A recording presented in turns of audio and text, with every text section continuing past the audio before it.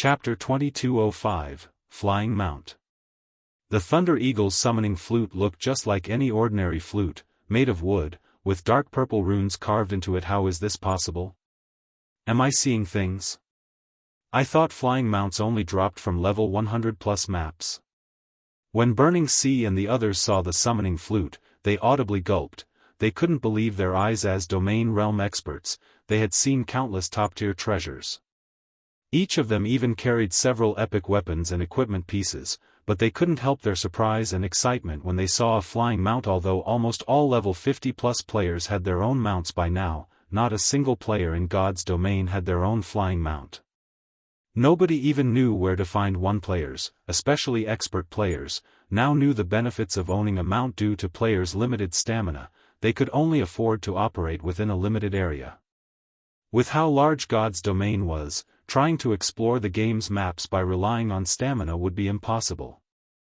Naturally, mounts allowed players to increase their range of activity. Furthermore, after level 50, not many maps had teleportation points, and players would find even fewer as they explored higher-level maps. As a result, players would have to explore and find these maps on their own power, which made mounts even more important. Countless experts currently contested over mysterious iron mounts, while secret silver mounts were easily as valuable as epic items. Even if experts of Burning Sea's caliber had multiple pieces of epic equipment on them, they typically only had secret, silver or fine gold ranked mounts. Even so, these mounts were a large part of the reason that their leveling speed was so much faster than ordinary experts. However, a flying mount was in a different league than land mounts. A flying mount could ignore the terrain and travel to a destination in a straight line. A flying mount would be several times faster than land mounts. God's Domain was a virtual reality game that fully immersed its players' consciousness into the game, unlike past virtual reality games, which only allowed partial immersion. Because of this, God's Domain felt frighteningly real. In addition, it had NPCs with incredible intelligence, which players could befriend. If not for the ever-present system interface and in-game aspects, such as levels and basic attributes, players would have likely treated God's Domain as a second real world, and countless people dreamed of flying through the sky. Based on the information they had collected thus far, flying mounts were intensely difficult to obtain in God's Domain. Unlike land mounts, players couldn't use their coins to purchase flying mounts from NPCs. Even Sherfong was shocked to see the Thunder Eagle's summoning flute, not to mention Burning Sea and his companions. He remembered the Thunder Eagle flying mount from his past and knew that it could drop in the Thunder God's secret land. However, he only recalled that the Thunder Eagle dropped in the secret land's deeper regions. To be precise, I should underscore VE only dropped within the level 100 dungeon, Thunder God's Mountain, and with an upcarrot rate, at that. Even after 10 years in God's Domain, less than 10 players had owned one, and yet, their team had obtained a Thunder Eagle after slaying the Naga general. It was unbelievable. This was why he had gasped while appraising Valenka's loot. He had never expected the dungeon's first boss to drop such amazing items. Even a common flying mount was as valuable as 3 pieces of level 100 plus epic equipment. Moreover, that had been the common exchange rate after flying mounts had become more common. When flying mounts had first appeared in the past, a common flying mount could have easily gone for 5 pieces of level 100 plus epic equipment. However, the Thunder Eagle wasn't just a common flying mount, it was an extraordinary flying mount. Flying mounts didn't follow the same ranks as land mounts. They were split into common, extraordinary, and legendary ranks. There had been rumors in Sherfeng's previous life of a mythic ranked flying mount, as well, but no one had ever seen it. Meanwhile, these ranks represented the growth potential of flying mounts. Flying mounts were similar to guild mounts in that players could continue to nurture their growth. It was even possible to nurture a flying mount into a tier 6 god. However, nurturing flying mounts was far more difficult than nurturing a guild mount. Thunder Eagle's summoning flute. Summon an extraordinary ranked Thunder Eagle as a companion to fly and fight in the air. If the Thunder Eagle dies, it will need 15 natural days to resurrect. The Thunder Eagle has been blessed by the Thunder God and as such, can be used inside the Thunder God's secret land. According to our previous agreement, I have priority to choose one of the dropped items in this dungeon. I choose the Thunder Eagle's summoning flute. Sherfong declared the Naga general had dropped plenty of top-tier items, including epic equipment. However, these items were all worthless compared to an extraordinary flying mount. Although the Thunder Eagle was the second lowest rank of the four, 90% of the flying mounts players had used in Shifeng's previous life had been common rank. Most common flying mounts reached their limit after growing to Tier 3 peak rank, and getting them that far would cost an astronomical amount of resources. They only had a 3% chance at breaking through to Tier 4. Extraordinary flying mounts, however, could easily reach Tier 3 peak rank and had a 30% chance of climbing to Tier 4. Inches addition, the two ranks started at different tiers. Common flying mount started as Tier 2, while extraordinary flying mount started as Tier 3. Moreover, the Thunder Eagle wasn't your average extraordinary flying mount. Aside from the four major ranks, flying mounts fell into three minor ranks: basic, intermediate, and advanced. However, one had to summon their mount before they would learn which minor rank it belonged to. The Thunder Eagle, Shifeng remembered, was an intermediate extraordinary flying mount. Although Shifeng had been the guild leader of a second-rate guild, he had only gotten his hands on an advanced common flying mount. He had invested an astronomical amount of resources to nurture his mount to Tier 3 peak rank, and it had just barely been able to contend with ordinary Tier 4 experts. If he had acquired an intermediate extraordinary flying mount, even ordinary Tier 4 experts would have had to move out of his way. None of Shifeng's teammates expressed any arguments to Shifeng's declaration. They merely looked on in envy. Even Endless Scars was a little reluctant to give up the Thunder Eagle, but they had given their word. Furthermore, they wouldn't have had a prayer of slaying Valenka without him. After Shifeng took the Thunder Eagle's summoning flute, Samsara and the others split the rest of the loot. By the time the items had been distributed, Endless Scars had obtained the full Thunderbolt set, while Samsara had claimed the epic ranked belt. The rest of the team members had claimed the remaining dark gold and fine gold equipment. After they took a moment to replace their old items, everyone watched their basic attributes rise slightly. The team continued to grind Naga guards and guard captains for another 2 days, allowing Samsara and the others that had died during the boss fight to rise to level 81. Meanwhile, Samsara and Endless Scars had received news that multiple superpowers had shown up to the Thunder Temple. They had encountered the Flower of Seven Sins, and there seemed to be some friction. It's about time we got out of here, Shifeng said, smiling when he heard the news. Chapter 2206, Commotion outside the temple. Hundreds of players had gathered before the Thunder Temple's main entrance. If ordinary players saw this gathering, they'd be alarmed. The lowest level player here was level 77 and could easily rank among the top 3 on any kingdom's ranking list and within the top 20 in an empire, and yet, hundreds of such players had come to the same place, standing in multiple teams. One particular team of 100 players, however, prevented anyone from entering the Thunder Temple. If God's Domain's expert players saw this, their jaws would drop. Every one of these teams consisted of well-known experts from the various superpowers, and a significant number were peak experts. However, none of them could get past the team guarding the Thunder Temple's main entrance, Diverging Phoenix. We have played along with your whims for long enough. You and your people have hogged the main temple to yourselves. Now that 5 superpowers teams have arrived, don't you think you're going a little too far? Melody, one of the Sacred Temple's vice-temple masters, coldly challenged Diverging Phoenix. The Flower of Seven Sins is conducting an important mission right now. Once our mission is complete, we'll move out of the way. But you're more than welcome to try forcing your way through us, Diverging Phoenix impassively replied, glancing at Melody. As Diverging Phoenix spoke, the 20 players around her stepped forward. Every one of them wore a blood-red emblem, and a thick layer of black fog surrounded their bodies. Every player in the area felt a sense of dread as these players' frightening aura touched them. The moment these 20 players stepped forward, the waiting experts' expressions darkened. The blood guards.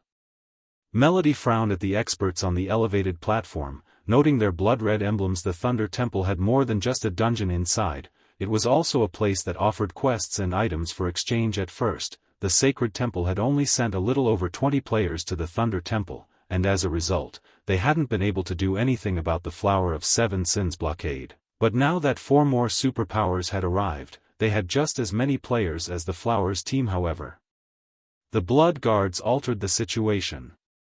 The Flower of Seven Sins Blood Guards were even famous among the various superpowers. The Blood Guards had risen to fame after their participation in a war on the Western continent. A newly promoted superpower had fought with the Super Guild, Rashomon, over a key town. Knowing that it was no match for Rashomon, the new superpower had paid a high price to hire the Flower of Seven Sins' help in the battle. Rashomon was no weaker than Battle Wolves, considered an above-average super guild. However, once the Flower of Seven Sins Blood Guards had joined the battle, Rashomon had lost its commanding Vice Guild leader and peak experts. The Vice Guild leader had been protected by 5,000 of Rashomon's experts, including 4 Domain Realm experts and over a dozen peak experts, but with a 100-man team, the Blood Guards had slain the Vice Guild leader. After that, the Blood Guards' fame had spread through the various superpowers, and everyone had learned to fear the Flower of Seven Sins even more than before. Although only 20 Blood Guards stood before them, Melody wasn't confident that the 5 superpowers' 100-plus experts were enough to take them on. Vice Temple Master, these Blood Guards are quite powerful, but I believe that we still have a chance of victory. As we wait, more superpowers will start to enter the Thunder God's secret land. If that happens, we'll lose our advantage. Ruthless Sky, the Gale Swordmeister, said the Blood Guard was quite famous, but more than a month had passed since their battle with Rashomon. At this point, the various superpowers had obtained more epic items, combat techniques, and legacies, growing far stronger than they had been. Furthermore, these superpowers, excluding the Sacred Temple, had each sent a Domain Realm expert to accompany their teams. Even if their 5 teams were no match for the Blood Guards, they should be able to distract these players while Melody and the other superpowers' upper echelons made it into the main temple to investigate the situation. Alright, tell everyone to get ready to move, Melody commanded. She understood that the longer they let this continue, the less of an advantage the Sacred Temple would have. Leave it to me, Ruthless Sky said, laughing. The secret pavilion had titled him one of the 8 Swordmeisters, and since then, he had improved himself considerably. He had even mastered a bronze combat technique and was confident of contending with the Sword Freak, Miracle Dragon, who had recently reached the Domain Realm. He should have no problems against these 20 Blood Guards, who mainly consisted of Flowing Water Realm experts with the Sacred Temple leading the charge. The 4 other superpowers teams followed Ruthless Sky. Yuri, overestimating yourselves, Diverging Phoenix snarled disdainfully as she watched the 100-plus experts charge toward her. Calmly, she commanded, Blood Guards, get rid of them. As Diverging Phoenix issued the order, a flash of madness appeared in the Blood Guards' eyes as the dark fog around them began to expand. Their bodies began to grow slightly, and pitch-black scales and spikes burst through their skin. A crimson gem manifested in the center of their foreheads, as well. None of these players looked human at this point, and their frightening auras made them feel like demonic creatures that had crawled up from the dark abyss. What's going on? These Blood Guards' transformation confused the various superpowers. Experts players couldn't use berserk skills in the Thunder God's secret land, but based on the intensity of the Blood Guards' auras, they had done something to increase their basic attributes before the various superpowers experts could react. The 20 Blood Guards left after images in their wake as they appeared before Ruthless Sky and the others. A level 77 Blood Guard Berserker swung his greatsword straight at Ruthless Sky, simple and swift. The attack didn't contain the slightest hint of excess movement, as if the player were a natural killing machine. Don't even think you can stop me that easily. In response, Ruthless Sky executed Twisting Space, the bronze combat technique he had recently learned. Ruthless Sky sent 3 sword lights at the Blood Guard, which merged to form a devastating attack just before they hit the opposing greatsword. Boom.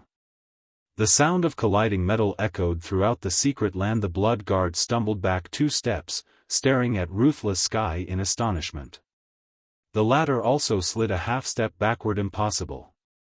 Ruthless Sky was stunned as he stared back at the Blood Guard. The bronze combat technique, Twisting Space, allowed him to combine 3 attacks into one. Although he hadn't been able to combine the power of all 3 attacks perfectly during his past experiments, he could still exhibit 240% of his strength in the one attack. However, even after more than doubling his strength, the Blood Guard's strength was only slightly less than his own. Had he not used Twisting Space, he would have been at a disadvantage in that clash. Executing a bronze combat technique cost a lot of stamina and concentration, and Ruthless Sky could only afford to use Twisting Space 6 or 7 times before collapsing. The other superpowers experts were just as shocked by the Blood Guard's strength. Thus far, the Blood Guards had killed a few of the superpowers flowing Water Realm experts before the healers had a chance to cast their healing spells. Did you really think a numerical advantage was enough to deal with the Blood Guards? How foolish. Diverging Phoenix ridiculed as she watched Ruthless Sky and his companions. Even Domain Realm experts would have to expend a lot of effort to defeat the Blood Guards in a one-on-one fight outside of the Thunder God's secret land. Within this secret land, even Diverging Phoenix found the idea of facing a Blood Guard daunting. How could these peak experts possibly be a match for the Flower's Blood Guards? However, as these Blood Guards pushed back the various superpowers experts, 10 figures appeared before the Thunder Temple's side temple. These players' abrupt arrival immediately caught everyone's attention. Why are other players still here? Who are those people? Why did they just come out from the side temple?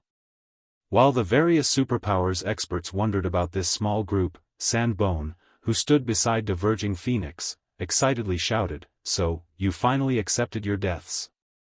Activate the magic array. We cannot let them escape back into the dungeon." Immediately, a group of assassins revealed themselves from their hiding spot near the side temple and activated the blood magic seal. A crimson magic array then appeared above the secret land, enveloping Samsara's group, as well as the various superpowers experts. However, unlike the blood magic seal the Flower of Seven Sins had used previously, this one completely separated Shifeng's team from the side temple. The small team couldn't escape back into the dungeon unless they destroyed the magic barrier. I'll make sure to take my time with you this time. Once the magic array had locked down the area, he returned his gaze to Samsara and his companions, but just before he could comment further, he noticed his praise levels. He couldn't help but gasp in shock. Level 81. You all. How can you be? Chapter 2207, Repelled in one move, level 81. How are their levels so high? When the rest of the players in the secret land noticed Samsara and his teammates' levels, they stared with wide, disbelieving eyes, but when they used their identification skills, the system confirmed that every member of Samsara's team had reached level 81. Who are these people? Melody, who commanded the Sacred Temple's members, could not help but glance at Samsara's group in surprise. She very quickly noticed a familiar figure among the group. Black Flame. Unlike the last time she had run into Shifeng, he now wore a suit of red-black armor and carried 2 exquisite longswords, one blue and one white, at his waist. His aura felt as vast as the great ocean, boundless and unfathomable. In comparison, Shifeng's aura in the past had felt like a sheathed blade. He felt like a completely different person in the past. Melody had, more or less, seen the depths of this swordsman's strength, but now, she couldn't see anything. Moreover, the fact that Shifeng was level 81 left Melody speechless. Every level after level 70 required an astonishing amount of EXP to reach. Despite grinding continuously and completing one high-ranked quest after another, she had only reached level 78 thus far. Even so, she was one of the highest-leveled players in the Sacred Temple. She'd be amazed to find a player even one level higher than her, yet Shifeng was 3 levels higher. She had no idea how he had gotten so far. Moreover, level 80 was a minor threshold. Depending on one's equipment, a level 80 player could have far higher basic attributes than a level 79 player. She wouldn't have been so surprised if Shifeng had been the only player to reach such a high level.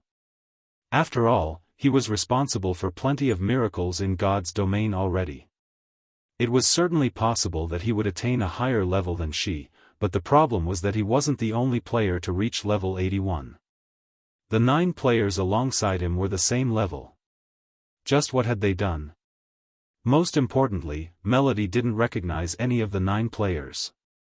Although levels couldn't reflect a player's true strength in God's domain, they offered a rough estimate of a player's standards. The fact that Samsara and the others had reached level 81 meant that they should, at the very least, be peak experts. Just how many secrets does Zero Wing have? As she watched the small group of players, Melody could tell that their relationship with Shifeng was a relatively close one. Moreover, they vaguely seemed to treat Shifeng like their leader. These were peak experts they were talking about. Peak experts were treated like upper echelons even in a super guild like the Sacred Temple. In a budding superpower, such experts would be absolute mainstays. Budding superpowers would pay astronomical sums just to recruit a peak expert. Unfortunately, doing so was extremely difficult. Experts of such caliber were incredibly rare, with every one of them looming like a dragon among men. They also didn't lack money, which was why it was so difficult to recruit them with offers of wealth. On top of that, peak experts tended to have different goals in mind. Since she had discovered that Shifeng was close with 9 unknown peak experts, the Secret Temple would have to re-evaluate its opinion of Zero Wing. Although Zero Wing had held on to Stone Forest City and gained access to an abundance of resources, the guild still didn't have a background. The number of experts in the guild was pitifully low compared to superpowers, and experts were essential for any developing guild. To make matters worse, Zero Wing had made plenty of powerful enemies. Its feud with Starlink, in particular, had reached a point of no return. Starlink might not be able to touch Zero Wing right now, but that wouldn't last. The advantages Stone Forest City provided were only temporary. Once players reached higher levels, Stone Forest City wouldn't be as useful in the bottomless abyss. Moreover, unlike Zero Wing, Starlink's background was sturdy. The guild was not as simple as it seemed. Taking care of Zero Wing wouldn't be a challenge to Starlink. Hence, none of the various superpowers were optimistic about Zero Wing's future and refused to partner with the guild. By allying themselves with Zero Wing, they'd gain Starlink as an enemy, which wasn't a worthwhile trade. However, if Zero Wing gained an additional 10 or so peak experts, its circumstances would change. At the very least, Zero Wing would be just as capable of raiding team dungeons as the various superpowers. Including the massive benefits from Stone Forest City, Zero Wing would be a lot closer to becoming a true superpower. However, Sandbone and Diverging Phoenix were even more shocked than Melody. How did they level up so quickly? Diverging Phoenix stared at Samsara and his teammates, confused. She had clearly seen their levels before they had fled into the side temple. She had also experienced the Thunder Temple's side temple personally. Current players shouldn't have a shred of hope of surviving in there, and Samsara's team only had 10 players. They should have been lucky to survive, let alone level up in the dungeon. Not only had Samsara and his people leveled up, but they had also done so multiple times, reaching level 81. How could she possibly believe this wasn't some kind of illusion?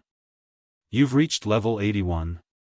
No wonder why you finally dared to emerge, Sandbone said after snapping out of his daze, but rather than feel intimidated, his excitement grew as he looked at the small party. It seems that Brother Sky was right. The Thunder God's secret key is crucial for conquering the Thunder God's secret land. Once we obtain that key, we'll pull ahead of the various super guilds experts. Even the Flower of Seven Sins had been helpless within the side temple, but Samsara and his comrades had leveled with flying speeds in the dungeon. Sandbone could only think of one reason for this situation: the Thunder God's secret key. Originally, Sandbone had only considered the Thunder God's secret land as a good place to find treasure, but after seeing this, he realized that this secret land was a heavenly leveling spot, as well. To think that the Thunder God's secret key has such an ability, as well. We have to get our hands on it.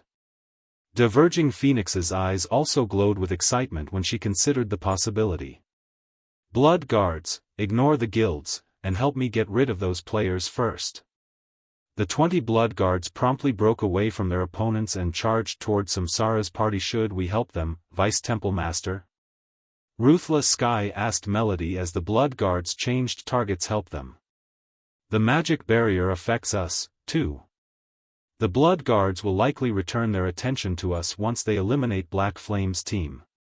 If we want to enter the main temple, we'll have to work with Black Flame, Melody said. Ruthless Sky nodded in response.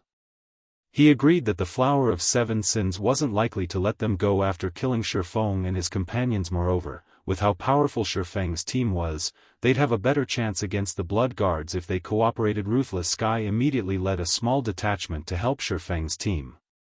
Melody then led the rest of the Sacred Temple's team to distract the Flower of Seven Sins ranged members. However, the Blood Guards were clearly a fraction faster than Ruthless Sky's team, and the gap between them grew. After a short moment, the Blood Guards stood within 30 yards of Shifeng's team, spreading out to surround the players. I want to see how you plan to escape us this time. Diverging Phoenix snarled. Glaring at Shifeng, she commanded, prioritize the healers. And be careful of Black Flame. His strength is very high. Understood. Hearing Diverging Phoenix's command, the Blood Guards turned their focus to Samsara's healers. Seeing the Blood Guards in position, Ruthless Sky shouted, be careful. Those Blood Guard strengths are absurd. If they get close to you, you're finished. After fighting the Blood Guards himself, he knew how powerful they were.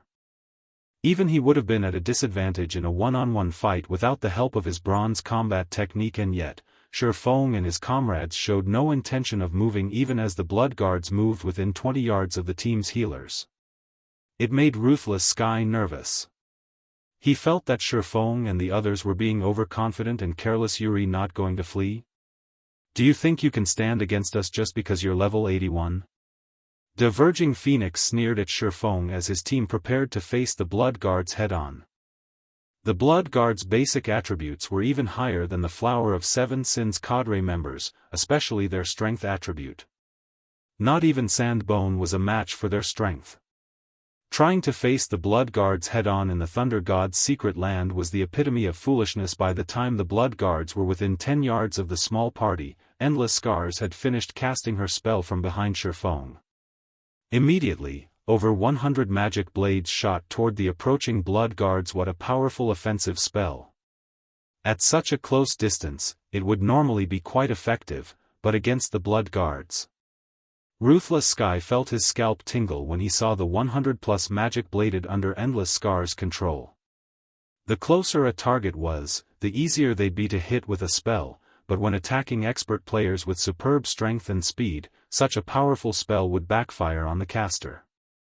Expert players could use the spell to propel themselves forward and instantly shorten the gap between them and the caster, and sure enough, the Blood Guards showed no intentions of dodging the incoming magic blades, raising their weapons to receive the magical projectiles the instant the magic blades crashed into the Blood Guards' weapons. However, boom! A series of explosions shook the battlefield, immediately halting the Blood Guards' advance. The outcome stunned these strangely demonic players. They certainly hadn't expected the magic blades to be so powerful, and before the Blood Guards could react, the remaining magic blades split into pairs and merged, attacking once more. These Blood Guards were no weaklings, though, and they readied their weapons to defend themselves against the new wave of attacks. Boom! As if they had been hit by a truck, the 20 Blood Guards were thrown through the air, landing over 8 yards away with damages in the hundreds appearing above their heads. The weapons in their grips trembled violently. Surprised by the outcome, the battlefield fell silent. Chapter 2208, Overwhelming the Blood Guards. How are her attacks so powerful? Shock colored both Diverging Phoenix's and Sandbone's faces as they watched a single attack repel the Blood Guards. After their transformation, those players wielded strength that could rival great lords of the same level within the Thunder God's secret land. Even Diverging Phoenix and Sandbone would have to rely on advanced combat techniques to stand against the Blood Guards. Diverging Phoenix had fought Endless Scars personally, so she knew how powerful those magic blades were, and they definitely weren't a match for a great lord's attacks.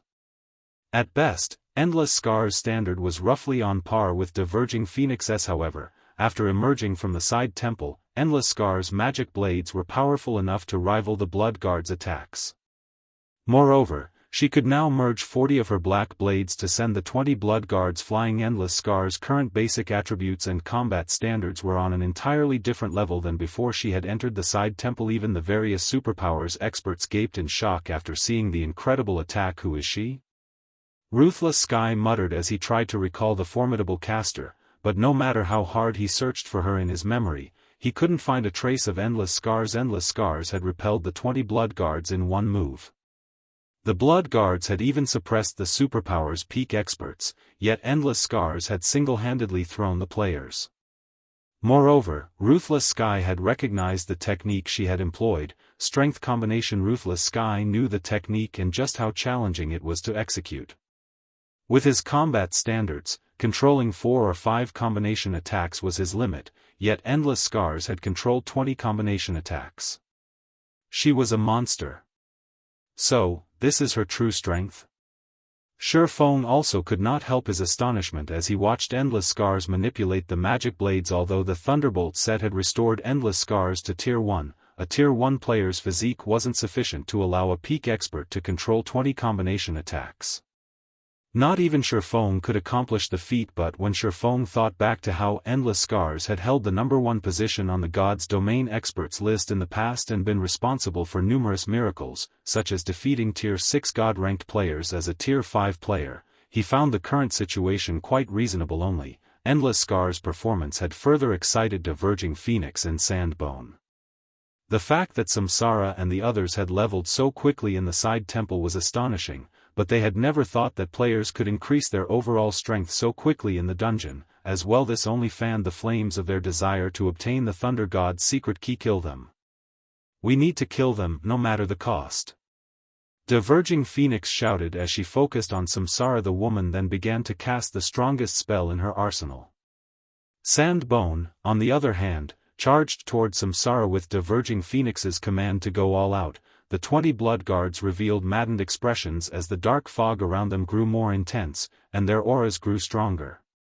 These players' figures blurred as they rushed at Shifeng and his teammates. Suddenly, the blood guards were at least 30% faster, and their reaction speeds had improved drastically.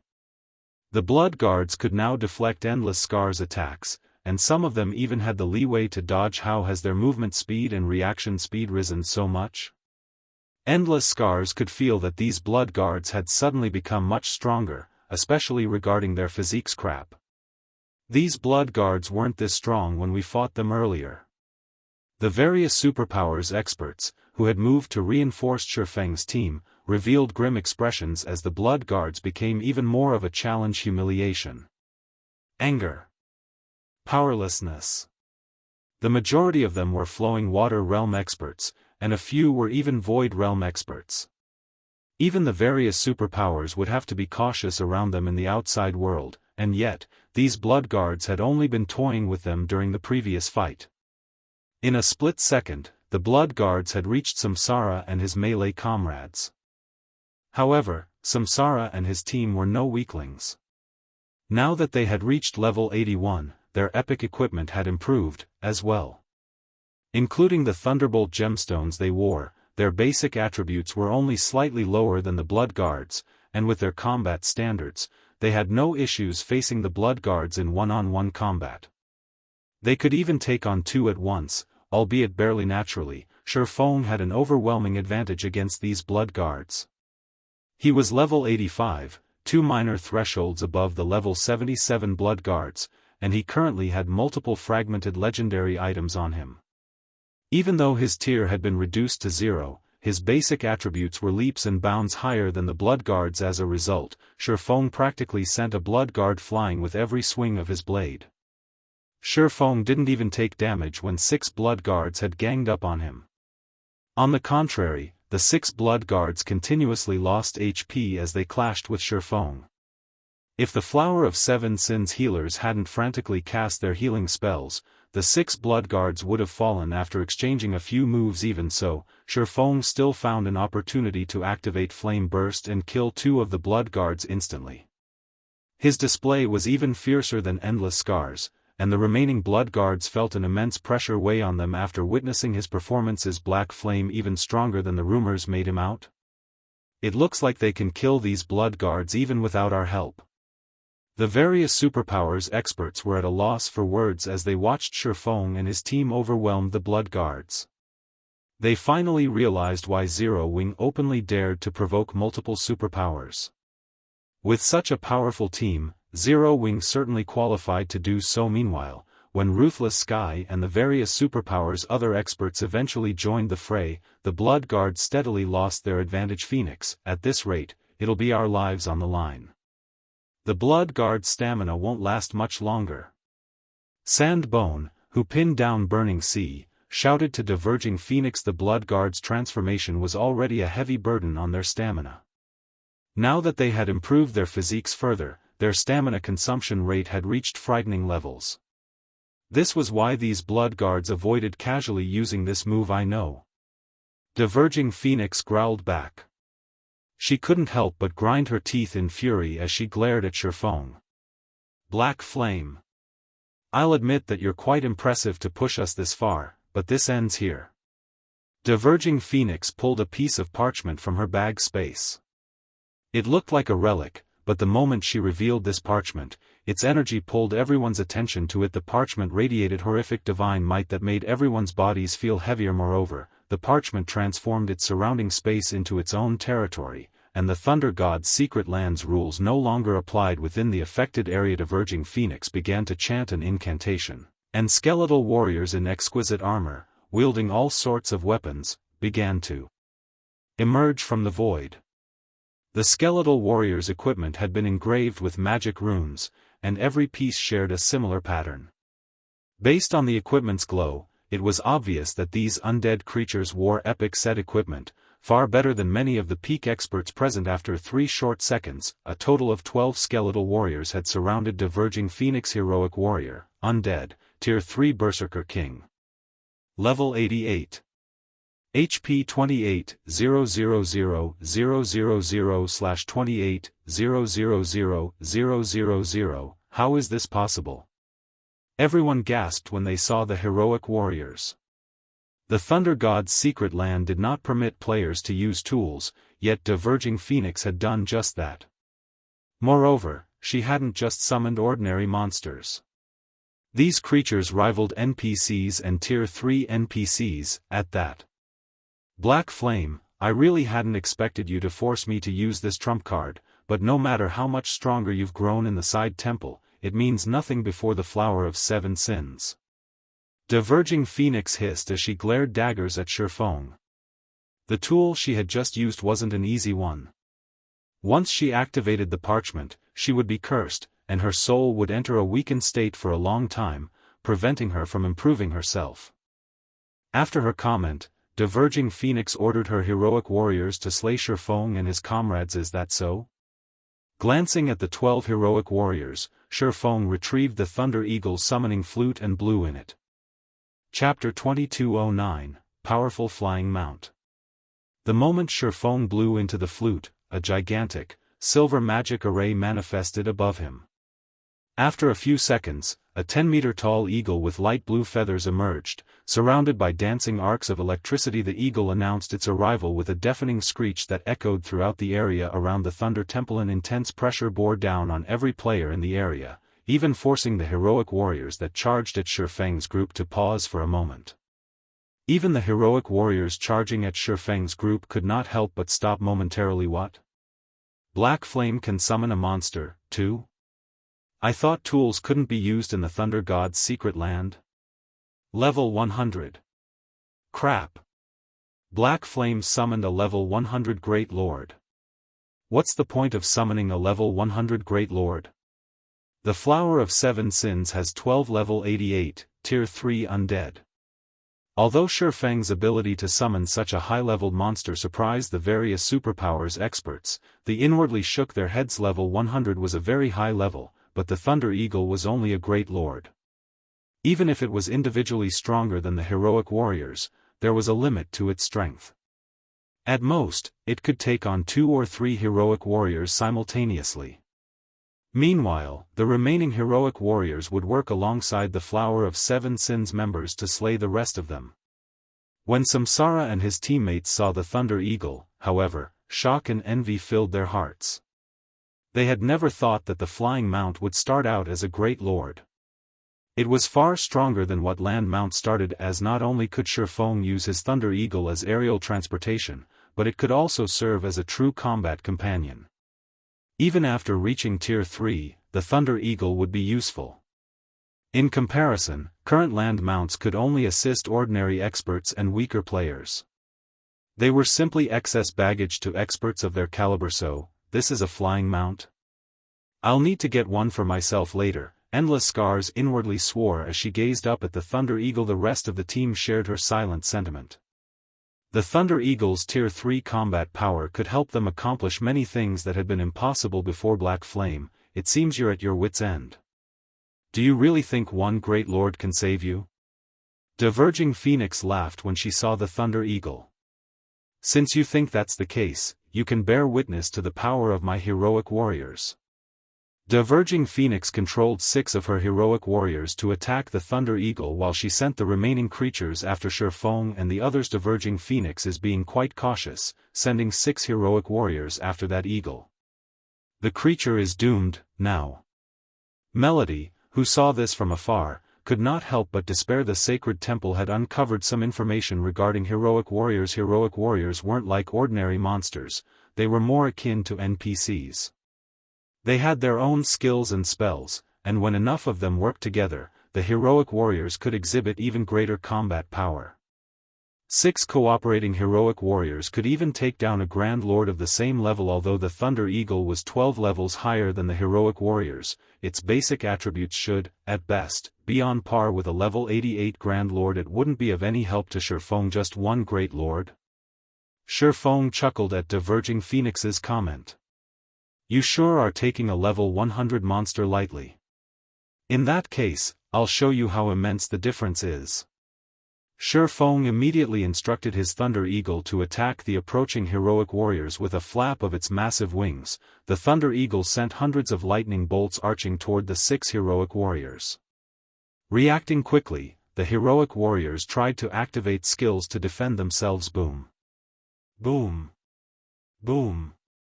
In the next moment, all 6 heroic warriors were thrown over 20 yards away, their bodies scorched black.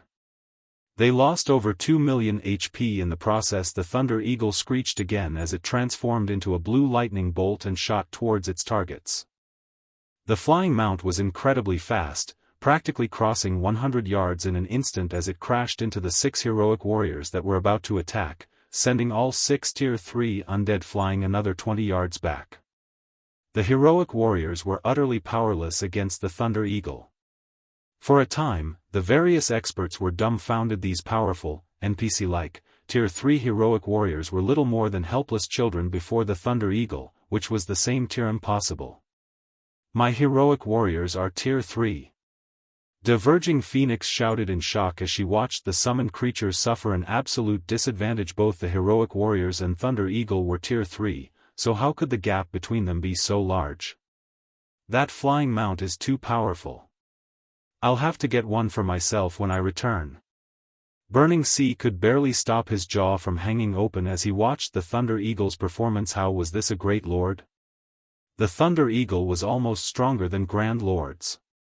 It was nearly as powerful as a mythic monster. Big Brother Black Flame, you must treat us to a meal after we get out of here. Happy Art said, her eyes glued on the Thunder Eagle. She had known that flying mounts were powerful, but she had never dreamed that they would be this powerful. If she had a Thunder Eagle as her companion, she could easily solo Grand Lords out in the field. Sure, no problem, Shifeng replied, chuckling. Every 50 levels was a major threshold in God's domain. Not only would players' weapons and equipment undergo a qualitative transformation, but monsters would grow stronger, as well. Meanwhile, level 100 was the second major threshold in the game, and it was a far greater one than level 50 to be precise. Level 100 was a major turning point when it came to monsters' basic attributes. Everything, including the monster's HP, strength, and agility, would undergo a qualitative transformation. In comparison, there wasn't much of a difference when it came to players' equipment. After reaching level 100, the main God system stopped sheltering players and fully removed its binding on God's domain's monsters. When players in the past had begun to explore level 100 maps, many Tier 2 players had been demoted to commoners. Even killing chieftain-ranked monsters would require full parties or teams of Tier 2 experts, not to mention Lord-ranked monsters. This was why it was so dangerous for Tier 2 players to explore level 100 maps. Normally, only Tier 3 players could afford to roam these areas by themselves. Although the Thunder Eagle was only a Great Lord, its basic attributes were roughly 2 tiers higher than the heroic warriors. It might not be a match for level 88 mythic monsters, but it could rival level 88 Grand Lord ranked archaic species. How could the Tier 3 heroic warriors possibly be a match for the Thunder Eagle? The first heroic warrior fell after just 20 seconds. The remaining 5 only had half of their HPs remaining as they tried to deal with the Thunder Eagle. The Flower of Seven Sins healers couldn't keep up with the Thunder Eagle's damage. In contrast, the Flying Mount still had 93% of its HP remaining. The Thunder Eagle's strength and the heroic warriors were on entirely different levels. It was only a matter of time before the feathered creature annihilated the skeletal monster's retreat. Everyone retreat. Diverging Phoenix commanded, gritting her teeth. It was obvious that the Flower of Seven Sins no longer controlled this situation. Once the Thunder Eagle finished off the heroic warriors, it would doubtlessly set its sights on her and the other Flowers members. In the outside world, they might be able to take it down, but they were in the Thunder God's secret land, where the Thunder Eagle was basically invincible. Don't think you can get away that easily. You won't leave here alive. As Diverging Phoenix and her people tried to flee into the main temple, Shifeng activated Wind Blade and gave chase. He was far faster than his opponents, and once he was within 40 yards of Diverging Phoenix, he activated Instant Strike to appear before the Elementalist Sword's transmigration. Diverging Phoenix wanted to defend herself, but her physical control was hanging by a thread since her soul had been weakened. She simply couldn't block or evade killing Ray in time. Shifeng's blade bit into the woman, and her HP fell to 0 instantly. Collapsing as she died, she dropped 2 items, a pair of dark gold ranked cloth gloves and the parchment she had used to summon the heroic warriors. Chapter 2210, Ancient Gods Document Fragment. Chaos tore at the Flower of Seven Sins members when Diverging Phoenix had died. Furthermore, the heroic warriors hadn't disappeared when she had died, but without the woman to control them, they had gained their freedom and no longer cooperated. As a result, their combat power plummeted drastically, and the Thunder Eagle had a much easier time taking them out. Realizing that the heroic warriors couldn't even keep the Thunder Eagle distracted anymore, the Flowers members began to panic further. The Mindless charged toward the Thunder Temple's main temple. Getting into that main temple was their only hope for survival. The main temple was guarded by Tier 3 temple guards, who didn't allow combat between players. This was also why Supreme Sky had been so adamant about blocking the main temple's entrance. He wouldn't have been able to touch Samsara's team if they had made it into the main temple. Shifeng didn't bother to chase down the fleeing Flower of Seven Sins members, pausing to collect the 2 items Diverging Phoenix had dropped. Instead, although he had no interest in the level 75 dark gold equipment piece, it was top-tier equipment for other experts. Most current peak experts might not have a single piece of level 75 dark gold equipment on them. Only monster-level experts like Diverging Phoenix were strong enough to acquire such top-tier items. Current peak experts were only around level 77, and acquiring level 75 dark gold equipment was still a major challenge for the various superpowers. Shifeng was far more interested in the parchment the Elementalist had dropped than the cloth gloves. Any item that could summon heroic spirits within the Thunder God's secret land was definitely an extraordinary item. At the very least, Shifeng couldn't think of an item that could do such a thing. The Thunder God's secret land followed the world rules the Thunder God himself had created. Not even fragmented legendary items could break those rules without the Thunder God's permission, yet this mysterious parchment had successfully done so. Pursuing the remaining Flower of Seven Sins members wasn't worth the risk of losing this mysterious parchment. This is an Ancient Gods literature fragment. When Shifeng inspected the mysterious parchment and learned its name, he was taken aback. Ancient Gods referred to the earliest gods to manifest. There were rumors that these ancient gods had been responsible for creating the continent of God's domain, but due to war, they had vanished, never to appear again. Any item that was related to an ancient god was a precious treasure. The most famous of the ancient gods' many items had to be the Ancient Gods literature fragment. Many guild wars had erupted across entire kingdoms and empires over these literature fragments. In Shifeng's previous life, every Ancient Gods literature fragment possessed unbelievable power. It was rumored that if one could collect a complete volume, they'd gain devastating power, even enough to fight the gods. This rumor didn't refer to Tier 6 god-ranked players, but true Tier 6 gods. It was also said that some kingdoms and empires had only appeared after the Great Ancient War, created and ruled by those with an ancient gods literature fragment. Claiming territory from the world's various races would have been impossible for a human without such power. Shifeng finally realized how Diverging Phoenix had summoned so many heroic spirits in the Thunder God's secret land, ignoring the Thunder God's rules. Accomplishing such a feat wouldn't have been possible with an ancient gods literature fragment. The ancient gods were far more powerful than the gods that had been born on the continent of God's domain, after all. The Thunder God's world rule simply couldn't contend with a literature fragment an ancient god had created. Shifeng took a moment to inspect the ancient god's literature fragment carefully. Ancient God's literature fragment, page V, epic rank item, an ancient parchment that has undergone the baptism of time.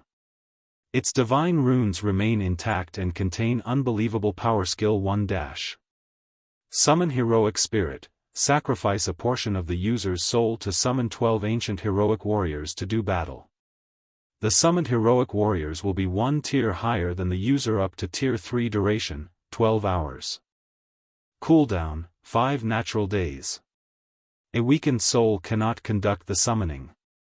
Skill 2 - Soul Absorption, absorbs the souls of half-dead creatures for a chance to generate a drop of soul essence. Cooldown, 6 hours. Stronger targeted creatures increase the chances of generating soul essence. Skill 3 - Soul Strengthening, consume soul essence to strengthen a creature's soul. Cooldown, 1 natural day. Stronger targeted creatures require more soul essence for soul strengthening.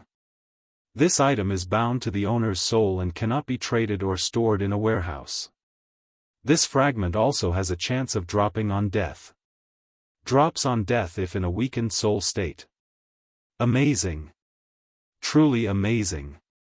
Indescribable shock and excitement filled Shifeng as he finished reading the ancient gods literature fragment's attribute panel.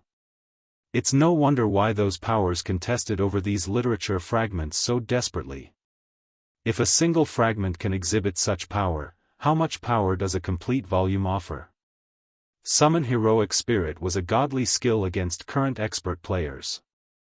The combat power 12 tier 3 NPCs wielded would be no trivial matter. If not for the level 100 threshold, the Thunder Eagle would never have been a match for the 12 heroic warriors. However, Shifeng valued the soul strengthening skill far more than the summon heroic spirit skill. Current players might not truly understand the importance and meaning of their souls, but as they continued to level up and encountered far more NPCs and monsters, they would figure it out. Without a powerful soul, players had no hope of reaching tier 5, much less tier 6. Moreover, the soul strengthening skill clearly stated that it could be used on creatures. In other words, the skill wasn't limited to players, affecting NPCs, as well. In NPCs, their souls represented their potential. The stronger an NPC's soul was, the more growth potential it would have. Higher growth potential also meant that NPCs would have an easier time reaching higher tiers. At this stage of the game, personal guards were a common sight. However, there were very few personal guards with high growth potential. Even first-rate guilds would celebrate if they obtained another secret silver guard first. Secret silver guards wielded incredible combat power. If they had level and equipment advantages, they could easily suppress current peak expert. Second, secret silver ranked personal guards wouldn't reach a bottleneck when reaching for tier 3. Once they rose to level 100, they'd have no problem advancing to the next tier. Moreover, they had a chance of reaching tier 4. At tier 4, not only would personal guards be a massive help when defending guild towns or cities, but they'd also be meat grinders in large-scale combat. However, obtaining a secret silver personal guard was extraordinarily difficult. Even Zero Wing only had 22 secret silver guards, and that was largely thanks to Shifeng's past knowledge of these guards. Otherwise, Zero Wing wouldn't even have 10 secret silver guards right now. However, obtaining NPCs with high growth potential wouldn't be a problem now that he had the soul strengthening skill. Secret silver guards might be difficult to find, but mysterious iron guards were abundantly available. Once he collected enough soul essence, he could nurture a powerful NPC army, reinforcing Zero Wing until it could easily stand up against superpowers. While Shifeng pondered on the potential of a personal guard army, the battle with the Flower of Seven Sins had come to a close. Over half of the Flower of Seven Sins players had died in the battle, and every one of them had been a cadre member in the organization. Furthermore, 15 of the 20 blood guards had died. It was a tremendous loss to the Flower of Seven Sins. The organization would most likely need a long time to recover. Meanwhile, the various superpowers would have long since stabilized their positions in the Thunder God's secret land. Big Brother Black Flame, the blood magic seal has lifted, and the superpowers people have entered the temple. We should hurry in, as well, Happy Art ecstatically reported as the barrier around them faded. The Thunder Temple's main temple was the most important location within the Thunder God's secret land. It was also their team's true goal. If the side temple had so many awesome items to offer, she couldn't even imagine what waited in the main temple. Alright, let's move out, then, Shifeng said, nodding. Chapter 22:11, Sacred Land. Walking into the Thunder Temple's main temple was like entering a bustling shopping mall. Rare items and top-tier equipment had been put on display. Even bronze mounts, which were a rare sight anywhere else, were available for purchase. The spectacular view mesmerized these players as they entered the temple. So, this is the main temple? It's amazing. There's even level 80 to level 100 dark gold set equipment here.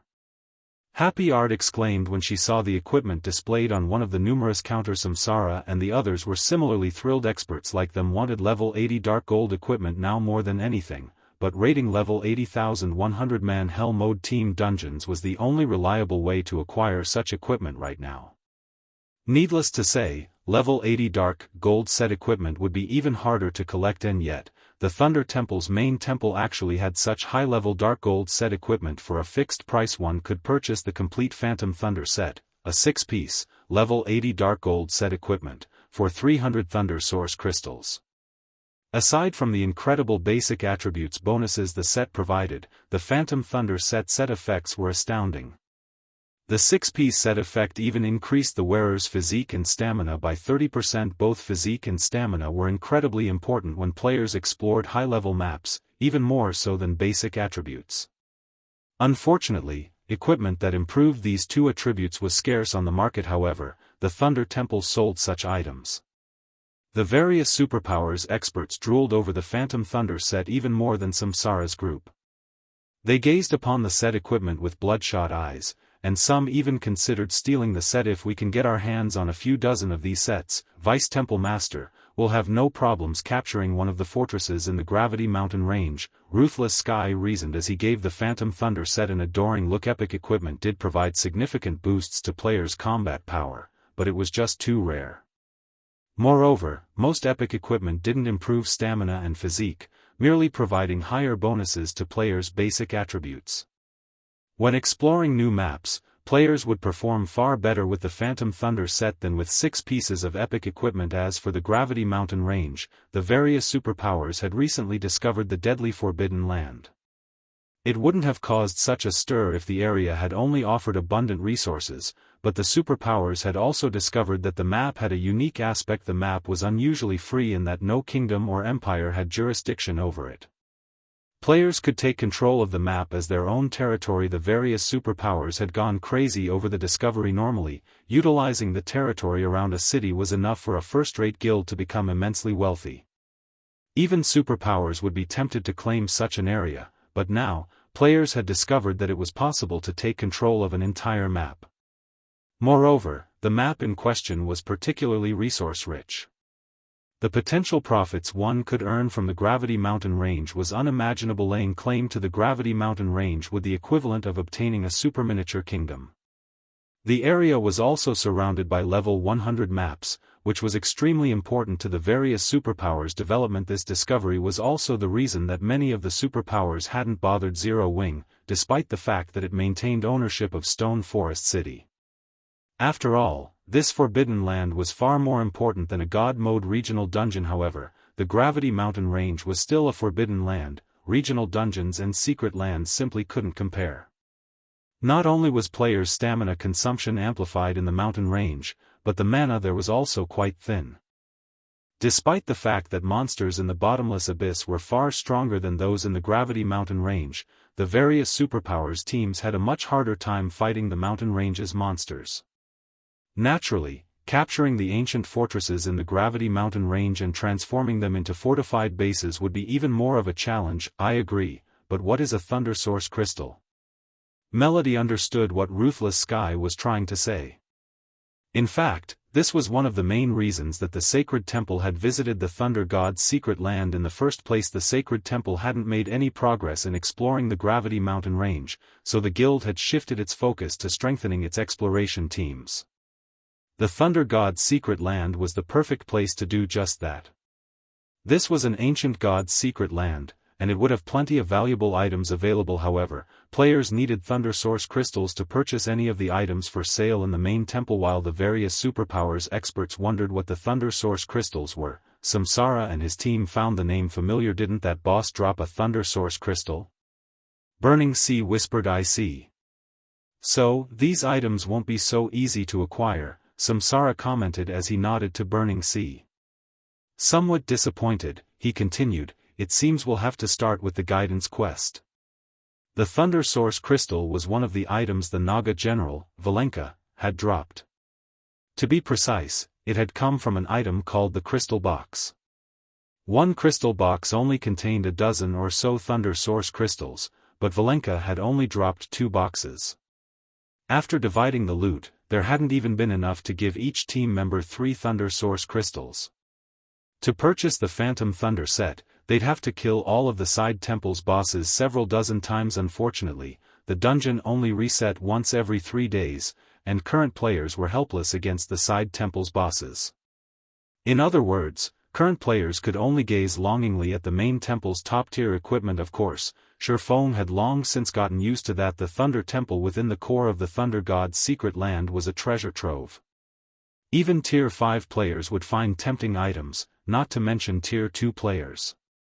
However, it would take more than a few days of hard work to afford these items. After browsing the items inside the main temple for a little while longer, Samsara led Endless Scars, Burning Sea, and Frozen Gem to turn in their epic guidance quest on the main temple's 2nd floor. As for Shurfeng and the others, they had only been hired to escort the 3 players and were free to leave and do their own thing. Fortunately, leaving the Thunder God's secret land was quite simple. One just had to use the teleportation array within the main temple. Guild leader Black Flame, I really have to thank you for your help. If not for you, the Flower of 7 Sins would have annihilated us, and we never would have reached the main temple. Samsara expressed his gratitude and admiration. For your remuneration, I am willing to offer an extra 10 bottles of S-rank nutrient fluids. I hope that you can accept them. You're being too courteous, brother Samsara. I was only fulfilling my part of the contract. Shurfeng was at a loss when Samsara offered 10 more bottles. Although Zero Wing didn't lack funds, obtaining a single bottle of S-rank nutrient fluid was excruciatingly difficult, yet Samsara casually handed them out. Guild leader Black Flame, please don't be polite. With your strength, I'd like to trouble you more in the future. Consider the extra bottles as a deposit, Samsara said, shaking his head. Burning Sea and Frozen Gem nodded in agreement with their leader. To experts like them, Shurfeng was far more valuable than the various superpowers. They hadn't realized Shurfeng's strength when he had first shown up, but after witnessing his heaven-defying performance, not taking the chance to befriend him would be a huge waste. Since Samsara's intentions to form a relationship were genuine, Shurfeng didn't reject his offer. Again. Even a super guild would be fortunate to befriend such powerful experts. Even if recruiting these experts were impossible, Shurfeng could hire them to help in the future. God's Domain wasn't a single-player game, and many aspects would require powerful experts. Moreover, it was not very often that Shurfeng met someone as generous and wealthy as Samsara. His ability to hand out dozens of S-rank nutrient fluids was just frightening. Shurfeng, Samsara, and the rest of the party then added each other as friends, promising to reach out if any of them needed help. Once the team disbanded, Shurfeng planned to return to Zero Wing. He had spent quite a bit of time in the Thunder God's secret land, and he still had responsibilities in the guild. Although he hadn't obtained the guild alchemy workshop design, he had acquired an ancient god's literature fragment, so his trip hadn't been a complete waste. In fact, he considered it to have been a profitable journey. Just as Shurfeng turned toward the teleportation hall in the main temple, Happy Art approached him. Big brother Black Flame, do you have anything urgent to take care of right now? Happy Art asked. Not in particular, Shi Feng replied, shaking his head. In that case, would you mind joining me to meet with someone? Happy Art mysteriously asked. Meet with someone? Who is it? Shi Feng responded, curious about Happy Art's serious expression. Our 13 Thrones Guild leader. Happy Art answered. Chapter 22:12, Shocking Appearance of a Flying Mount. Your guild leader? Shi Feng could not help his surprise to hear that the 13 Thrones Guild leader wanted to meet him. 13 Thrones was a super guild. Many superpowers had begun to emerge in God's domain at this stage of the game, but most of them could only rival veteran super first-rate guilds. Some couldn't even manage that. One could count the number of superpowers that rivaled super guilds on one hand. Even among super guilds, 13 Thrones was stronger than average. Although the super guild had been stuck in a corner of the God's domain continent, far from the continent's richest locations, during Shi Feng's previous life, it had nearly been as strong as the 5 great super guilds at its peak. At the time, it had controlled 3 empires and almost 10 kingdoms. That's right. Our guild leader wishes to meet with you, Happy Art said, nodding. She, too, found the situation surprising. He told me that he has something that might interest you. She had only reported about what had happened in the side temple and the party's encounter with the Flower of 7 Sins. She hadn't expected her guild leader to request a meeting with Shi Feng. 13 Thrones was a veteran super guild that maintained its rank among the top 10 super guilds. It employed countless experts, and the guild leader was always busy with endless responsibilities. Other superpowers guild leaders would have a hard time arranging a meeting with 13 Thrones guild leader, not to mention core upper echelons or old monsters. And yet, her guild leader had sent this swordsman an invitation. Something that might interest me? After giving the matter some thought and ensuring that he didn't have any urgent matters to attend to, Shi Feng agreed, all right, let's go. It wasn't easy to meet with a super guild's guild leader.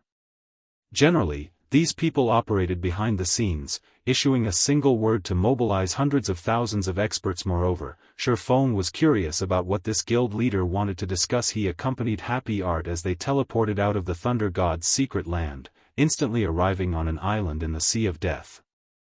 Several hundred teams, mostly consisting of level 73 and 74 players, were busy grinding the island's monsters. To ordinary players, these people were definitely expert. Shi Feng and Happy Art's sudden arrival instantly attracted many of the team's attention. Where did those two suddenly come from? They teleported here? They dared to come here with just the two of them? Are they tired of living? The island's players chatted as they wondered about Shi Feng and Happy Art. This was no ordinary island, and its monsters were quite powerful. The weakest monster here was a level 75 chieftain, while most were lords and grand lords, and they all typically worked in groups of 100 or more. To make matters worse, the island was astoundingly cold, and without more than 70 ice resistance, players wouldn't survive on the island. Even a 20-man team of expert players would quickly die. Why wouldn't these teams be surprised to see a 2-man team suddenly appear? While the several hundred nearby experts watched Shi Feng and Happy Art, who had hidden their identities and levels, out of curiosity, the 2 experts in question ignored them and inspected a map to identify their location. This is Frosthell Island. My guild leader is currently on Dragonheart Island. If we take a bronze speedboat, we should arrive in 8 or so hours, Happy Art said, breathing a sigh of relief when she recognized their location. Due to a lack of teleportation points, travel at sea wasn't as convenient as travel on land. Players could spend 10 hours just to get from one place to another. Fortunately, Frosthell Island was in the Sea of Death's inner region, very close to Dragonheart Island. It was too bad she only had a bronze speedboat. A mysterious iron speedboat would get them to their destination a lot sooner, but such speedboats were painfully rare, even in a super guild like 13 Thrones. Normally, they would be assigned to peak experts that focused on naval prowess. Experts like her, who shifted between land and sea, were only given bronze speedboats. We're heading to Dragonheart Island? Shaking his head, Shi Feng said, a boat will take too long, and we'll have to deal with plenty of sea monsters. Let's just fly there. After saying so, Feng retrieved the Thunder Eagle's summoning flute and activated it in the next moment. The 10-meter-tall Thunder Eagle descended from the sky. It looked like a medium-sized passenger aircraft with its massive wingspan, stretching across several dozen meters. The eagle's impressive aura even dwarfed that of the island's great lords. As the Thunder Eagle landed, its wings stirred the air into a small storm that engulfed nearby players. At the same time, these players felt an immense pressure press down on them. "Let's go," Feng said as he hopped onto the Thunder Eagle's back. In God's domain, most land mounts could only carry 2 to 7 people, depending on their strength.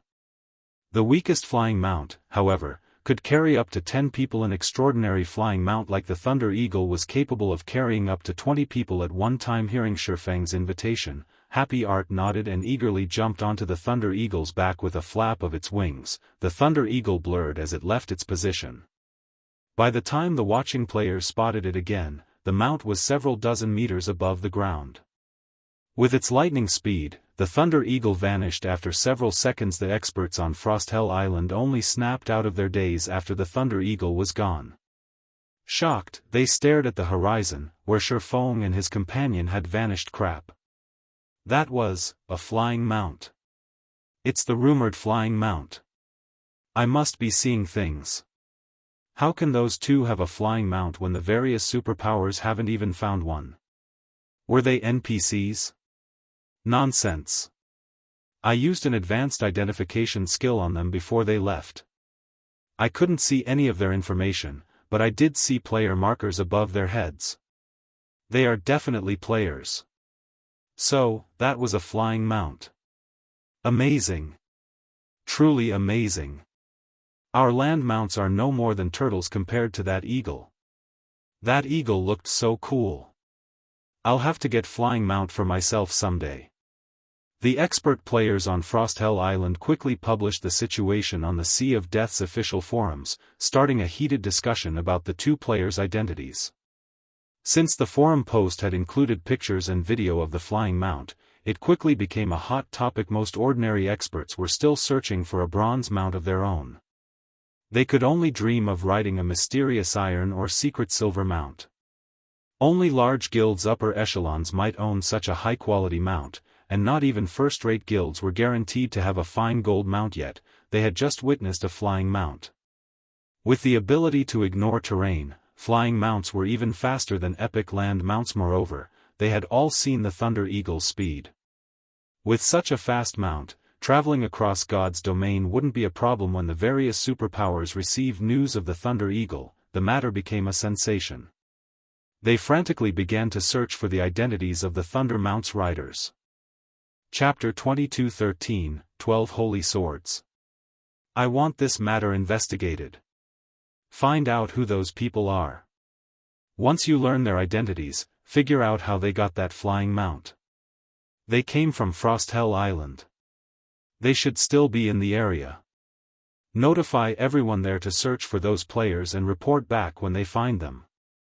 Once the various superpowers found out about the Thunder Eagle, they poured manpower into investigating the flying mount. Its appearance had stirred the previously peaceful Sea of Death to life. While the various superpowers searched frantically for the Thunder Eagle, Sandbone, who had just escaped the Thunder God's secret land, received news of the flying mount as well. Isn't this the monster Black Flame had summoned? Sandbone stared at the pictures he had received in shock. It's actually a flying mount? As an Apex expert, he knew just how valuable a flying mount was in God's domain. Apex experts often found resource-rich areas when exploring the continent, but since they were so far from civilization, these players couldn't exploit these regions.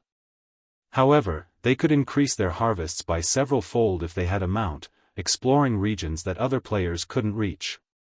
Needless to say, their leveling speed would substantially increase as well. The main reason that players' leveling speeds decreased as they reached higher levels was due to the fact that high-level maps were very far away from teleportation points, and building or relocating a guild town was easier said than done. Boss Sand, why don't we publicize this matter? Even if we do nothing, the various superpowers will take Black Flame out if they know that he is the one riding that flying mount, the level 77 assassin suggested from beside Sandbone. Now that they had discovered the existence of flying mounts, the various superpowers would stop at nothing to find their own. Their players' leveling speeds and ability to gather resources would skyrocket with a flying mount. It was the perfect opportunity for these superpowers to gain an advantage over their rivals. If they found out that Black Flame was the Thunder Eagle's owner, they would go after him. No. We mustn't let anybody know about this. Sandbone said, shaking his head. This is a good opportunity for us. An opportunity, the level 77 assassin asked in confusion. Your idea might be useful if that were an ordinary flying mount, but Black Flame had summoned it within the Thunder God's secret land. Only tools from within the secret land will work there, and Black Flame hadn't summoned the eagle before entering the side temple. Had he done so, his team wouldn't have fled from us, Sandbone said, chuckling. Do you know what that means? It means that Black Flame obtained the flying mount from the side temple, the level 77 assassin answered, his eyes glowing with excitement. Correct, and the various superpowers don't know that yet. The few superpowers teams inside still can't communicate with their guild members outside of the Thunder God's secret land. They likely don't know that the eagle Black Flame summoned is a flying mount, Sandbone said, sneering. Black Flame may have disrupted Brother Sky's plans, but he led us straight to a flying mount's origin. We need to secure the side temple before other powers figure this out. Then, we can take our time with Black Flame and Samsara's group. Sandbone had witnessed the Thunder Eagle's strength personally. Not even the 12 Tier 3 heroic warriors had been a match for it. If the Flower of Seven Sins could acquire a few Thunder Eagles of their own, no one could stop the organization within God's domain. While entering the Thunder God's secret land was a challenge for the various superpowers, it wasn't hard for the Flower of Seven Sins. Sandbone immediately contacted Supreme Sky to inform him of the situation. Meanwhile, Shifeng's Thunder Eagle hovered above the sea near Dragonheart Island. He had Happy Art summon her bronze speedboat to carry them the rest of their way. The Thunder Eagle was too eye-catching to fly directly to the island, it would almost certainly attract trouble. Dragonheart Island was, after all, a hub for the various superpowers. As Happy Art watched the Thunder Eagle vanish, she couldn't help her disappointment that she hadn't gotten to ride it for a while longer. Aside from the wonderful feeling of soaring through the sky, the flying mount's speed was awe-inspiring. Thanks to the Thunder Eagle, the trip that would have taken 8 hours by bronze speedboat, had lasted less than an hour. With such speed, she could visit any leveling spot she wanted. After a moment, Shifeng and Happy Art reached Dragonheart Island's port. Easily several hundred ships floated at the docks, and bronze speedboats were a particularly common sight. There were even more than 20 extremely rare sailboats. The entrance to Dragonheart City lay beyond the port. Majestic walls, over 100 meters tall, surrounded the city, and the lowest level player they saw entering or leaving was level 75. Moreover, most of these players were experts from the various superpowers. Some experts, who had just arrived, were shocked by what they saw was the only large-scale democratic NPC city in the Sea of Death. Dragonheart City was a forest of unique, monumental buildings. Occasionally, players could even spot flying ships as they glided through the sky above. NPCs of various races, such as half-orcs, half-elves, naga, and dwarves, roamed the city streets. The majority of these NPCs were merchants, carrying massive backpacks or driving freight wagons. These NPCs hawked their wares all over the city. If one paid close attention to the NPC merchants' comments, they'd learn that many of the items for sale were unique, not available elsewhere. Most of these merchant stocks, in fact, included incredibly rare, valuable items. Some NPCs even sold mysterious iron mounts and holy fruit, which could permanently increase a player's attributes. Players could even buy Tier 3 slave guards. Much of what they saw sorely tempted players who were new to the city. Unfortunately, these NPCs did not accept the human race's coins as currency. They only accepted ancient coins. Without ancient coins, surviving in Dragonheart City was nearly impossible. The ancient coin was a type of currency that had been used since ancient times. The mana these coins carried made them different from ordinary coins, and when players collected a certain amount, they could even increase the mana density around them. However, actually acquiring ancient coins was an extreme challenge for players. Even Zero Wing struggled to earn ancient coins. After Happy Art guided Shifeng through the city for about half an hour, they arrived before an advanced bar named Dragon Blood. Passers-by marveled at the two for their assumed wealth. When Shifeng and Happy Art entered the tavern, everything in Dragonheart City cost ancient coins, and the products and services that Dragon Blood offered were particularly expensive. The cheapest fruit wine the bar sold cost 10 ancient coins per bottle. Expert players like themselves couldn't even earn that much. After 2 days of questing in Dragonheart City, once they entered the bar, Happy Art led Shifeng to one of the top floor rooms. When they entered the room, they were greeted by a young, white-haired swordsman in white clothes who sat by the window, enjoying a glass of wine. Aside from the young man's name, Shifeng couldn't see any of his information. Despite sitting there quietly, the young man felt like the most important thing in the room. Amazing. So, this is Melancholy, 13 Thrones Guild leader? Shifeng inwardly exclaimed as he watched the youth before him. Although he could not see Melancholy's level or equipment, the man felt dangerous. Shifeng also spotted something familiar on Melancholy's body. That weapon was the reason that Melancholy had risen to fame in God's domain. The sacred dragon's blade. The sword was a bona fide fragmented legendary weapon and one of God's domain's 12 holy swords. It was leagues stronger than Fire Dance's 1,000 transformations. Someone else stood in the room, as well, and Shifeng was very familiar with this player. Starlink's guild leader, Lu Xingluo. Chapter 22:14, Meeting Lu Xingluo again. Why is he here? Shifeng could not help his surprise as he looked at Lu Xingluo. Lu Xingluo was an insufferable young master. Before entering God's domain, he most likely hadn't even been aware of the superpowers that existed in the virtual gaming world. Needless to say, he wouldn't have had any relations with the super guilds in the virtual gaming world, much less the guild leaders of Super Guild. Shifeng found it incredible that Lu Xingluo was acquainted with Melancholy. Melancholy was extremely secretive with his movements, let alone someone like Lu Xingluo. Even the guild leaders of other super guilds had a very difficult time meeting with him. Although Lu Xingluo was the heir of the Starline Corporation, he did not actually hold much authority.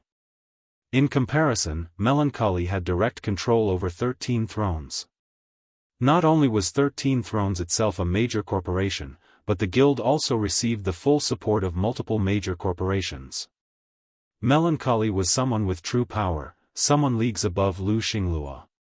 Comparing Lu Xingluo with Melancholy was akin to standing a child beside an adult.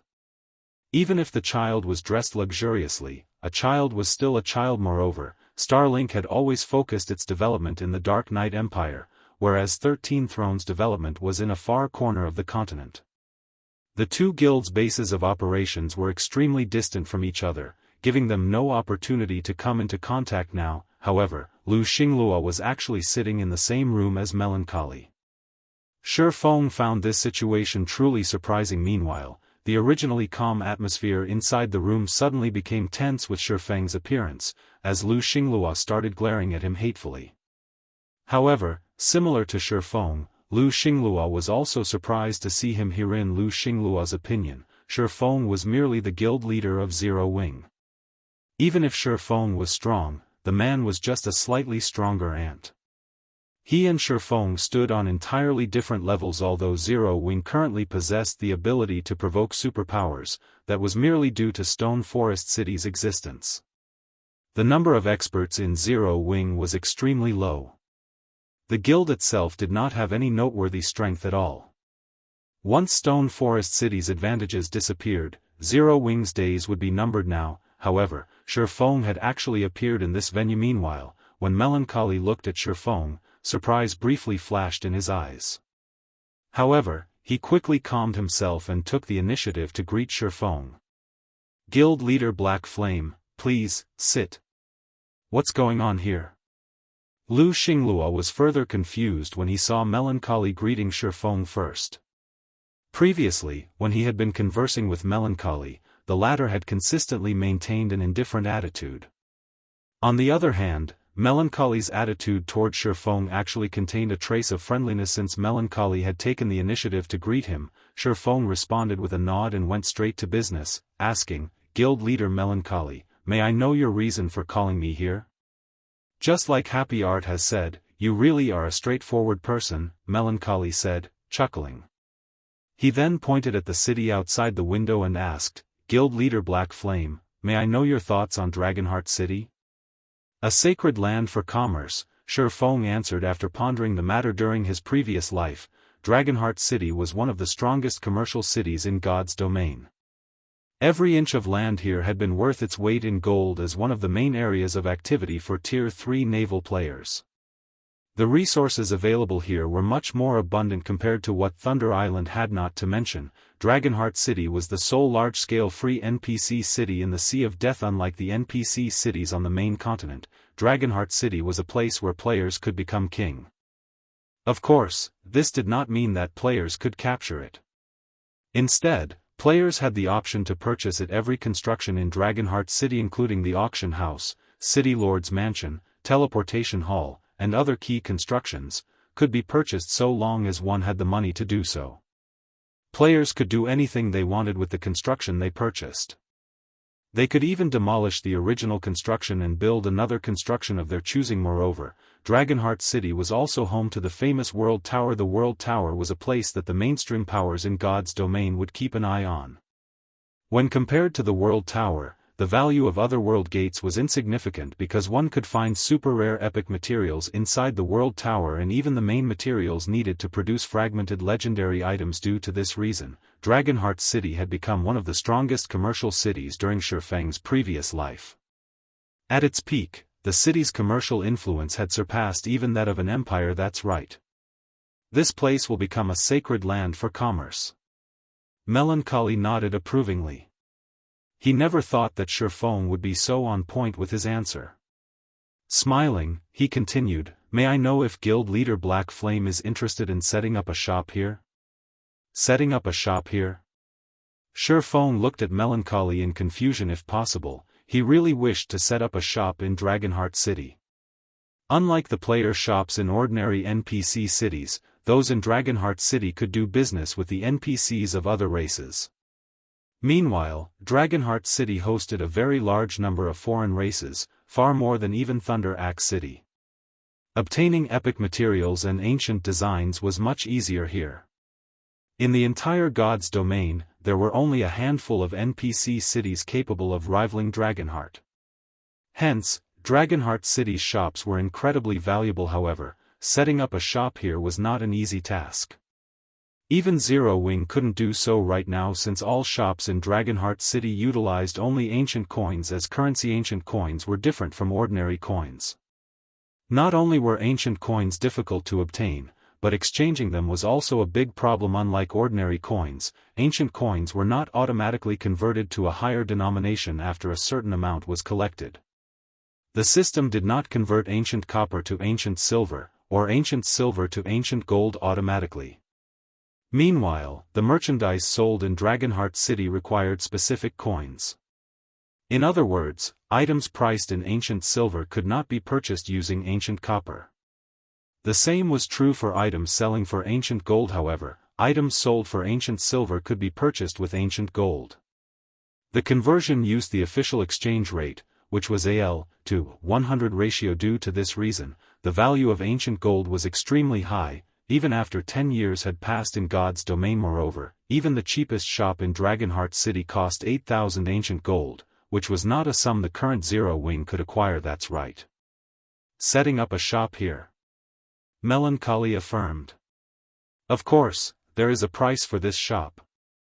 I wish to borrow Zero Wing's strength to capture a fortress in the Gravity Mountain range. As long as we succeed, I'll give you 10,000 ancient gold to purchase a shop in Dragonheart City. Realization immediately dawned upon Shi Feng at Melancholy's words. It was no wonder Melancholy could offer him such remuneration. The Gravity Mountain range was located beneath the World Tower.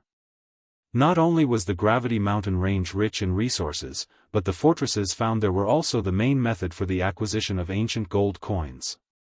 By securing a fortress there, one could net a profit of 2,000 or 3,000 ancient gold every day.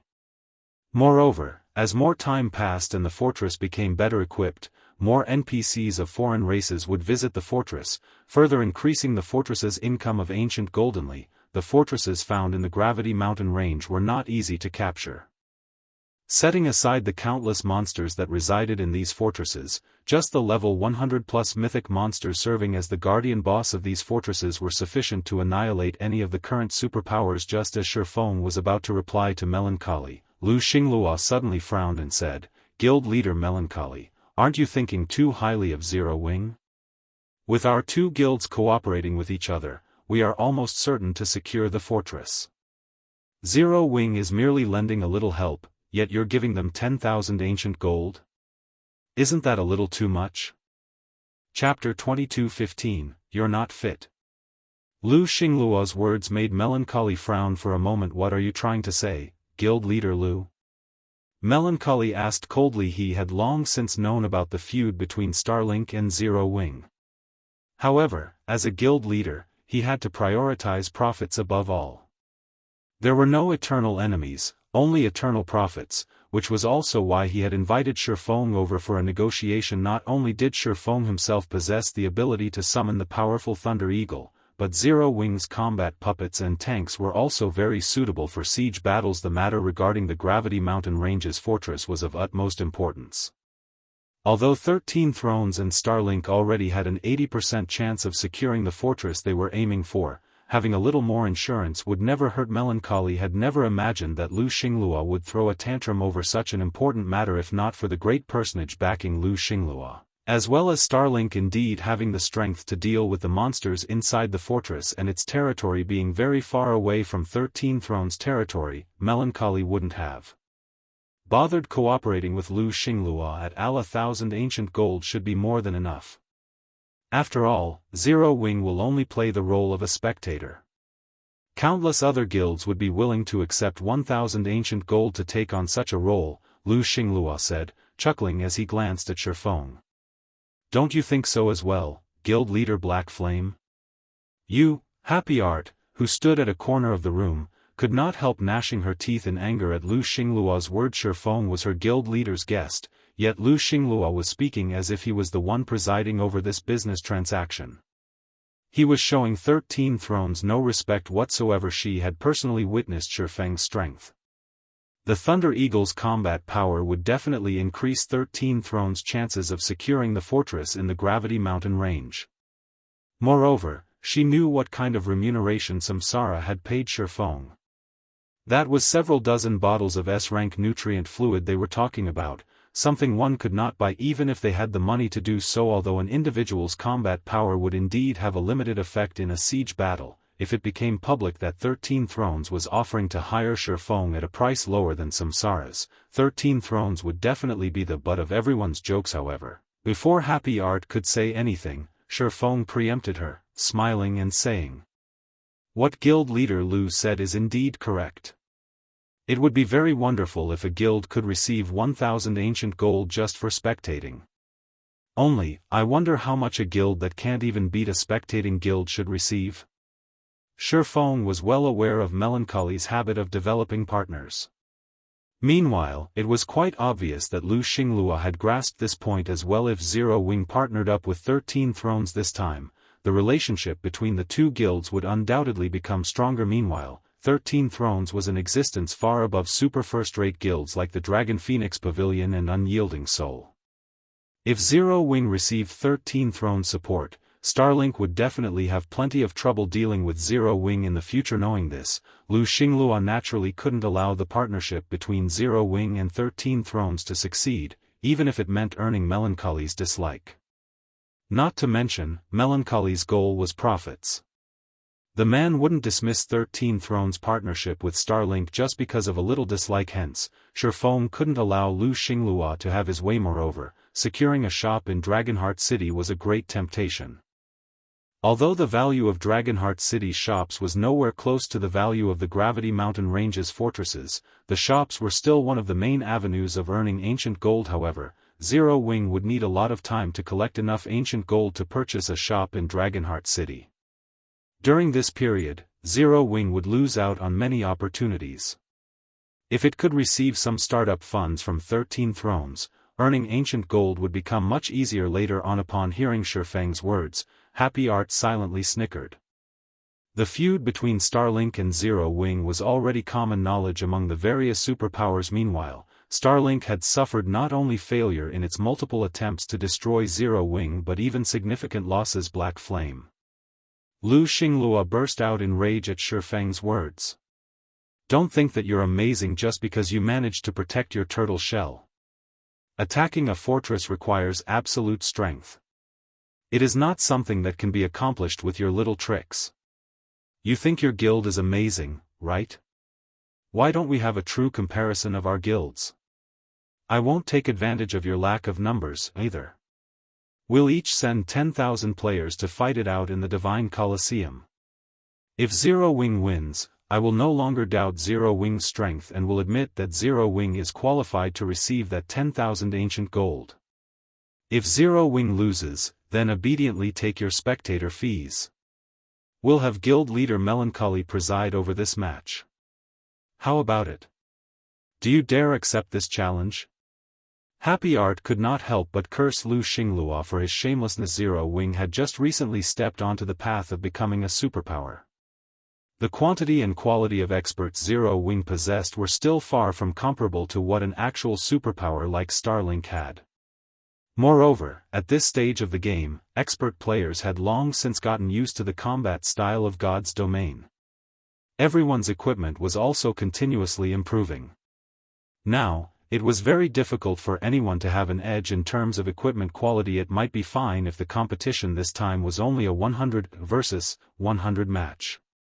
In such a case, Zero Wing would still have a chance of victory. However, in a battle involving 20,000 players, Zero Wing wouldn't even have enough expert players to fill its slots.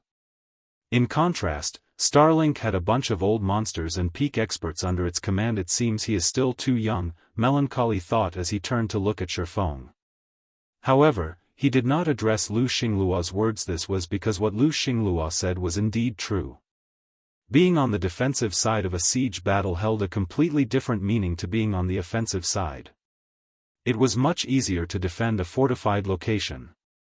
Generally, the one on the offensive side had to pay a much higher price than the defensive side to achieve victory. Although Zero Wing could indeed repulse Starlink's forces, its actual strength was still far from comparable to Starlink's. In Melancholy's opinion, Shifeng's provocation of Lu Xingluo now was a very unwise move.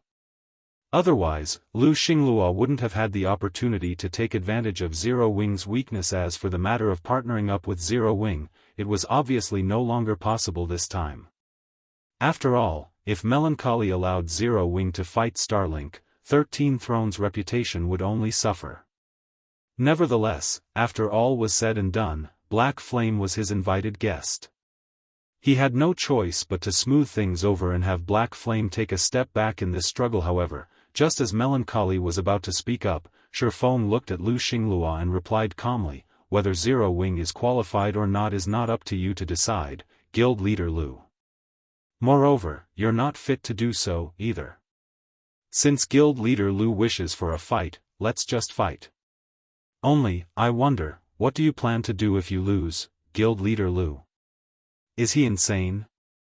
Surprise flashed across Melancholy's face when he heard Shifeng's reply. At this point, Starlink's strength was already close to rivaling that of super guilds. Moreover, the guild's background was one that even 13 Thrones would not dare to take lightly. Meanwhile, Zero Wing was currently in the limelight of God's domain and had recruited many talented people from the Dark Knight Empire and various other kingdoms. A defeat at Starlink's hands would wash all of the reputation it had accumulated before down the drain. In the aftermath, the loss of this competition might even bring about Zero Wing's thorough demise. Am not fit? Lu Xingluo laughed at Shifeng's reply. If I lose, I'll give you 10,000 ancient gold. 3 days. Don't say that I didn't give you time to gather your men. In 3 days, we'll fight it out in Dark Knight City. Good. We'll fight in Dark Knight City in 3 days. Shifeng nodded. Following which, Shifeng said his goodbyes to Melancholy before leaving the room.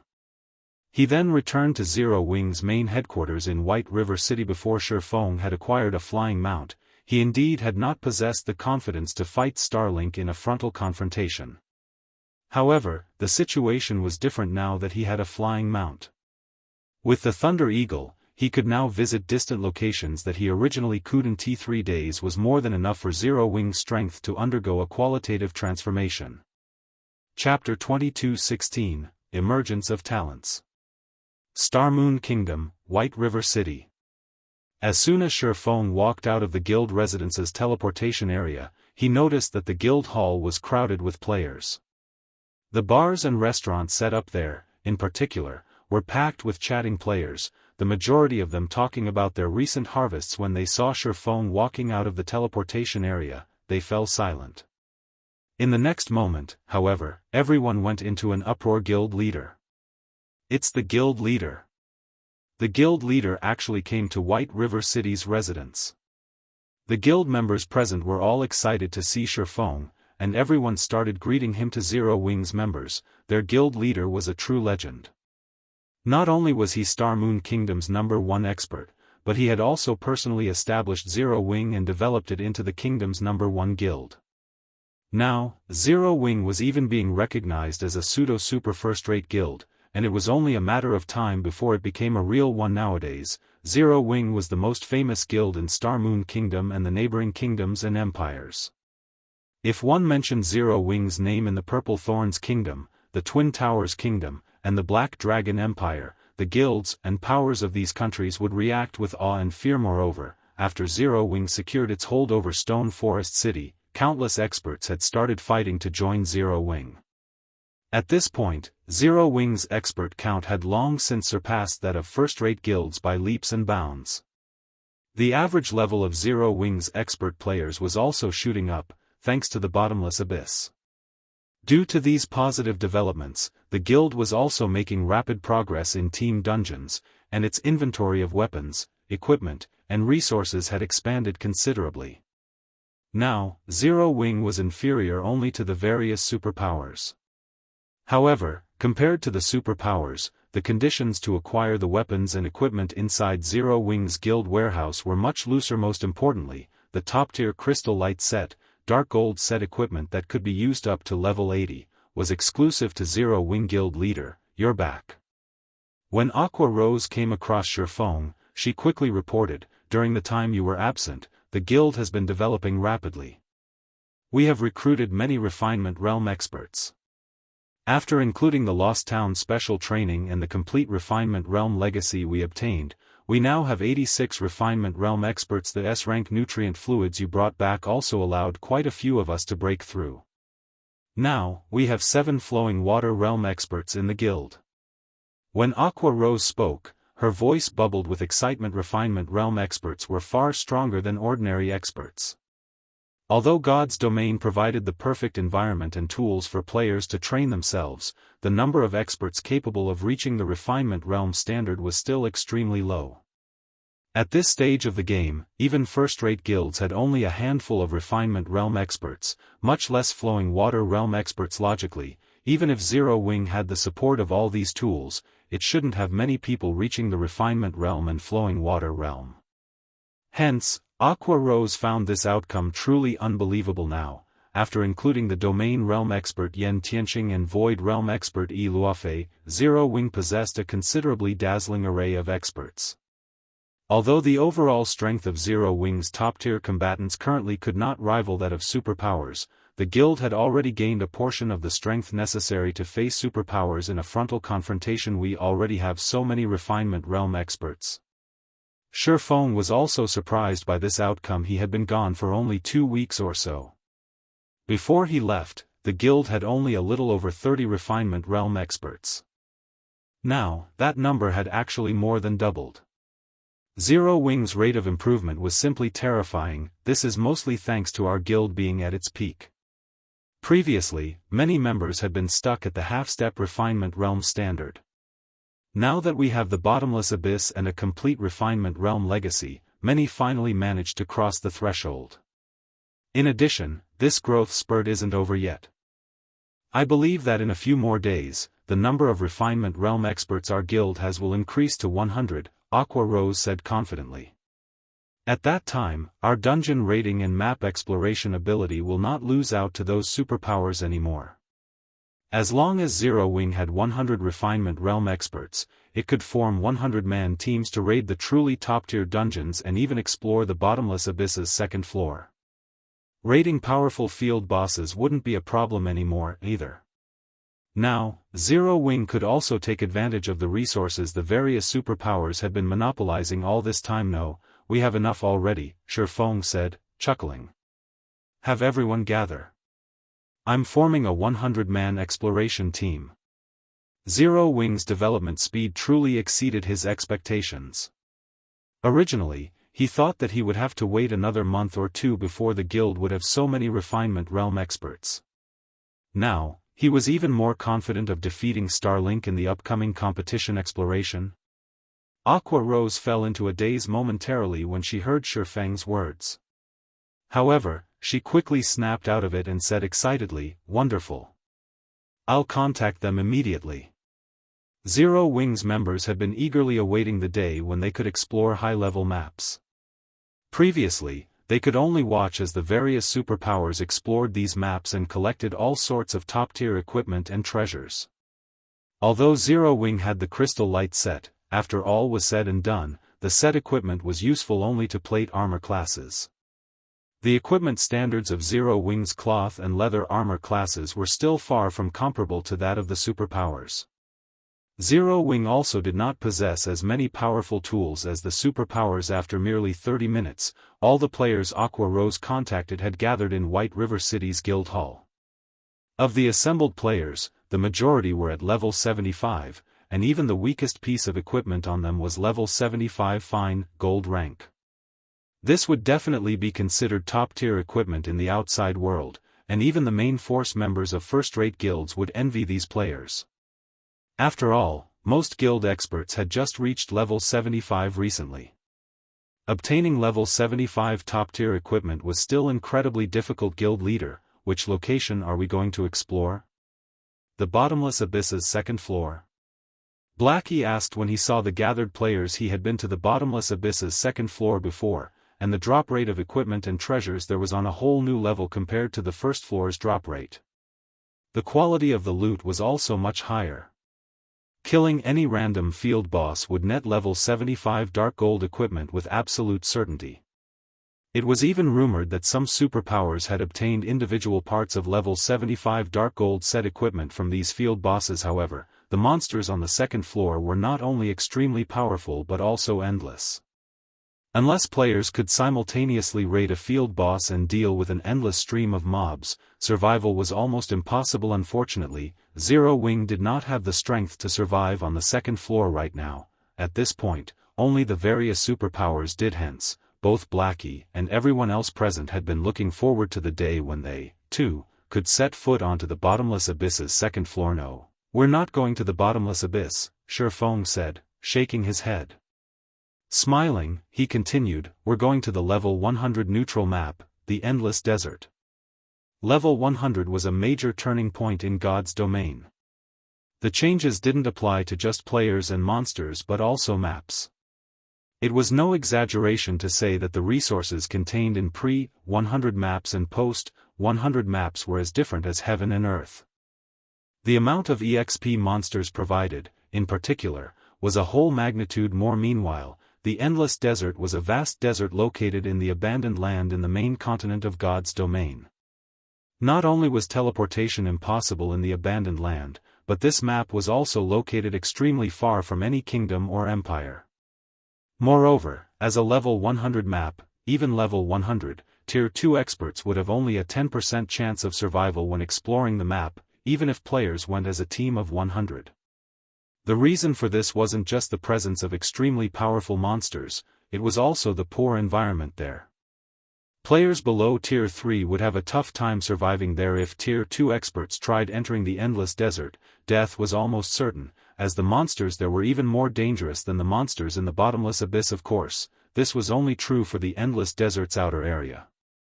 The inner area was much safer in comparison. In the past, after mainstream players' levels exceeded 100, many large guilds would frequently power level their low-level members in the Endless Desert's inner area. To enter the Endless Desert's inner area safely, one had to either be escorted by a powerful team or be familiar with the terrain there.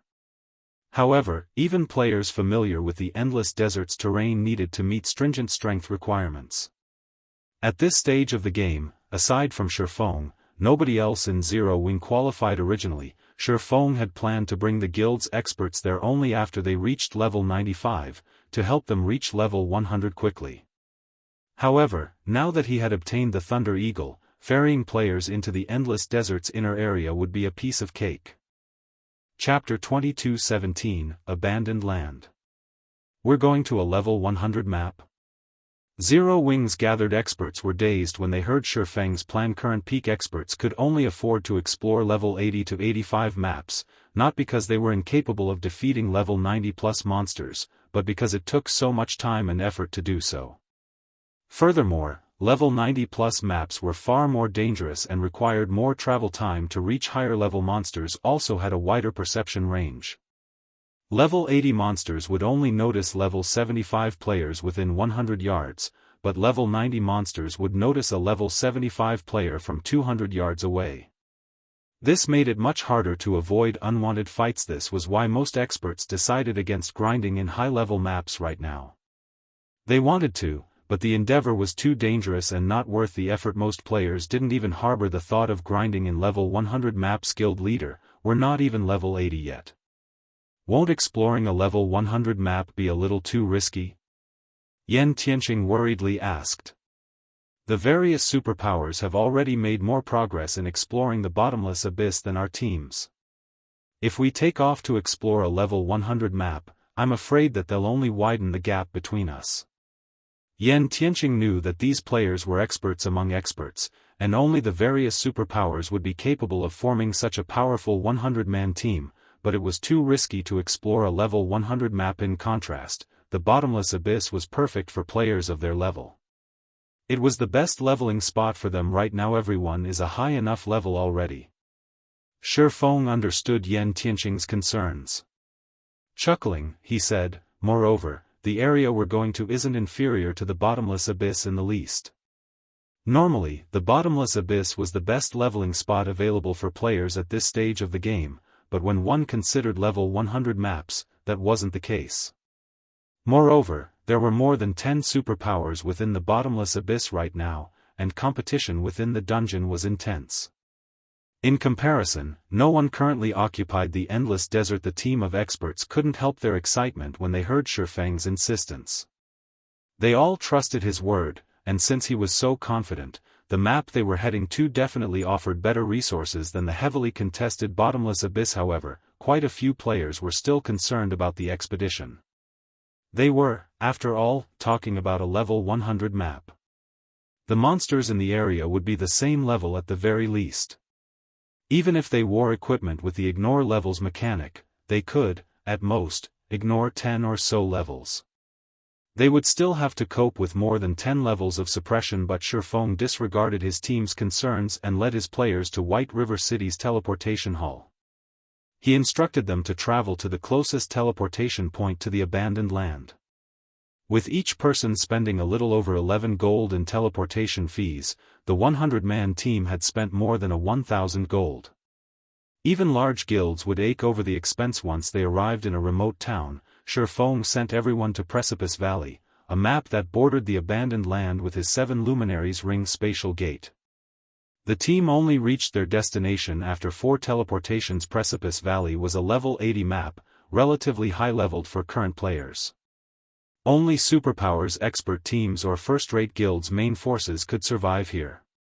However, since the valley was so far from civilization, players weren't willing to visit the map. As Zero Wing's members stood before the Precipice Valley's great precipice, their expressions darkened. Then all felt an intimidating aura from atop the 1,000-meter-tall cliff. A visible layer of deadly energy enveloped the crag.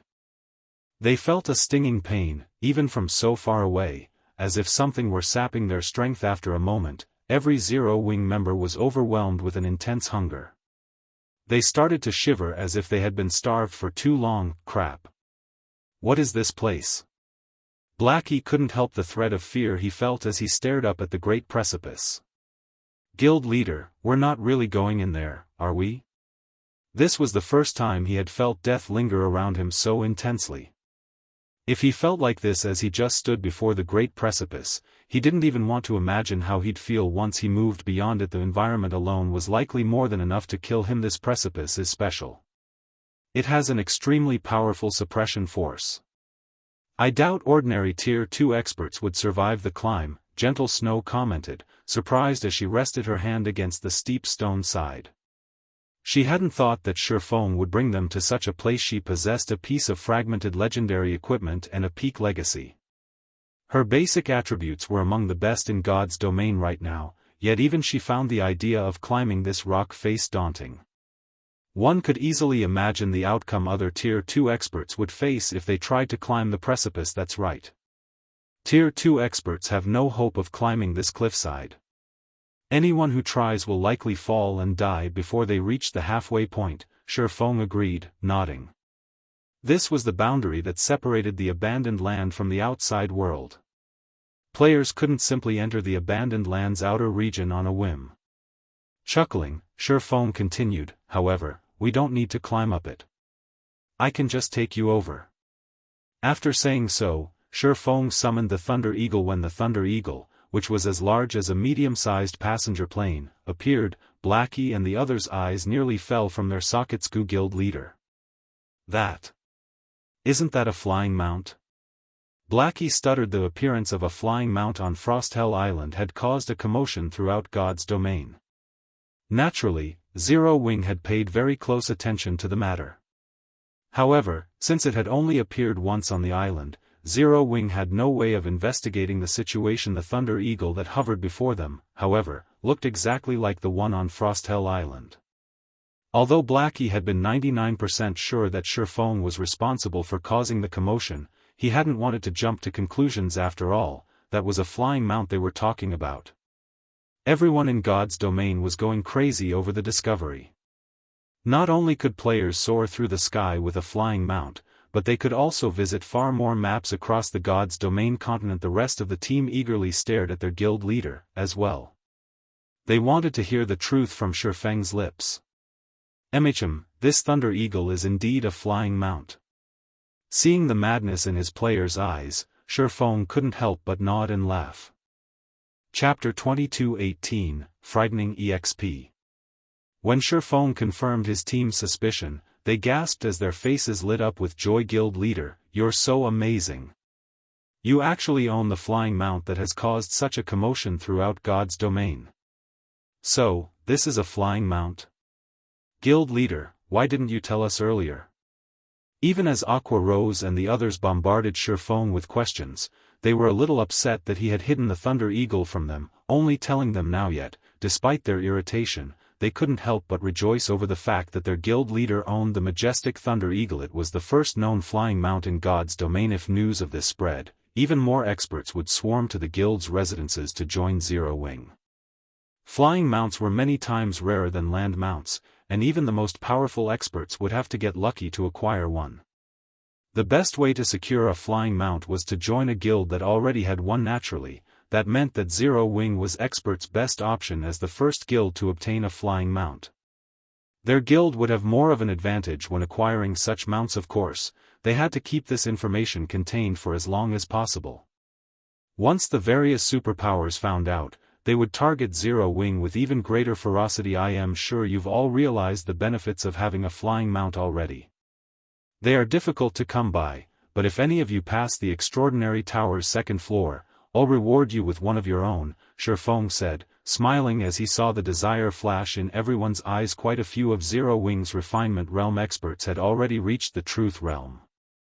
Unfortunately, they might be considered peak experts in a first-rate guild, but they would still be trivial in a superpower. However, it would be a different story if they reached the Ascension realm. Once players reached the Ascension realm, they could effortlessly execute a basic combat technique with every action.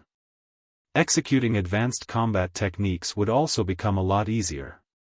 Moreover, even if one were only in the refinement realm, they'd have a high chance of mastering a bronze combat technique once they had entered the Ascension realm. If a flowing water realm expert entered the Ascension realm, they'd be able to contend with peak experts with the same basic attributes as long as they had mastered a bronze combat technique. Are you serious, guild leader?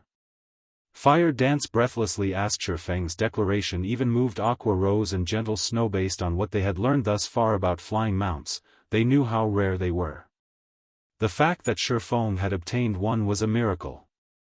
Obtaining a second one would likely be impossible, of course. When have I ever lied to you? Shifeng asked, chuckling at his players' incredulous looks. Flying mounts were incomparably valuable and even rarer than epic items, but he had already spent more than a decade in God's domain. Although he couldn't easily acquire extraordinary flying mounts, he could obtain a common flying mount.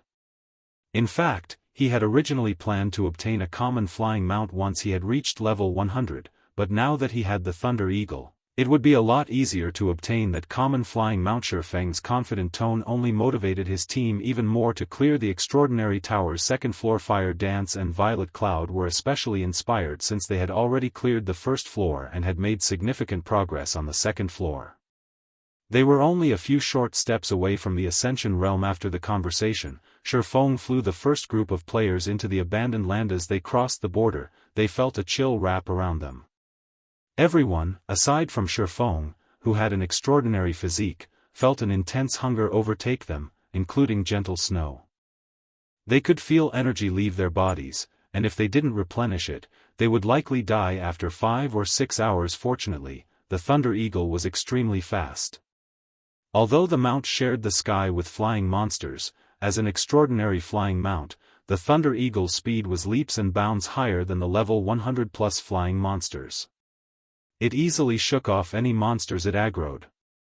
After nearly 2 hours, the first group finally arrived at the Endless Desert's inner region. The sand in the inner region was silvery white, and once they entered the area, the first group's hunger eased. Now, advanced food and beverages was enough to restore their lost life energy. However, when Aqua Rose saw the monsters on the ground, her expression darkened. Skeleton Spirit, Undead, Lord. Level 101. HP 70,000 000/70 000 Skeleton General, Undead, Great Lord, Level 102. HP 180 000/180 000. So, these monsters are over level 100? Yan Tianqing frowned as he gazed at the monsters below. A Lord-ranked skeleton spirit already had more HP than a level 80 Great Lord, and its aura even felt deadly to a domain realm expert like him. Meanwhile, there were thousands of skeleton spirits roaming the desert below. If they hadn't been flying, they'd already be dead. The skeleton generals in runic, silver armor were even more powerful. Yan Tianqing's instincts screamed at him to run when he sensed their auras. That's a good spot. We'll grind there, Shifeng said as he pointed to a nearby sandstone pillar. The sandstone pillar was even larger than a 7-story house, with enough room at its peak to fit 100 players.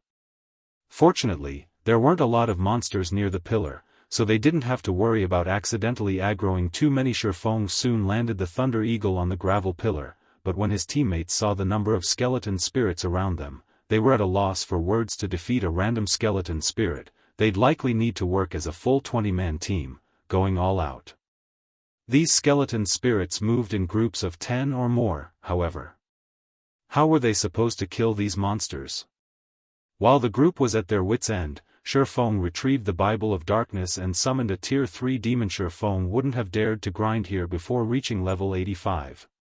After all, the Bible of Darkness could only summon a demon that was 15 levels higher than he was, and the difference between level 99 and 100 was massive. He would only be asking for a beating if he had tried to send a level 99, Tier 3 demon against a group of level 100+ lords. However, now that he had already reached level 85, the Tier 3 demons he summoned would be level 100. Although a level 100, Tier 3 demon would have a tough time against a dozen or so level 101 lords, it could manage it with sufficient healing. With the Tier 3 demon serving as the MT, the rest of the team could attack with everything they had, and they wouldn't have to worry about splash damage as long as they remained on top of the sandstone pillar. Once they saw the Tier 3 demon, the team realized what Shifeng intended even without further explanation. As soon as the demon lured in a group of skeleton spirits and solidified its hold on the monster's aggro, the team bombarded the skeletons. Violet Cloud and the other healers focused on maintaining the demon's HP in the meantime. Since the team members were underleveled, their attacks barely dealt minus 10,000 damage. Even when they focused on one skeleton spirit, they couldn't deal enough damage to overcome the monster's battle recovery. Fortunately, the Tier 3 demon was quite powerful, and it was only a matter of time before they killed these skeleton spirits. Seeing that his players could handle the situation, Shifeng returned to Precipice Valley atop his Thunder Eagle. The level 100 plus monsters granted an abundance of EXP when they fell, even more than level 99 Great Lords. Including the bonus EXP everyone received from killing a monster of a higher level, Gentle Snow and the others had leveled up more than once by the time Shifeng returned with the second group. Their leveling speed stupefied Shadow Sword and the others, who were part of the second batch of players Shifeng ferried before entering the Endless Desert. Gentle Snow and her comrades had been level 77. The amount of EXP they needed to level up was horrific, yet after only a few hours, they were very close to level 79. By the time Shifeng had ferried the entire 100-man team, Gentle Snow and the rest of the first group had reached level 80. Moreover, the team's grinding speed increased as Shifeng continued to summon more level 100, Tier 3 demons when the Bible of Darkness's summon demon skill finished its cooldown. The team's leveling speed didn't slow in the slightest, even after splitting the EXP between more players. Once Shifeng had summoned 3 Tier 3 demons, he began to challenge the Great Lord-ranked skeleton generals. Even in level 100 maps, Great Lords were relatively rare. They could be considered mini-bosses in level 100 maps, and even Tier 3 experts would have to flee from a one-on-one battle with such a monster. However, by combining the strength of 3 Tier 3 demons, in addition to the effects of Demon Ruler, Shifeng was able to stand against a level 100 Great Lord. Unfortunately, Aqua Rose and the others could only watch from the sidelines. With the exception of Cola, one of the skeleton general's AoE skills would instant-kill any of these team members die. Shifeng activated Divine Providence and landed the final blow on the skeleton general, obliterating the Great Lord's last strand of HP. As a result, many of these Zero-Wing experts leveled up, and Shifeng rose to level 86. Meanwhile, the skeleton general dropped about a dozen or so items. Every item radiated a dazzling glow. It was obvious that these items were all extraordinary. Meanwhile, lying among these items was a broken blade, surrounded by a faint, bloody mist. The blade steadily devoured any life energy around it, looking the most conspicuous among the loot a blood-smelting fragment. Shifeng was surprised to see the broken blade. Chapter 22:19, Level 100 Secret Forging Design. Blood-smelting fragment? Everyone grew curious, shifting their focus to the broken blade on the ground. When they noticed Shifeng's surprise at a glance, it was obvious that this broken blade was extraordinary, but their guild leader didn't usually seem shocked. Even when an epic item dropped, this is interesting. We'll prioritize the skeleton generals from now on, Shifeng said as he collected the blood-smelting fragment. Guild leader, is that thing valuable? Aqua Rose could not help but ask. She had already inspected the blood-smelting fragment's attribute panel, discovering that it was only a common item. Blood-smelting fragment, common rank item. A shattered fragment of a weapon, containing a mysterious energy that absorbs the life energy around it. Although the introductory text mentioned some sort of mysterious energy, the blood-smelting fragment was just junk. It didn't have a use. At most, it could be a collection item. It's extremely valuable. Even the value of all the other items combined don't come close, Shifeng said, smiling. You shouldn't look down on it just because it is a common item. Even Master Forgers would go crazy to get their hands on this. An item that Master Forgers would go crazy for? Aqua Rose grew even more confused. The blood-smelting fragment was only a common item. What relation did it have to Master Forgers? That's right. There is a chance to extract secret forging designs from this thing, Shifeng explained. As long as we collect enough fragments, we could even extract advanced secret forging designs. What? Extracting secret forging designs?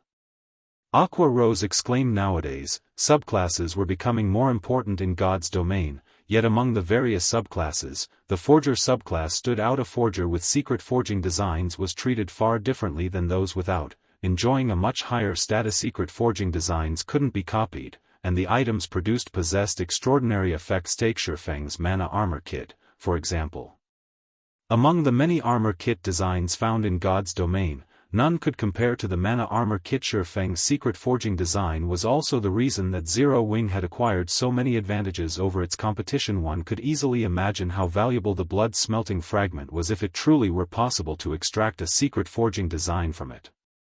It was no wonder why Shifeng had been so surprised hearing the conversation between Shifeng and Aqua Rose. Realization dawned on the rest of the team. Their faces lit up with excitement and anticipation. Shifeng simply chuckled when he saw his teammates' reactions. He didn't bother to explain further, instructing everyone to continue grinding skeleton spirits and generals. The secret forging designs that could be extracted from the blood-smelting fragment were not as simple as everyone assumed. The items one could produce with these designs would even be a great help to level 100+ players.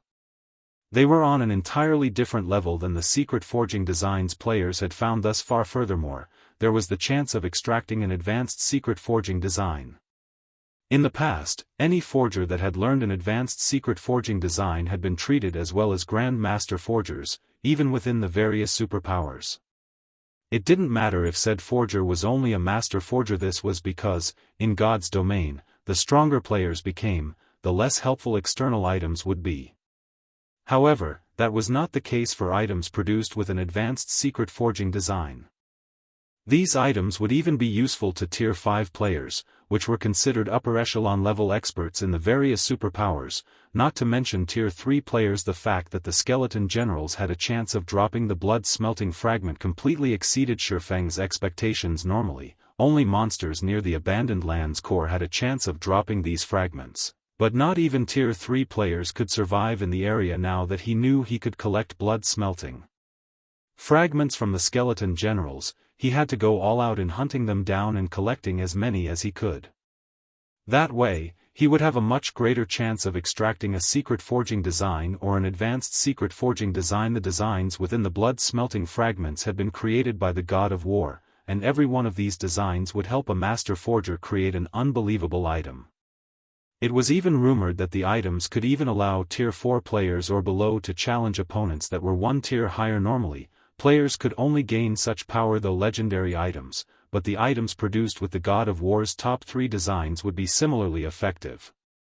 Even if these effects were limited to Tier 4 players or below, they were still astonishing. If a first-rate guild had one of these designs, it could instantly rise as a superpower and overlord in God's domain. Following Shifeng's lead, the team went into a frenzy as they searched for and hunted skeleton generals. Fortunately, nobody else had come to explore the endless desert yet, so, despite being mini-bosses, skeleton generals were quite common. The skeleton spirits in the way were the only problem, but Zero Wing's members didn't mind slaying them. With Shifeng's 3 Tier 3 demons, these skeleton spirits didn't present much of a challenge. They were little more than walking EXP. In addition, the team members activated their berserk skills from time to time, ramping up the team's overall DPS. Most importantly, as Shifeng continued to level up, his demons grew stronger. Occasionally, Shifeng would spend some magic crystals to activate Miniature World and Ring of Brilliance to speed up the grinding process, as well. After just 2 short days, every member of the team had risen to level 87. They couldn't help their desire to stay here forever after witnessing their leveling speed. As for Shifeng, he had reached level 90. If he made his level public, the various superpowers would likely faint with anger. Most of the various superpowers' peak experts were still far from level 80, yet Shifeng had reached level 90 so quickly. Even if he only wore level 90 mysterious iron equipment, his basic attributes would be leagues higher than those peak experts. Sure enough, everyone's leveling speed is slowing down, Shifeng thought to himself as he killed another skeleton general and saw the change to his experience bar. He recognized that it was impossible to get his team members to level 90 before the competition. If he could get Aqua Rose and the others to level 90 and gear them out with epic equipment and level reduction gemstones, they could all use level 100 items. Starlink would then have to beg for mercy. Guild leader, another blood-smelting fragment has dropped, Fire Dance joyfully announced as she snatched up a broken blade from the pile of loot the skeleton general had dropped and handed it to Shifeng. Another one? Feng could not help his grin as he looked at the broken blade, enveloped in a bloody mist. With this, we finally have 10 fragments. Over the past 2 days, they had hunted down skeleton spirits and generals non-stop. They hadn't even logged out to rest. As a result, not only had they gained a lot of levels, but they had also acquired a lot of blood-smelting fragments. The reason Feng had pushed his team so hard was to increase their chances of extracting a secret forging design, which they could only do by obtaining more fragments according to the various superpowers experimentation. One would have a 20% chance of extracting a secret forging design from 5 blood-smelting fragments. By attempting the extraction from 10 fragments, they'd increase their chances to 30%. With 10 fragments, they also had a small chance of obtaining an advanced secret forging design. Although it was possible to increase the extraction success rate by using more blood-smelting fragments, Feng didn't have much hope of collecting 15 or 20 fragments. He had discovered that only the skeleton generals first spawn had a high chance of dropping blood-smelting fragments, and once they spawned a second time, they wouldn't drop a fragment at all. Unfortunately, there were only so many skeleton generals in the endless desert, and it was simply impossible to collect 15 or 20 fragments. He felt fortunate already to collect 10 fragments. Please let it be a success. Feng prayed as he activated Divine Providence. Although he wasn't sure whether Divine Providence would be of any help, he couldn't care less. He needed all the help he could get. After activating Divine Providence, Feng used Mental Extraction, a skill unique to Master Forgers, on the blood-smelting fragments. Chapter 2220, 28 Blood Refining Designsl. Under Feng's control, the 10 blood-refining fragments floated into the air and stopped, suspended. The bloody mist grew denser, and a short moment later, it flowed away from the fragments and toward Feng. At the same time, the 10 fragments visibly disintegrated. After 5 seconds, all 10 blood-refining fragments had turned into dust, and the bloody mist that lingered around Feng formed a threefold magic array. Wonderful. It succeeded. Feng rejoiced as he watched the magic array manifest. Each subsequent layer of the threefold magic array was more complex than the last. The first layer was already 3 times more complex than an intermediate magic array, and each subsequent array contained more power. Despite the 3 magic arrays manifesting with completely different sets of runes, all 3 felt united and whole. Not long after the threefold magic array completed, a streak of bloody light shot from the array and into Feng's brain. Suddenly, line after line of information swam in Feng's brain. Casting Goldstone Design. One of the God of War's 28 blood refining designs. The forged lava stone can be merged with the user's main weapon and liberate the weapon's potential. The greater one's mastery with the design, the stronger the casting goldstone's effects will be. Struck gold. Feng was elated as he took a rough glance at the information. Although he only received a basic blood refining design, not an advanced one, it was the extremely rare casting design in God's domain. Forgers fell into 3 categories. The first type focused on weapons and equipment. The second type focused on support items, such as armor kits and whetstones. The third type focused on items that strengthened existing weapons and equipment, such as combat devices. Among the 3, the third categories designs were the rarest. Moreover, most strengthening items were temporary, so they tended to be the least valuable of forgers' products.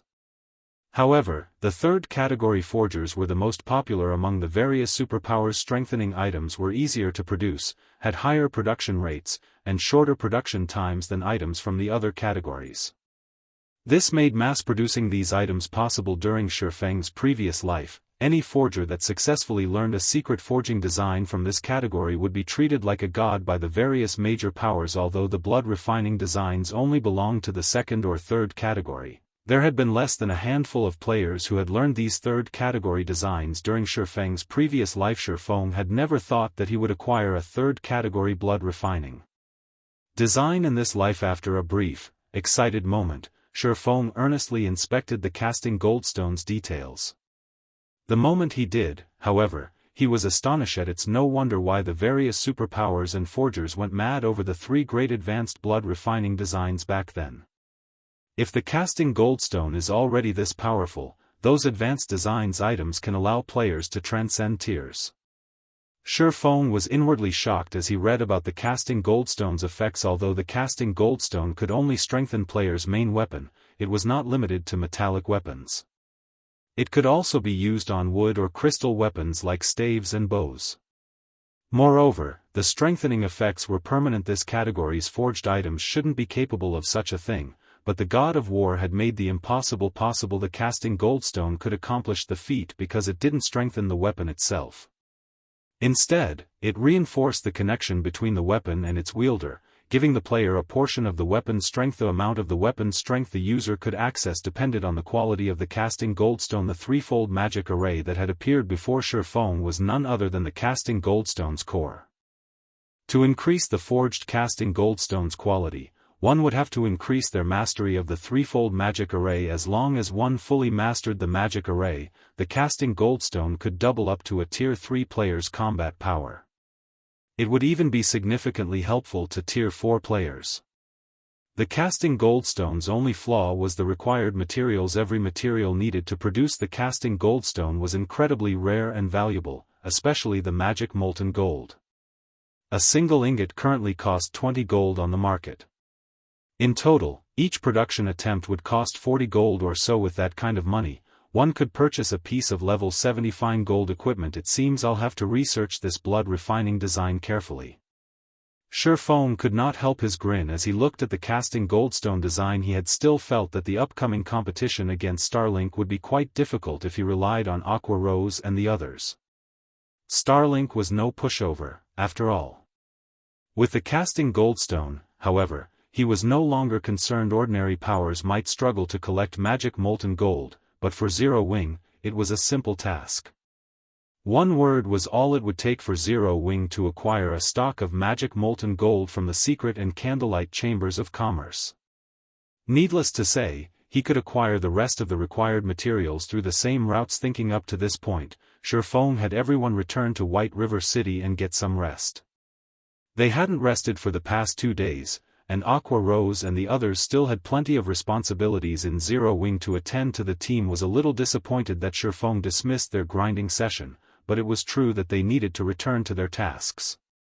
Following which, everyone took out a guild transfer scroll and teleported to their respective bases of operations. Although most teleportation means were prohibited in the abandoned land, return scrolls and guild transfer scrolls were, fortunately, an exception. After Aqua Rose and the others left, Feng took out a return scroll and teleported to White River City. He intended to research the casting goldstone's production method in the candlelight trading firm. When Feng returned, the city was as crowded as always. Only, far more guilds occupied the city now than before. As Feng walked through the city's business district, he saw players from several dozen guilds. Many were even from large guilds that were based in other kingdoms and empires. These guilds had gathered in White River City to visit the city's auction house. Since White River City's auction house was linked with the one in Stone Forest City, players could find rare items and equipment that only dropped in the Bottomless Abyss. The Bottomless Abyss was the current frontline in God's domain. Ordinary expert players coveted the items found in the regional dungeon. Naturally, the various large guilds members couldn't miss this opportunity. Traveling to the Bottomless Abyss was a particularly challenging endeavor for players from outside of the Dark Knight Empire, and entering the regional dungeon wasn't easy either.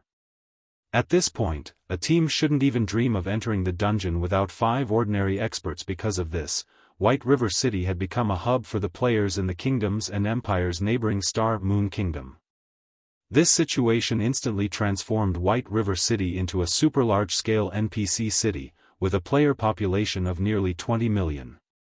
Players from the various large guilds ran to White River City's auction house to purchase items. In addition, Zero Wing hosted and monitored daily bartering sessions for rare items in White River City's auction house, which further enticed the various guilds and expert players. The easiest currency players could earn in God's domain was coins. Powerful players no longer needed coins so desperately. Instead, they needed rare materials and top-tier equipment. However, most people selling these items were generally unwilling to accept coins as payment, seeking items of equal value. Meanwhile, Zero Wing's bartering sessions had made White River City a hub for rare materials and top-tier equipment. White River City even began to show signs of becoming the main trade hub for Starmoon Kingdom and its several neighboring kingdoms. Just as Shifeng had almost reached the Candlelight trading firm, the crisp sound of the system reached his ears. System. White River City Auction House has met the conditions to unlock its advanced features. Do you wish to enable the advanced features? Chapter 22-21, Auction House's Advanced Features. The conditions have already been met? Shifeng stared at the system notification, shocked. NPC auction houses were unlike player-built auction houses. Like shops, they could be upgraded as long as they met the requirements. However, an auction house's requirements were stricter than a shop's. Not only did the auction house in question need a certain amount of daily traffic, but it also required a certain trade volume.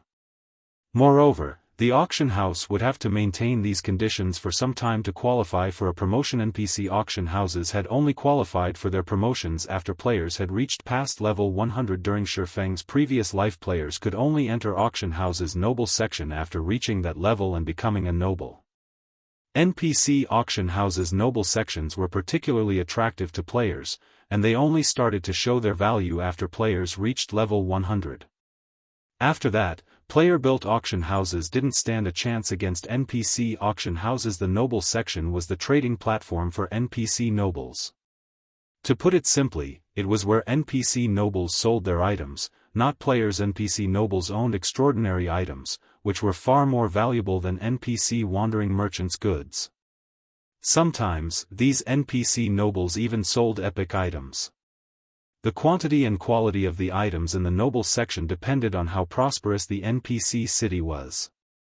The more prosperous a city was, the higher the quantity and quality would be. This was also why the various major powers had done everything they could to develop the NPC cities they had been based in during Shifeng's previous life, especially the various superpowers.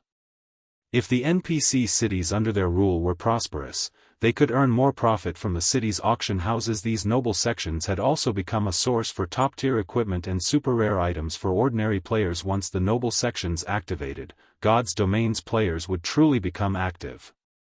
They would no longer limit themselves to a specific location. Every NPC auction house would have different items to offer.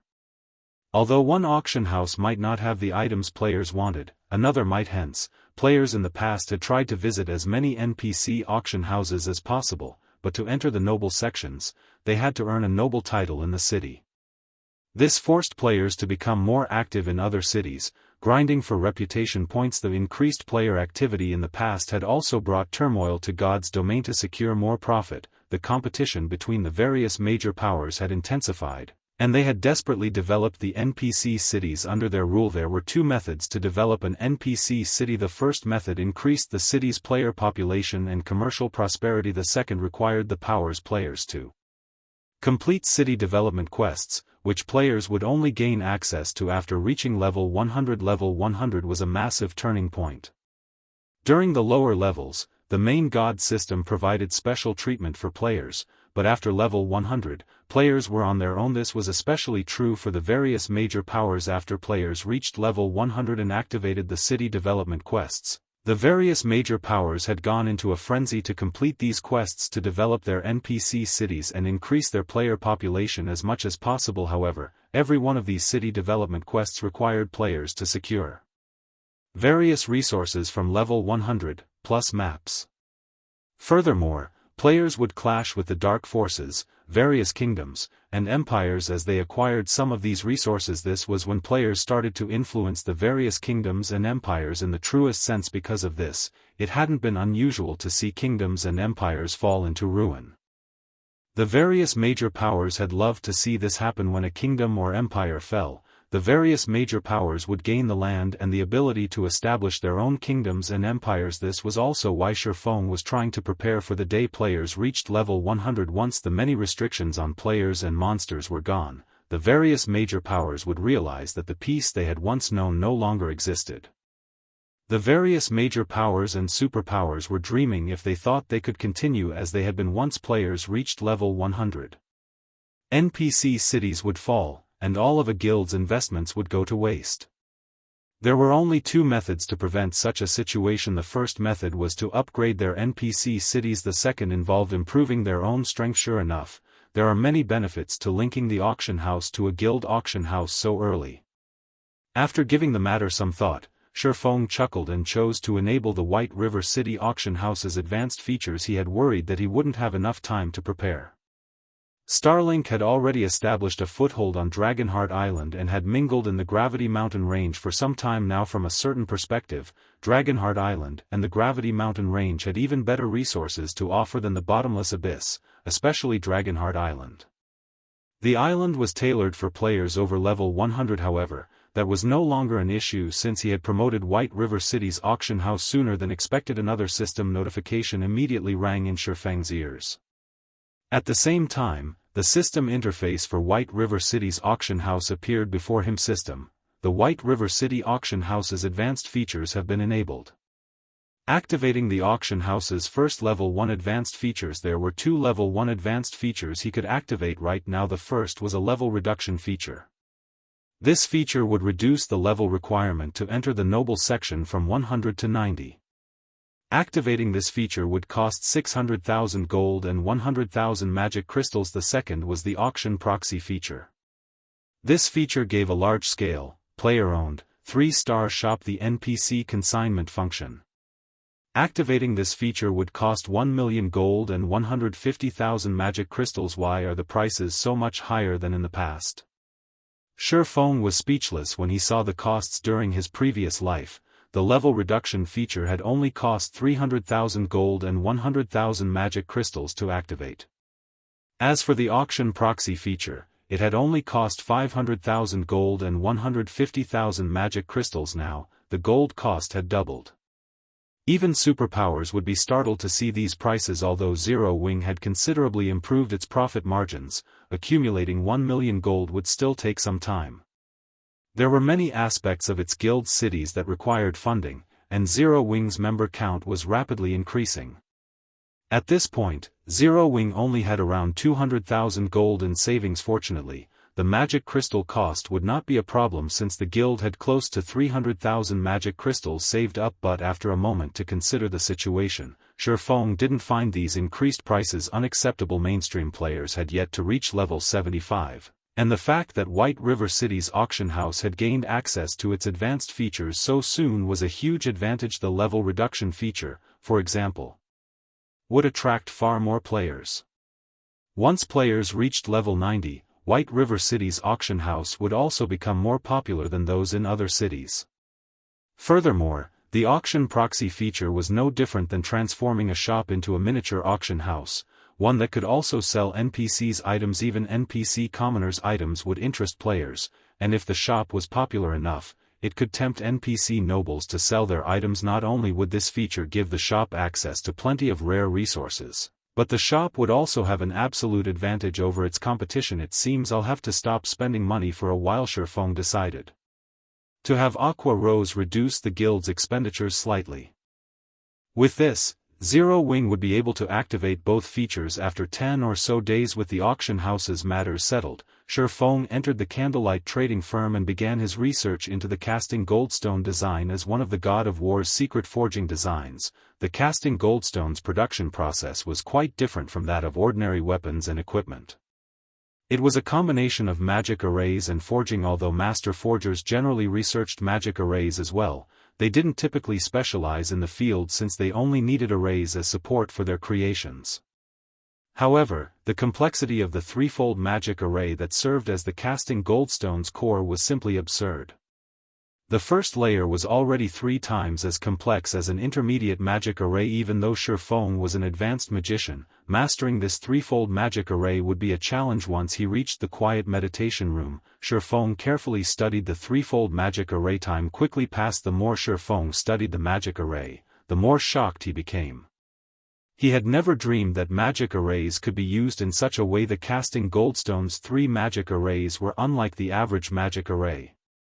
The God of War had faintly touched on the realms of truth's principles to link and use these arrays, practically using them to their fullest potential. In the end, Shifeng had spent over an hour to master the first layer. However, when he turned his attention to the second magic array, he realized that it would be significantly more challenging to master. The second layer was at least 3 times more complex than the average advanced magic array. In fact, it was nearly as complex as a master magic array. If he allowed another advanced magician to tackle this task, they'd likely fail to make any progress. Fortunately for Shifeng, his brain function had increased after he had drunk the life potion, so he could process information far faster than before. In addition, Shifeng had already reached the Ascension realm. With these factors, he was just barely able to learn the second layer of the magic array success. Shifeng was ecstatic when he finally formed the threefold magic array's second layer, following which, Shifeng began to forge the first casting goldstone. He wasn't currently concerned with studying the magic array's third layer until he became a master magician. Until then, completing the task would be impossible. So, he gave up on the third layer, content with relying on a twofold magic array to produce the casting goldstones. Although the production process was troublesome, Shifeng had dealt with the most challenging aspect and could complete the rest with relative ease. In less than 5 minutes, he looked down at the shining goldstone in his hand. As the casting goldstone took form, it absorbed mana from its surroundings and decreased the room's mana density. I wonder what the effects look like? Once it was complete, Shifeng unsheathed Killing Ray and merged it with the casting goldstone. Chapter 22-22, Qualitative Transformation. The first casting goldstone Shifeng had produced was so hard that not even a dark gold weapon could damage it, yet the instant it had touched Killing Ray, it liquefied and flowed into the sacred sword. Golden, divine runes then emerged down Killing Ray's blade in the blink of an eye. The divine runes covered the entire sword. Some even manifested on the hand Shifeng used to wield the weapon. It was as if these runes connected Shifeng's hand with the sacred sword. After the last rune formed, Shifeng felt a stream of dense energy flow into his body, and his mind cleared. Amazing. It can even improve my mental state. Shifeng could not help his excitement as he gazed down at Killing Ray. Improving one's mental state was incredibly difficult. Generally, players could maintain a clear mind when in a high mana density environment, but now, holding Killing Ray was even more effective. As Shifeng held his sword, his mind felt sharp and alert, as if he had just swallowed a stimulant. With this, his performance would be extraordinary. However, Shifeng's mental state wasn't the only thing that had improved. Killing Ray itself had changed slightly. Now, divine runes circulated the sacred sword as it steadily absorbed the life energy around it. The divine runes only vanished after this continued for 3 to 4 seconds. Once they had disappeared, a faint layer of bloody mist took their place. But Killing Ray's new attributes were even more astounding than the external changes. The weapon had gained another passive skill after merging with the casting stone. Blood Refining Power increases all of users' basic attributes by 15% and main basic attribute by an additional 5%. Increases users' physique by 25%, as well. All attacks claim some of the target's life energy to restore the user's concentration. The casting goldstone is already so powerful with a twofold magic array. Shifeng was stunned after reading Blood Refining Power's introduction. Killing Ray was nearly as powerful as fragmented legendary items in terms of basic attribute bonuses now. It was only somewhat inferior in its attack power and skills. The bonus to his physique was truly horrific. A 25% increase could almost rival the boost players received when they rose from Tier 0 to Tier 1. With the casting goldstone's massive improvements, ordinary experts would have a high chance of defeating Refinement Realm experts if both had the same levels and equipment standards. An improvement to physique alone would improve players' perception, kinetic vision, and reaction speed. Even if players didn't have the fine physical control to exhibit their combat power to the fullest, they could dodge attacks from Refinement Realm experts with these advantages. Furthermore, the Blood Refining Power significantly increased the bonuses to players' basic attributes. Of course, the Blood Refining Power was so effective here because of Killing Ray's extraordinary quality. The casting goldstone's power didn't just originate from the magic arrays used to create it. A small portion of that power came from the weapon it merged with. Resheathing Killing Ray, Shifeng returned his focus to producing another casting goldstone, merging it with a level 75 dark gold ranked battle axe. When it was finished, as Shifeng had guessed, the blood refining power's effects weren't as intense with this battle axe as they were with Killing Ray. Even so, it still increased all basic attributes by 13% and the user's main basic attribute by an additional 4%.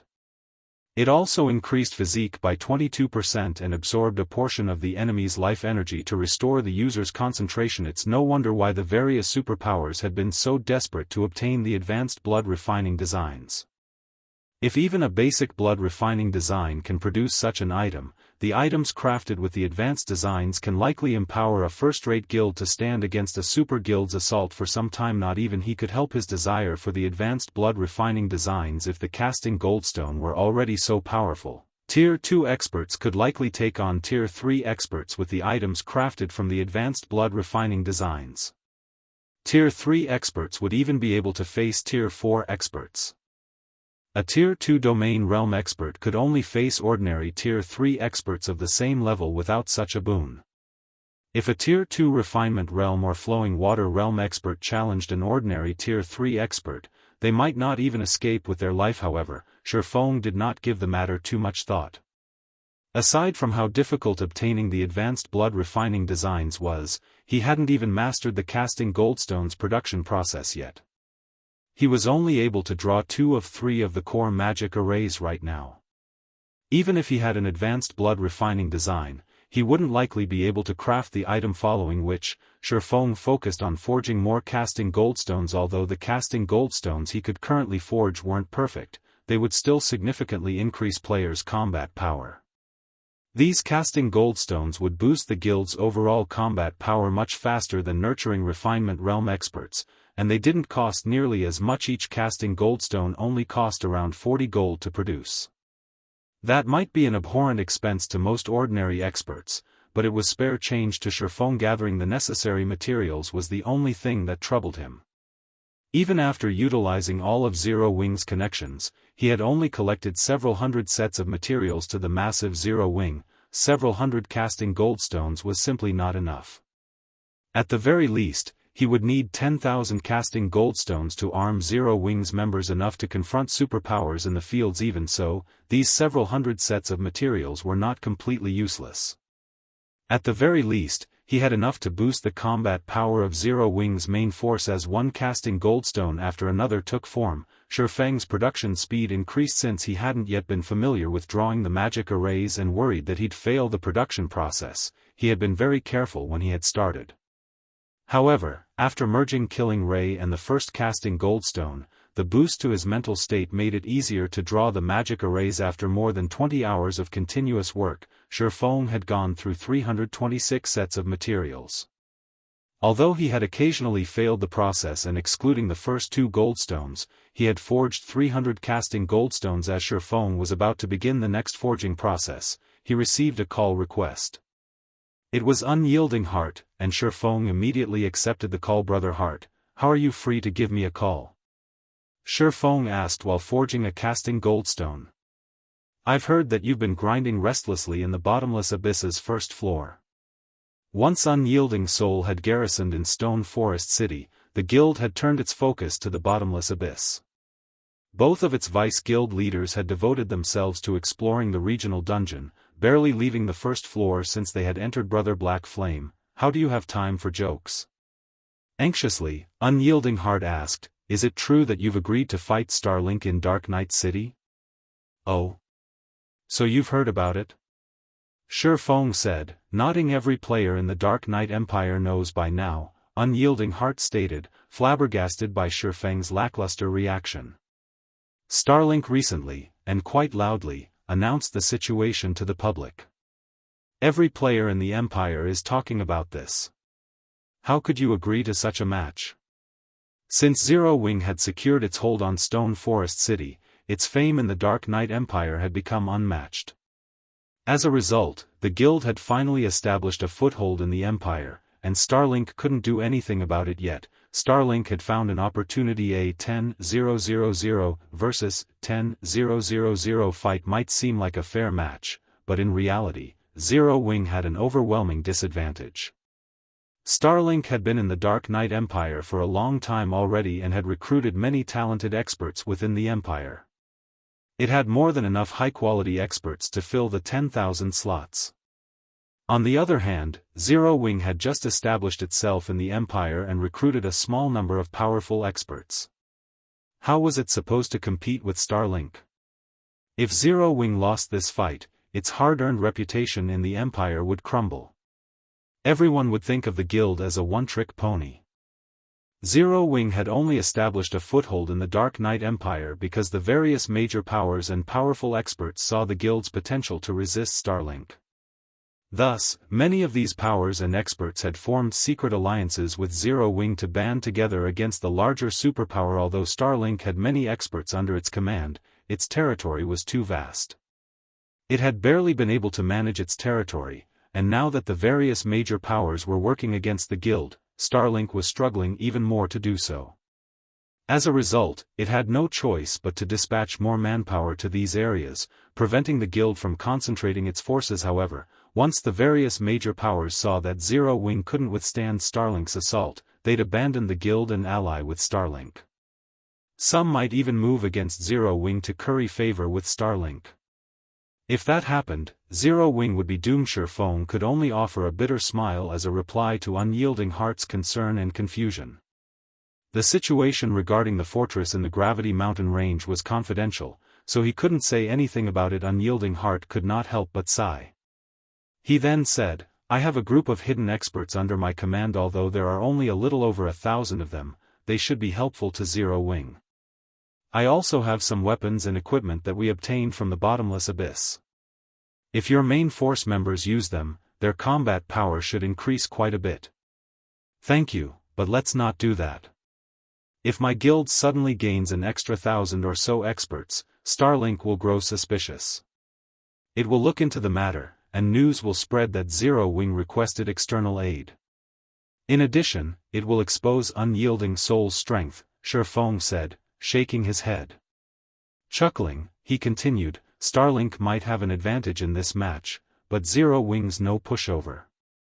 "Alright, then. If you need any help, feel free to ask," Unyielding Heart said, sighing. AL-000 versus L-000 fight might not have been an issue. With a few peak experts and apex experts, one could easily turn the tide of battle. However, a 10-000 versus 10-000 match was a different story. It was very difficult for a handful of players to change such a large-scale battle's outcome. Furthermore, Starlink was a powerhouse. Not even some of the weaker super guilds would be guaranteed to win a 10-000 versus 10-000 battle against Starlink. After Feng exchanged a few more words with Unyielding Heart, he disconnected the call. He then contacted Aqua Rose and had her send the main force members and some core members to the Candlelight trading firm. Once they arrived, Feng distributed the 300 casting goldstones he had made. When she used her own casting goldstone, Aqua Rose was stunned by how powerful its effects were. She had never expected to find such an amazing item in God's domain. The casting goldstone would even be useful to flowing water realm experts like herself, not to mention refinement realm experts later. Feng instructed Aqua Rose to gather the top 10,000 experts in the guild and recall them to White River City's guild residence. Zero Wing's White River City residence was quite lively for a while as experts from across the guild's territories gathered. It was truly an impressive sight. The lowest leveled of these experts had already reached level 77, while most of them were already level 78. These experts were a cut above mainstream experts, who had only reached level 75. "Everyone's here, guild leader. We can depart at any time," Aqua Rose reported, smiling at Feng, who stood before the gathered experts. "Good. Let's set off." Glancing over the crowd before him, Feng nodded approvingly and led his players out of the residence. The group then boldly marched toward White River City's teleportation hall. Chapter 22-23, Six Wing appears. Dark Knight Empire, Dark Knight City. Currently, players crowded the central plaza outside the Divine Colosseum. If one observed these players carefully, they would notice that even the lowest leveled player had reached level 75, and all of these players were either from main force members from well-known adventurer teams or large guilds experts. Amazing. There are actually so many experts here. Is the Divine Colosseum holding some kind of event? A level 72 ranger, who had just arrived in Dark Knight City, exclaimed, "Don't you know? In a moment, 10,000 experts from Zero Wing are going to face off against 10,000 from Starlink. One is the Dark Knight Empire's overlord, while the other is Stone Forest City's overlord. This is a rare treat in the Dark Knight Empire. None of these experts would miss the chance to watch such a spectacular show." A level 74 berserker that happened to overhear the level 72 ranger's comment explained. "What? Something that exciting is going on. Let's go. We can replace our equipment later," one of the level 72 ranger's teammates urged. It was not every day that one could watch two superpowers duke it out. Even when they did, the public only got to see the tip of the iceberg, but this was an opportunity to watch two of God's domain's overlords go head-to-head. The upcoming match would be even more exhilarating than watching a war movie. The ranger agreed with his teammates' idea. Aside from the invigorating show, they could learn quite a bit from watching peak experts clash. It wasn't very often that peak experts fought each other, they normally just fought larger groups of ordinary experts. "You guys want to watch?" The level 74 berserker chuckled at the ranger and his team. "See those experts in the plaza? What about them?" the ranger asked. "They want to watch the fight, too, but they can't. They can't even get into the Divine Colosseum, so they're watching from out here," the level 74 berserker explained. "Starlink has reserved the entire Divine Colosseum. Anyone who wants to watch the fight directly will have to prove their ability to clear the Trial Tower's 6th floor or pay 100 gold. The ranger and his teammates gasped. "That's fraudulent. Don't they want players to watch the battle?" The ranger objected. Players who could reach the middle stage of the Trial Tower's 5th floor were already considered experts, and those that could reach the 6th floor were some of the best of the best. Not even ordinary guilds had many of these experts. Although the level 72 ranger was a capable expert, he had only reached the late stage of the Trial Tower's 5th floor. He was still a step away from the 6th floor. The ranger couldn't even dream of completing the 6th floor and reaching the 7th. The 100 gold entry fee was just as fraudulent. Ordinary experts barely had more than 20 gold on them, most of their money went into repair and teleportation fees. They also had to replace old equipment on occasion. For experts like this ranger, it would be a luxury to have an extra 100 gold lying around. The ranger finally realized why so many players were standing in the plaza, rather than in the Divine Colosseum itself. However, a moment after the ranger fell silent, a 30-man team approached the Divine Colosseum's entrance. None of this team's members wore a guild emblem, proving that they were independent players. When the crowd noticed them, they opened a path for these players. The 30-man team passed through the crowd, disappearing through the Divine Colosseum's entrance. "Who are they?" the ranger asked with wide eyes. Every player in the plaza was an expert, and some were even stronger than the ranger, but they had all stepped aside for those 30 independent players. It was unbelievable. However, that wasn't the most shocking part. The ranger was even more shocked that none of those 30 players had paid a single coin to enter the Divine Colosseum. In other words, every member of that team had already reached the Trial Tower's 7th floor. They're members of the Windwolf Adventurer Team, a top adventurer team in the Dark Knight Empire. The man leading the team is Windwolf's commander, North Wind. I hadn't expected him to make a personal appearance, though. He's normally very secretive, rarely appearing in public. It's a pity I don't have 100 gold. I'd definitely pay the entry fee to watch this fight, the level 74 berserker said as he longingly gazed at the Divine Colosseum. Although 100 gold was a huge sum, it was nothing compared to the knowledge and experience he could gain from watching a large-scale battle between two of God's domain's overlords.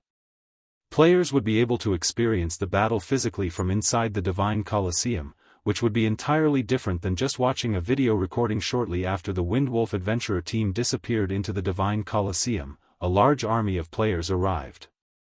Everyone in the plaza felt overwhelmingly stifled the moment this army reached the plaza. Starlink's members are here. Amazing. They're so strong. I can actually feel how much stronger they are than me. Despite being experts, many of the players in the plaza gasped when they saw Starlink's army. Their reactions were so intense because of how incredibly powerful every member of Starlink's army was. Even the lowest leveled player had reached level 77 and was fully geared in level 75 secret silver equipment. They were on an entirely different level than the experts in the plaza. So, this is a superpower's strength? Are you kidding me? Our guild doesn't even have more than 100 people at level 77 right now. Those players' leveling speed is insane. Why are you looking at their levels? Their equipment is so much more impressive. Not even our guild leader has a full set of level 75 secret silver equipment yet. Look, over a dozen of them are wearing the level 75 fine gold ranked evil spirit set. You can only get that set equipment from the bottomless abyss. None of the various major powers had even collected one complete evil spirit set yet. The level 75 set equipment was god-tier equipment to most experts. They could only dream of wearing such items, yet Starlink had collected more than a dozen sets. The difference between Starlink and the various major powers' strength was like the difference between heaven and earth when the various major powers' upper echelons, who waited in the Divine Colosseum, noticed Starlink's army. They were in awe of the guild's foundation as expected of Starlink. It's no wonder why even the various super guilds are wary of it. I hadn't expected the guild to successfully annex the Battle's Car workshop as well, a woman in the Divine Colosseum commented as Starlink's army entered the building. She wore a suit of pitch-black armor, with long, red hair spilling down her back and an intimidating aura. The woman turned to Unyielding Heart, who sat in a comber, and commented, "Heart, it seems that your ally is in for a rough time." Battle's Car had been a dark workshop that operated on the Western continent.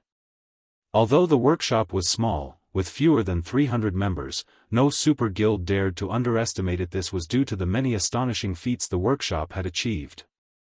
Battle's Car had specifically targeted the various superpowers' main force members. On the Western continent, it had focused on ambushing superpowers' main forces, and the various superpowers had suffered tremendously for it. Although many of the superpowers had tried to avenge their members, none had succeeded.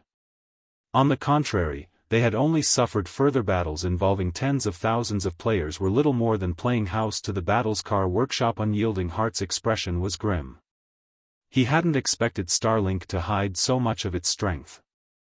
Not only had it recruited the Mad Beast Legion from the Western continent, but it had also roped in the Battle's Car workshop. Blood, haven't you been focusing on the Fire Dragon Empire? Why are you here? Unyielding Heart asked the red-haired beauty walking toward him frostily. This woman was as strong and famous as the Mad Beast Legion's commander, Startled Wind. He had no choice but to treat her with caution. I am here to see if the Dark Knight Empire has any good seedlings, of course. However, I really hadn't expected to find the almighty Unyielding Soul in such a state, forced to ally with an up-and-coming guild, the woman, Delicate Blood, said, chuckling. Why don't you leave Unyielding Soul, Heart? Once Zero Wing has been defeated, the situation in the Empire will be beyond salvation, and after Starlink finishes with Zero Wing, it'll turn its attention to Unyielding Soul. You know your guild is no match for Starlink. You might as well join me as my vice commander. You'll have a far better future with me than in Unyielding Soul. I will never leave Unyielding Soul. Moreover, Zero Wing's defeat isn't a guarantee, Unyielding Heart snarled softly. Perhaps. In any case, give me a call if you have nowhere to go, Delicate Blood said, chuckling. She did not try to argue with Unyielding Heart.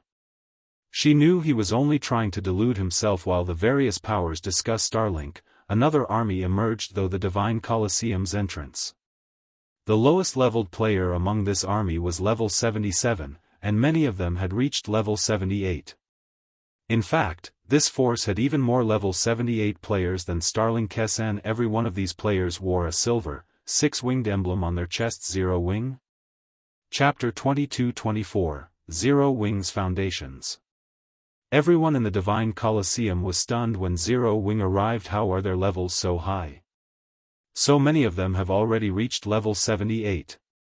Starlink doesn't even have 1,000 level 78 players, yet Zero Wing has more than 3,000. Is this because of the benefits in Stone Forest City? The various powers' upper echelons were especially shocked when they saw the levels of Zero Wing's members. The fact that Zero Wing had level 78 players wasn't particularly surprising. Many of God's Domain's peak experts had long since reached that level and were only a step away from level 79. What truly shocked them was the number of level 78 players Zero Wing possessed.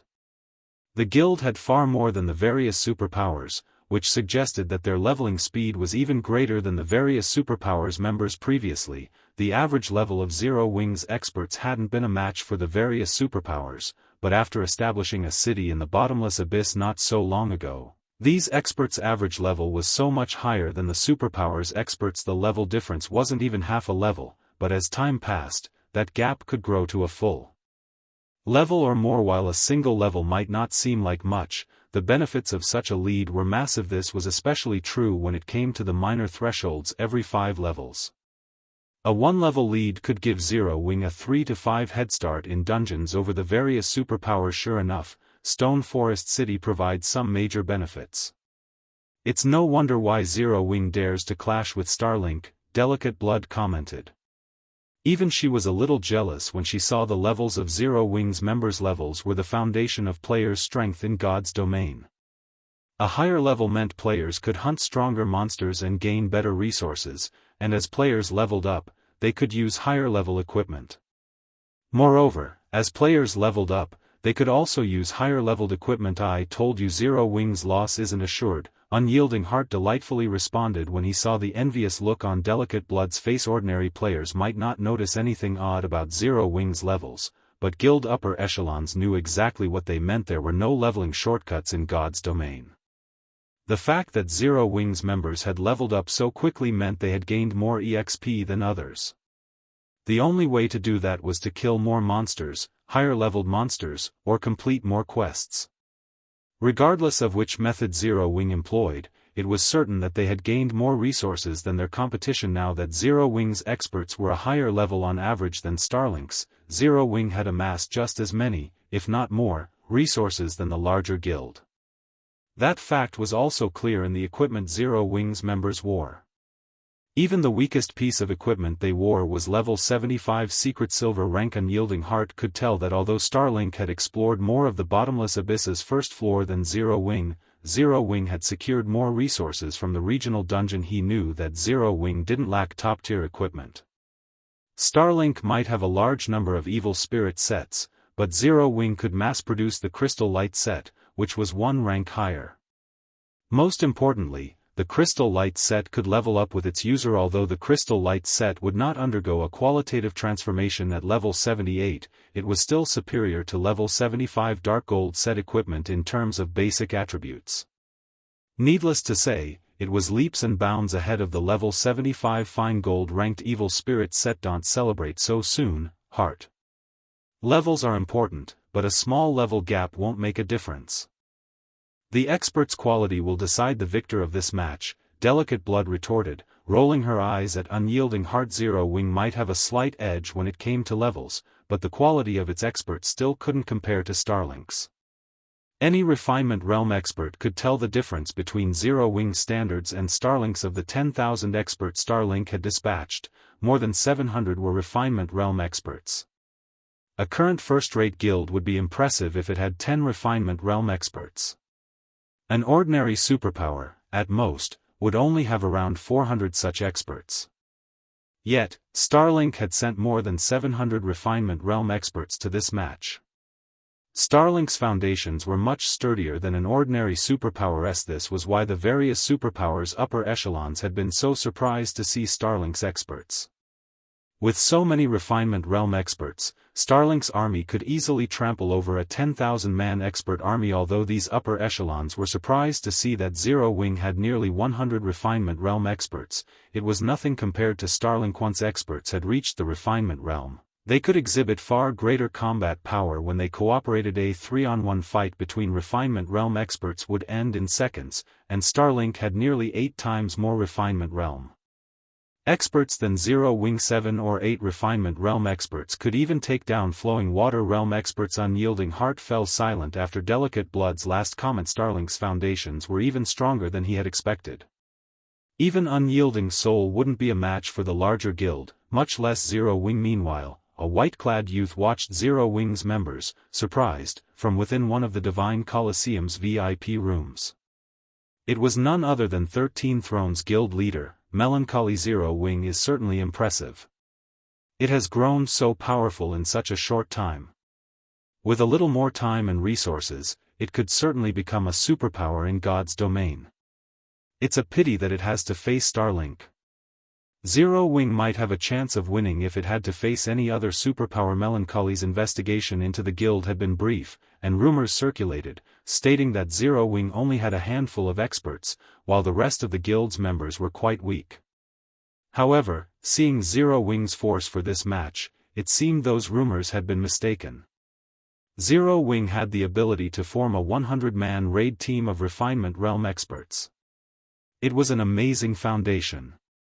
Not a single first-rate guild was a match for 0 Wing. Not even ordinary superpowers could shake 0 Wing's foundations without taking damage. Moreover, Melancholy was shocked to see that 0 Wing had a domain realm expert other than Shifeng.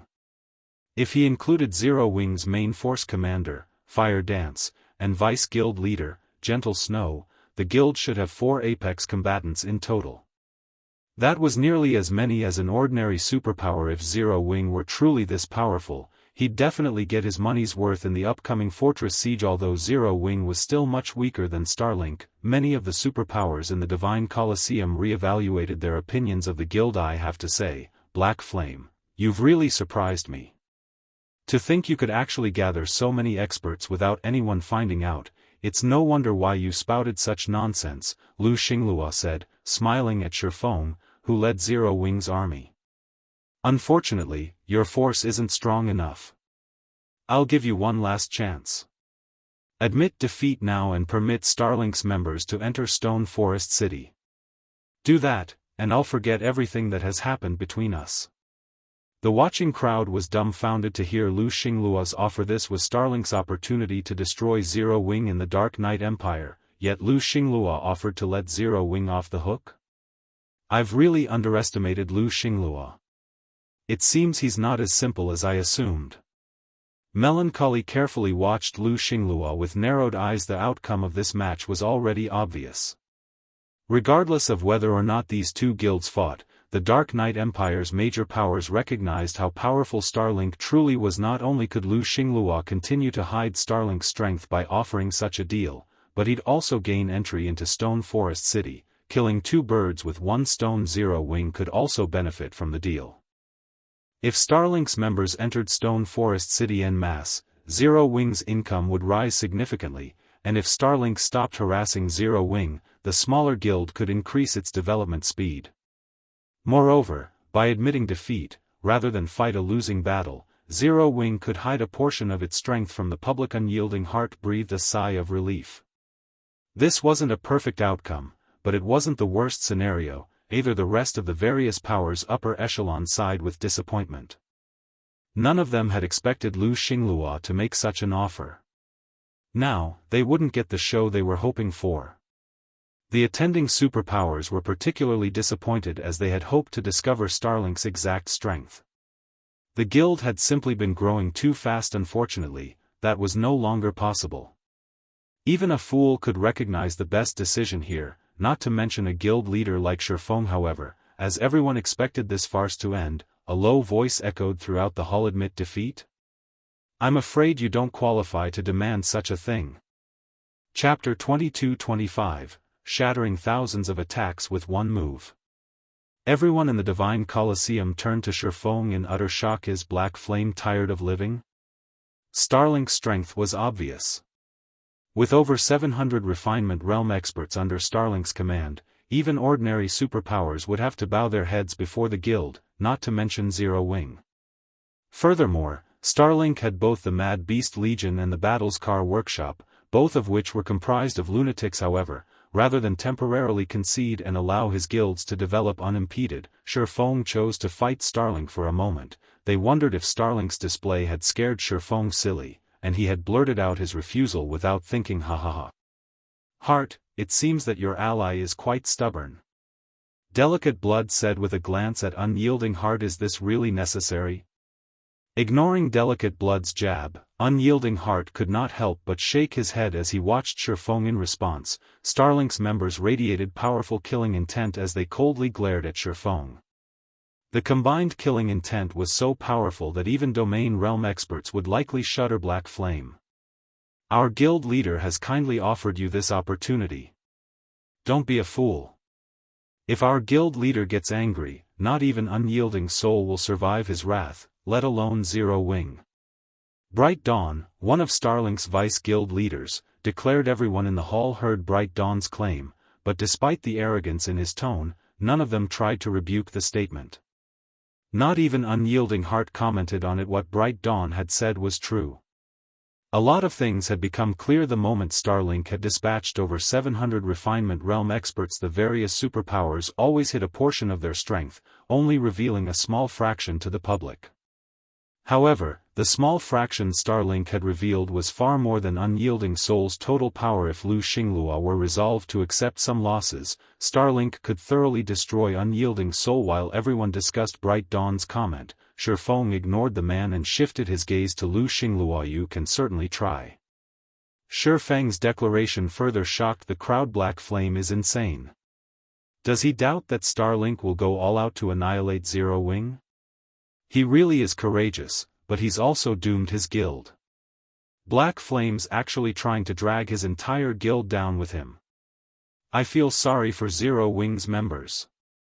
Bright Dawn's declaration proved that today's match wouldn't be a simple fight. If Zero Wing refused to admit defeat, Starlink would stop at nothing to eliminate the guild. It would no longer give Zero Wing room to breathe. Moreover, this declaration had been made before the Dark Knight Empire's various major powers, proving that it was no idle threat. And yet, Shifeng still dared to oppose Starlink. He was simply insane. When Aqua Rose, Gentle Snow, and Zero Wing's other experts saw the pitiful looks the crowd gave them from behind Shifeng, they could only respond with bitter smiles. In a second-floor VIP room, Happy Art watched the conversation between Shifeng and Starlink's upper echelons anxiously from her position behind Melancholy. Is there no way to stop this, guild leader? Zero Wing will be a massive help in the upcoming fortress siege with its current strength. If Starlink defeats Zero Wing, however, it will affect the siege's outcome. Happy Art Sadie can't interfere. Starlink is one of our partners, as well, and it will also be a great help in the siege. Black Flame is still a little naive, Melancholy said. He shook his head disappointedly as he watched Shifeng. I had hoped that we could deepen our relationship with Zero Wing, since Black Flame is so capable, but it seems that I was mistaken. Guild leaders should always prioritize their guild's development over all else. When Melancholy had first met Shifeng, he had been surprised by the man's individual strength. The other guild leader had made a good impression, but the fact that Shifeng was willing to take his guild down with him for the sake of his personal reputation was simply foolish. Melancholy's opinion of Shifeng's current performance could be summed up in one word: disappointing. While everyone discussed Shifeng, Xingluo, who had been silent, finally spoke up. Good. Very good. I hope that you will be this stubborn after the match. Xingluo exclaimed with a grim expression. Even a fool could hear the fury in his tone. No one would have been surprised to hear Xingluo order his players to attack Zero Wings, ensuring that none of them left alive, if not for the Divine Colosseum's strict policy against PvP. Instead, Xingluo led his men to their designated waiting area. Although he hadn't said anything more, the crowd understood that a storm would sweep through the Dark Knight Empire after this match. Xingluo is really furious now.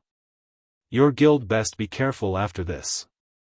Starlink might decide to remove Unyielding Soul from the Empire before annihilating Zero Wing to ensure absolute stability within the Dark Knight Empire, Delicate Blood warned Unyielding Heart as she watched Xingluo leave the main hall. It seems a battle is unavoidable.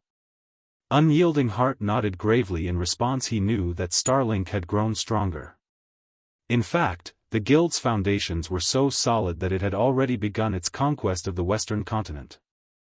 Very few superpowers were capable of such a feat at this stage of the game. There was a vast distance between God's domain's two continents. One could only travel between them by relying on special methods. Naturally, the ability to travel between continents would greatly benefit a guild. Each continent had different terrain, and as a result, they had different specialties. If a guild could take advantage of both continents, their development would be nearly assured. As the crowd watched Zero Wings members leave the hall as well, they turned their attention to the arena. The various superpowers upper echelons were particularly eager for the match to start. Starlink had been developing in secret for a while, rarely clashing with other superpowers. Even when it did, it would limit the scale of the conflict.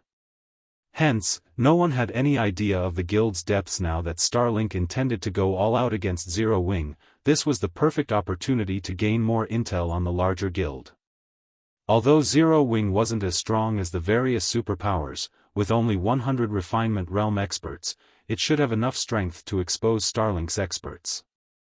An expert's power wasn't limited to their combat standards.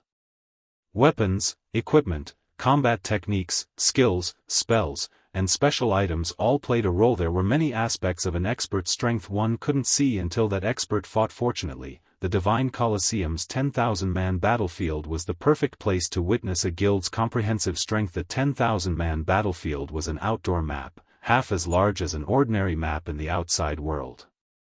Naturally, one had to eliminate every opponent to claim victory. After a moment, both Zero Wing and Starlink's armies appeared in the outdoor clearing. A dense forest lay behind the armies, offering cover. Zero Wing's only hope is to retreat into the forest and use guerrilla tactics against Starlink. That's right. A head-on clash would be suicide for Zero Wing, but even guerrilla tactics will be a problem for them. Starlink's 700+ refinement realm experts will be a frightening force in the forest. Many of the spectators were upper echelons from major powers. They had all experienced field battles, so they knew how terrifying refinement realm experts could be in a dense forest. However, Zero Wing's members didn't feel into the woods as expected. Instead, they charged at Starlink's army the moment the match began. Zero Wing's going for a straight-up brawl? The development took everyone by surprise. A team would have to rely on comprehensive strength to win a frontal clash on an open clearing, and Starlink's was far greater than Zero Wing's. Bastards. Lu Xingluo cursed as he watched Shifeng lead the charge with a 300-man team close behind him.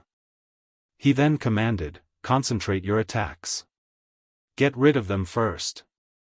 Following their leader's order, Starlink's ranged members took action. Thousands of spells and arrows flew toward Shifeng's group. Even peak expert scalps would tingle against such a fierce assault. Normally, both sides' MTs would for a defensive wall, slowly advancing toward their opponents during such a large-scale battle, but Shifeng and the others disregarded normal protocol as they ran toward Starlink's army like lunatics. Every Starlink member present was an expert among experts, with far more accurate attacks than ordinary experts. Most importantly, they properly coordinated their attacks.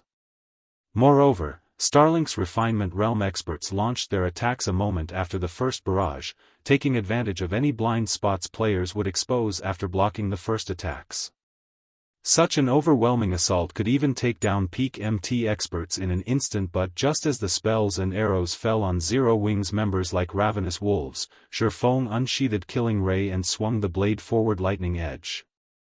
Countless arcs of lightning shot forth, forming a blue river that slammed into the descending spells and arrows.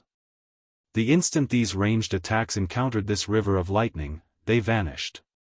After both sides' attacks dissipated, a small crater, stretching across 50 yards, separated the armies. Chapter 22-26, Annihilating Tier 3. Everyone gasped as the river of lightning disappeared. How is that even possible? The spectators were astonished to see a single move counter thousands of spells and arrows. Some of the many incoming attacks Zero Wing's members had faced were even as powerful as Tier 3. That first wave could have wiped out a 100-man expert team focused fully on defense, yet Shifeng had countered every incoming attack by himself. Amazing! He actually managed to execute such a move. Unyielding Heart, who was watched from the spectator stands, was amazed by the way Shifeng had used his skill. Although Unyielding Heart normally used offensive skills to defend himself, too, he hadn't thought it was possible to use an offensive skill to counter several thousand attacks. He realized that his thinking was still stuck in the earliest days of God's domain. He had thought that one could only cope with such a massive assault by dodging or blocking individual attacks. While the crowd reeled over Shifeng's performance, Xingluo, who led Starlink's army, sneered and said, "You might be clever for using an AoE skill to block those attacks, but how many times can you repeat that feat?" AoE skills and spells were extremely rare in God's domain, and the majority of them were exclusive to magical classes. How many AoE skills could Shifeng possibly possess? On the other hand, Starlink's army was more than capable of replicating that first wave without end. Xingluo's question snapped Starlink's members out of their daze, and they launched the second wave just as the second assault was about to slam into Zero Wing's vanguard. Aqua Rose waved her sea dragon staff. Under her command, violent, water-type mana gathered in front of Shifeng Water Raid. The water-type mana formed an 8-meter-tall tidal wave in the blink of an eye, halting the incoming attacks as it surged towards Starlink's army. But before the tidal wave crashed into Starlink's members, the magical class forces at the rear of the army completed their incantations. As a result, defensive barriers rose before the army, blocking Aqua Rose's water raid. The various powers' upper echelons were shocked to see these defensive barriers manifest. What? Starlink already has so many defensive combination spells? Based on the power of those barriers, they must have cast Tier 2 advanced defensive spells, but how did Starlink get so many of them? Amazing! Zero Wing doesn't stand a chance against Starlink. Players were prohibited from using tools or berserk skills in the Divine Colosseum. At most, they could use their weapons and equipment skills. In other words, the defensive barriers Starlink's members had used didn't involve magic array scrolls. As players leveled up in God's domain, they'd encounter more spells and skills that required more than one player to cast. These were known as combination skills and spells, and they were far more powerful than the ordinary skills or spells. However, they were also extremely rare, and Tier 2 advanced defensive combination spells were particularly so. And yet, Starlink had clearly obtained over a dozen of these defensive spells, enough to call forth barriers to envelop its entire army with Tier 2 advanced rank barriers. Starlink's advantage over its opponent was massive. Even a Grand Lord of the same level would struggle to destroy the barriers, not to mention Tier 2 players. So, this is Starlink's foundation? Unyielding Heart felt disheartened as he gazed at the many defensive combination spells. Defensive combination spells could also be used in team dungeons, and with such powerful barriers, Starlink's teams would have a much easier time defeating dungeon bosses. Moreover, unlike magic array scrolls, players could use their combination spells as often as necessary. When the various superpowers' upper echelons saw this, their fear of Starlink grew a little. Although they knew that Starlink had hidden a huge fraction of its strength, they hadn't expected it to hide this much. It was no wonder why Bright Dawn had boasted that Starlink could easily take out Unyielding Soul. It seemed that he had told the truth, and Starlink certainly was strong enough to do so. However, Xingluo watched his opponents with a gloomy expression. Everyone, switch targets. Attack Zero Wing's main army. Startled Wind, I want the Mad Beast Legion to form battle arrays and eliminate Zero Wing's vanguard. Let's show everyone what the consequences are for defying Starlink. Xingluo snarled as he glared at Aqua Rose and the other players behind Shifeng. He had wanted to secure such an overwhelming victory that no power in the Dark Knight Empire would ever consider rebelling against Starlink in the future. Yet, even after 2 waves of attacks, Starlink had failed to harm a single player from Zero Wing. It was just humiliating. We're going to use the battle array this soon? Startled Wind asked, surprised. The battle array they spoke of wasn't a weapon or equipment piece's additional skill, but a combination battle array they had obtained from a Tier 2 skill book. Up to 100 players could work together to manifest the array, and once it activated, all players involved would receive a huge boost to their physiques and basic attributes. These players would share their senses, as well. With these boons, the 100 Tier 2 players involved could even contend with one Tier 3 player. Startled Wind had hoped to take his time with Shifeng, but it seemed that he wouldn't get the opportunity. Starlink had obtained 3 Battle Array Tier 2 skill books thus far, which gave it the equivalent of 3 Tier 3 experts. Moreover, a peak expert led the activation for each battle array. For these teams, killing Tier 2 players would be child's play. Receiving their orders, 300 players from the Mad Beast Legion moved into position to activate their battle arrays. As they did, crimson runes began to appear on their bodies, linking them together. The 300 players' combined aura even felt like impending doom to the spectators. Before anyone could react, the 3 100-man teams broke away from Starlink's army and charged for Zero Wings Vanguard. Sword Demon, how many hits do you think Black Flame can take before he falls? A man with tousled hair asked from the rear of Starlink's army. This man's attitude would surprise any superpower expert. He actually had the gall to speak to Sword Demon with such disrespect. Sword Demon was a monster that had made significant progress in the domain realm. Even a super guild's guild leader would treat him with respect, yet this unkempt man dared to question him directly. What was even more surprising, however, was the fact that Sword Demon didn't seem angry with him. Rather, he simply glanced at the man. Sword Demon wouldn't hesitate to put any other expert in his place for such an insult, but he didn't dare do so with this unkempt man. The man beside him was Evil Blade, the Battles Car Workshop's commander. Evil Blade was a true lunatic and inhumanly strong. The Mad Beast Legion's strongest team leaders are leading those 3 teams. They are all peak experts who are more than capable of using the battle array's power to its fullest extent. Black Flame should only last 7 or 8 moves against any one of them. He'll have to flee if he wants to survive longer than that, Sword Demon replied after giving the matter some thought. Shifeng had defeated Sword Demon once already, so he wanted the other swordsman to last as long as possible against the Mad Beast Legion. Unfortunately, he had witnessed the battle array's power personally and knew it wasn't something current players could contend with. How boring. And I thought I had found a good opponent. It seems the rumored Sword King isn't as impressive as rumors say, Evil Blade said, the excitement in his eyes dying away. Sword Demon could not help his frown. He wanted to rebuke the man's words but decided to remain silent.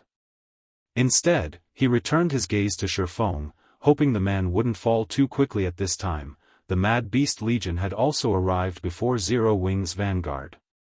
The 300 players then spread out and accelerated toward Zero Wings members. In response, another massive lightning bolt escaped Shifeng's killing ray lightning slash.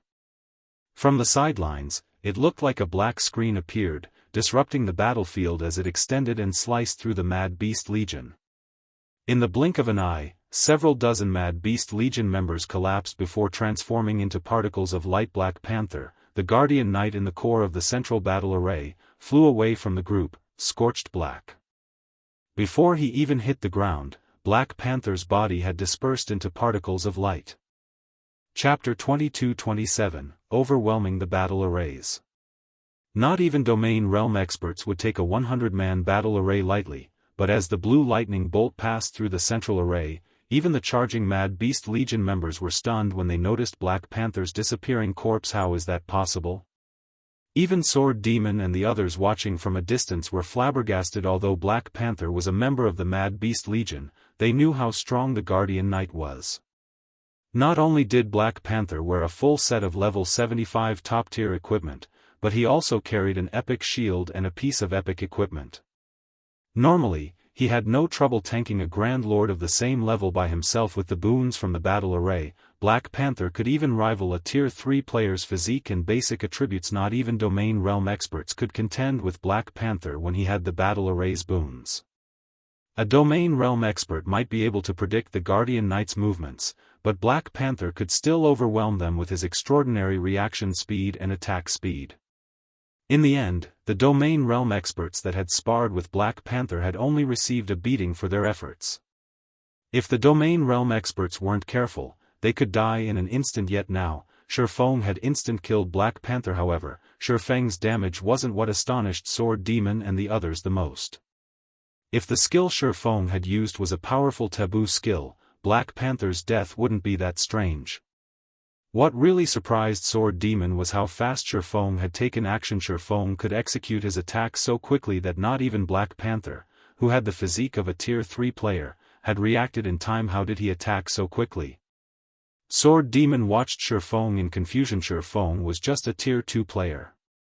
Even if his basic attributes were incredibly high, he shouldn't be able to launch an attack that not even Black Panther could block. Of course, Sword Demon and his companions didn't know that Shifeng had already reached level 90. Not only was he more than 10 levels higher than Starlink's members, but most of his weapons and equipment were epic or fragmented legendary rank, as well, and they could all level with their owner. Furthermore, Shifeng possessed a bloodline and the strengthened killing ray. His basic attributes were even higher than those of a level 80, Tier 3 player, and his physique wasn't, in any way, inferior to a Tier 3 player's. All he was missing was the ability to use Tier 3 skills. Black Panther might be able to face a Tier 3 player, but that was limited to a player of the same level. Moreover, Black Panther had only reached the Void Realm and had no progress in the Realms of Truth. On the other hand, Shifeng had reached the Domain Realm and Ascension Realm. Most importantly, Lightning Slash was an insanely fast attack and could easily reach across several dozen yards. It wasn't that unusual that Black Panther had failed to cope with the attack. Although Shifeng's counterattack had been shocking, Startled Wind, who commanded the Mad Beast Legion from the rear line, continued to bark orders. Everyone, surround him. He can't use that kind of skill multiple times. Startled Wind shouted. He had wanted to rely on the battle array to overwhelm Zero Wing's forces, but the strength Shifeng had displayed thus far made it clear that a single peak expert like Black Panther wouldn't be enough to take him down. In that case, they needed to gang up on him. After all was said and done, there was a limit to an individual's strength. Fortunately, the Mad Beast Legion members shared their senses when under the battle array's effects. Ordinary experts were no match for their coordination. In this state, the scattered Mad Beast Legion members immediately reconcentrated their strength. They gave up on any hope of individual battles. Moving as one, dozens of ranged players fired over 100 spells and arrows at Shifeng. With well-practiced timing, they sealed off any path of escape for the Swordsman. These attacks were nothing like the first two waves Starlink's army had previously launched. Facing the coordinated assault, even Shifeng had to execute Sword's Orbit to defend himself. He had no room to dodge the incoming projectiles. This was where battle arrays shined the brightest. Normally, not even 100 Tier 2 experts would be a match for a single Tier 3 expert, but if these Tier 2 experts perfectly coordinated their attacks and focused their strength on a single location, they could even render Tier 3 experts powerless. As the rain of ranged attacks pinned down Shifeng, Ink Rain and Brilliant Python, who led the other two battle array teams, joined the assault. Brilliant Python was a berserker, so he took the lead in the two-man charge. When he swung his great sword, even space itself began to crack. Moreover, every one of his attacks moved like a vicious snake that struck at Shifeng's weak spots. Brilliant Python neglected his defense, focusing on his assault and fully intent on trading Shifeng blow for blow. As for Ink Rain, the female assassin executed the combat technique 9 Phantom Steps, manifesting 9 copies of herself. She surrounded Shifeng and patiently waited for an opportunity to land the final blow. This forced Shifeng to focus on his defense, and as a result, he continued to shove Brilliant Python back 2 or 3 steps, not giving the berserker the chance to land a direct hit. Although Shifeng wanted nothing more than to follow up with a fatal strike, Ink Rain and the Mad Beast Legion's ranged forces interrupted him before he had the chance. Whenever Shifeng tried to target the ranged players, Brilliant Python and Ink Rain did everything they could to stop him, giving the ranged players the time they needed to pull back. Although the two team leaders were no match for Shifeng's basic attributes, he couldn't kill either of them without using a powerful skill. Both had the support of more than a dozen healers. For a time, the two sides were locked in a stalemate. Although Shifeng successfully suppressed the Mad Beast Legion by himself, he wasn't dealing any permanent damage. Regardless, the watching crowd was shocked by Shifeng's prowess, especially Starlink's members. They hadn't dreamed that Shifeng would be so powerful. Despite facing an all-out assault from 2 battle array teams, he stood his ground. Even the weakest player on these battle array teams was a Refinement Realm expert, yet despite the boons from the battle arrays, Shifeng single-handedly contended with 200 of these experts. He was simply inhuman amazing. To think one player can wield such immense combat power. It's no wonder why you were spouting such nonsense earlier, but no matter how powerful you are, Black Flame, you're still only one man, Lu Xingluo said as he watched Shifeng. The situation even surprised him. The combat power Shifeng displayed was truly frightening. Startled Wind and Evil Blade nodded in agreement. In such a high-speed battle where one did not even have the time to breathe, their stamina consumption would be extremely high. If Shifeng continued fighting at this pace, he would soon deplete his stamina. Even if he still had HP remaining after a few more minutes, Shifeng abruptly retreated, shaking off Ink Rain, Brilliant Python, and the rest of the Mad Beast Legion. Sure enough, dealing with Tier 2 battle arrays is tough without a sure kill skill, Shifeng thought as he eyed Brilliant Python and Ink Rain. Battle arrays were one of the main weapons players relied on to defeat high-tiered players. Even Shifeng had used battle arrays to do so during his previous life, but he had never expected to be on the receiving end. One day he wouldn't have had so much trouble against a single 100-man battle array, but he currently had to deal with two. In addition, both Ink Rain and Brilliant Python, the core of the two battle arrays, had impressively high combat standards. If he couldn't kill these two, even he'd be helpless. What? Are you giving up already, Guild Leader Black Flame? Ink Rain teased MHM. This game is too exhausting to continue. I don't want to play anymore, Shifeng replied. I'm afraid that is not up to you. Ink Rain said, smiling. She then led her team and charged at Shifeng once more. As the woman and her companions approached, Shifeng turned to Aqua Rose and his elite team, saying, "You guys can jump in now." Chapter 22-28, One After Another. When they heard Shifeng's invitation, Aqua Rose and her comrades, who had remained on standby, revealed excited grins as they turned to the Mad Beast Legion before charging to meet their opponents. When Lu Xingluo noticed that Aqua Rose and the others were joining the fray, he glanced at Shifeng with a sneer. Black Flame, I suppose you want to rely on your people to cause chaos while you pick off the Mad Beast Legion members, one by one? Smiling, Lu Xingluo continued, unfortunately, you're only digging your own graves. Although the battle array allowed players to fight higher-tiered opponents, it was truly a weapon to use against large groups. Shifeng's decision to take on the Mad Beast Legion by himself had been the wisest decision. If Aqua Rose and Zero Wings Vanguard joined the battle, they'd only be a liability, not an asset. Once the two armies truly clashed, chaos would rule this battlefield, and amidst such chaos, players couldn't rely on AoE skills or spells. A single misfire could kill one's allies. Without AoE skills or spells, even peak experts would find the Mad Beast Legions challenging in a one-on-one, not to mention Aqua Rose and the others, who were only flowing water and refinement realm experts. However, Brilliant Python realized that the atmosphere around Zero Wings members felt odd. What's up with these people? As Brilliant Python watched Zero Wings players charge forth, he was confused. Aqua Rose and the others didn't look at him and his teammates like they were powerful foes. Rather, their expressions seemed like they had just found the perfect practice targets. Ignore them. They are fools if they think they can defeat us in our own battle array. Ink Rain shouted to her team. She then turned her sights to Fire Dance, radiating intense killing intent. Her previous clash with Fire Dance was still fresh in her mind. Her strength was only second to the Mad Beast Legion's commander and vice-commander, yet someone with weaker combat standards had defeated her. It would be hard not to remember such a humiliating defeat. Although she didn't know how Fire Dance had increased her life rating so drastically last time she had the battle array. She was going to use this chance to toy with the other assassin. Ink Rain's figure blurred as she dashed forward, only taking a moment to reach her opponent. She thrust her blade at Fire Dance, who ran at the forefront of Zero Wings' team. As Ink Rain's dagger shot forth, she split into 9 identical copies. When Happy Art saw this from one of the VIP rooms, she couldn't help but gasp. That's 9 phantoms, 1 kill. Happy Art was astonished to see Ink Rain's 9 phantoms. 9 phantoms, 1 kill was a bronze combat technique and one of the most powerful the 13 Thrones had obtained from bronze legacy tablets. With a fraction of the combat technique, a Void Realm expert would be unrivaled among their peers.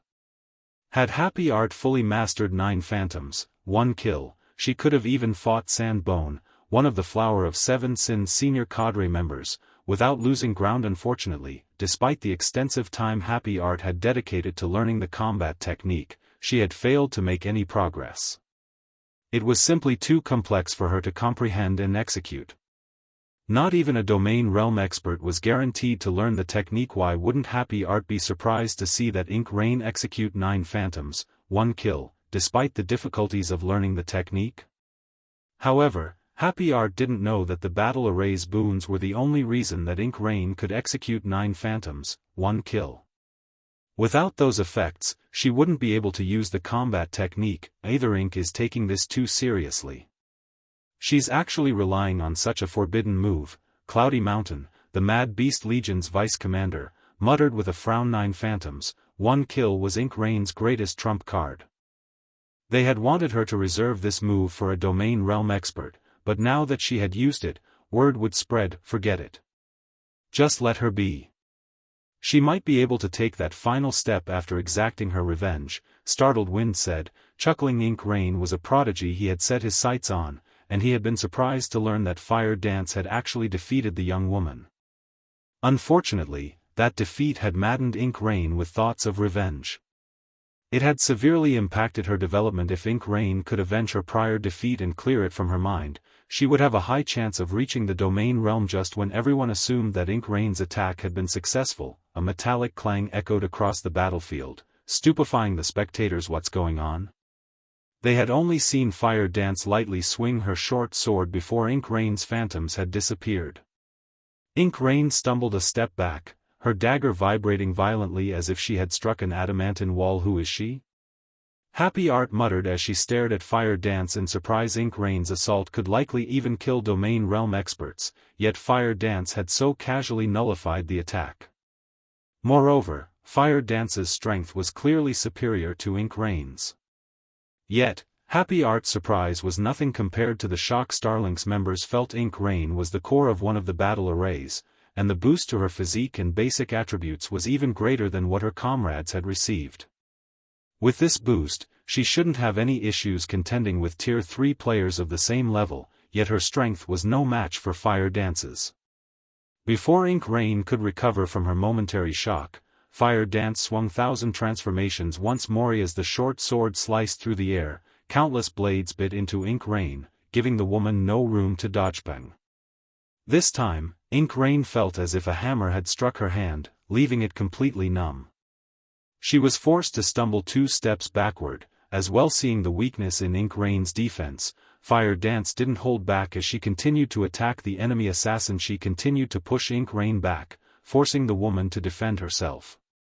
The Mad Beast Legion members, who were preparing to face off against Zero Wings members, were stunned. They had never expected to find yet another powerful player among Zero Wings members before anyone could recover from their shock. However, the battle between Zero Wings Vanguard and the Mad Beast Legion stunned the spectators once more. The clash hadn't ended as everyone had expected. They had expected the Mad Beast Legion's charge to shatter Zero Wings formation. After all, every Mad Beast Legion member was a refinement realm expert, and they were all empowered by their battle arrays. They should be able to annihilate Zero Wings Vanguard in a few moves. However, Zero Wings Vanguard pushed back the powerful Mad Beast Legion, and even Brilliant Python, one of the battle array's cores, suffered a worse fate than Ink Rain at Gentle Snow's hands. As if swatting a helpless fly, every one of Gentle Snow's casual swings with her greatsword sent Brilliant Python flying 5 or 6 yards away. What is going on? Lu Xingluo's smile froze as he watched his Mad Beast Legion suffer. Baffled, he watched Fire Dance and Gentle Snow. Even the various spectating powers gaped in shock. They simply couldn't process what was happening before their very eyes. Chapter 22-29, Group Fight. The spectating crowd felt stifled by Zero Wing's unstoppable performance. Zero Wing is actually this strong? The players watching this battle from within the Divine Colosseum weren't ordinary experts, some were even superpowers upper echelons. They had all seen the strength of the Mad Beast Legion's battle arrays.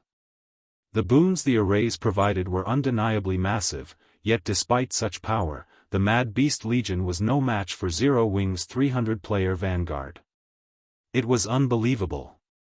Fire Dance's and Gentle Snow's performances were especially stunning based on the combat power Ink Rain and Brilliant Python had displayed. The crowd knew they were peak experts. Even in a super guild, they'd be top-ranked players. With the boots from the battle array, even Domain Realm experts would have to avoid a fight with those two, but neither Ink Rain nor Brilliant Python was a match for Fire Dance and Gentle Snow. The spectators simply couldn't understand how Zero Wing had gained two such powerful experts. Even Delicate Blood, who sat in the stands, was surprised as she watched the women. How are their attributes so high?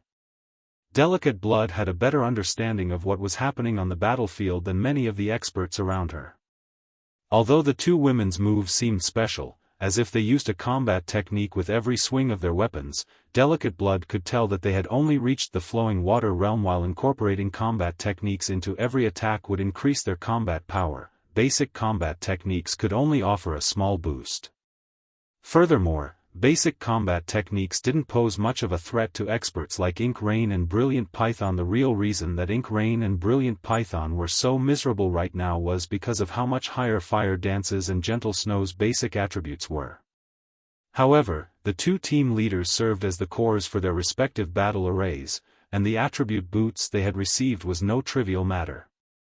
Moreover, they should be wearing multiple pieces of epic equipment as peak experts, yet for some reason, they were no match for Fire Dance and Gentle Snow. In contrast, Unyielding Heart brimmed with joy. His eyes were practically glowing as he watched Fire Dance and Gentle Snow. He didn't know how the two women had amassed such high basic attributes either, but with their strength, there was no doubt that Zero Wing's vanguard could suppress the Mad Beast Legion. In fact, it was only a matter of time before the vanguard annihilated the 300 Mad Beast Legion members. The 300 Mad Beast Legion members were Refinement Realm experts, and if Zero Wing's peak combatants could suppress these players, it would prove that Zero Wing had its own peak legion that could rival the various superpowers. Combined with Unyielding Soul's peak combatants, not even Starlink would find the two guilds an easy opponent to deal with. Meanwhile, on the battlefield, the fights continued for a short time as the Mad Beast Legion rapidly lost members. Guild leader, I'm afraid that the Mad Beast Legion won't last much longer at this rate, Startled Wind reported as he watched one Legion member die after another. He didn't want to admit it, but Zero Wing was stronger than he had expected. The team Fire Dance and Gentle Snow led was more than capable of rivaling a superpower's main force. There was also Sherfong to take into account, and he was capable of suppressing two battle array teams by himself. Alright, join the battle. But make sure that you end it quickly.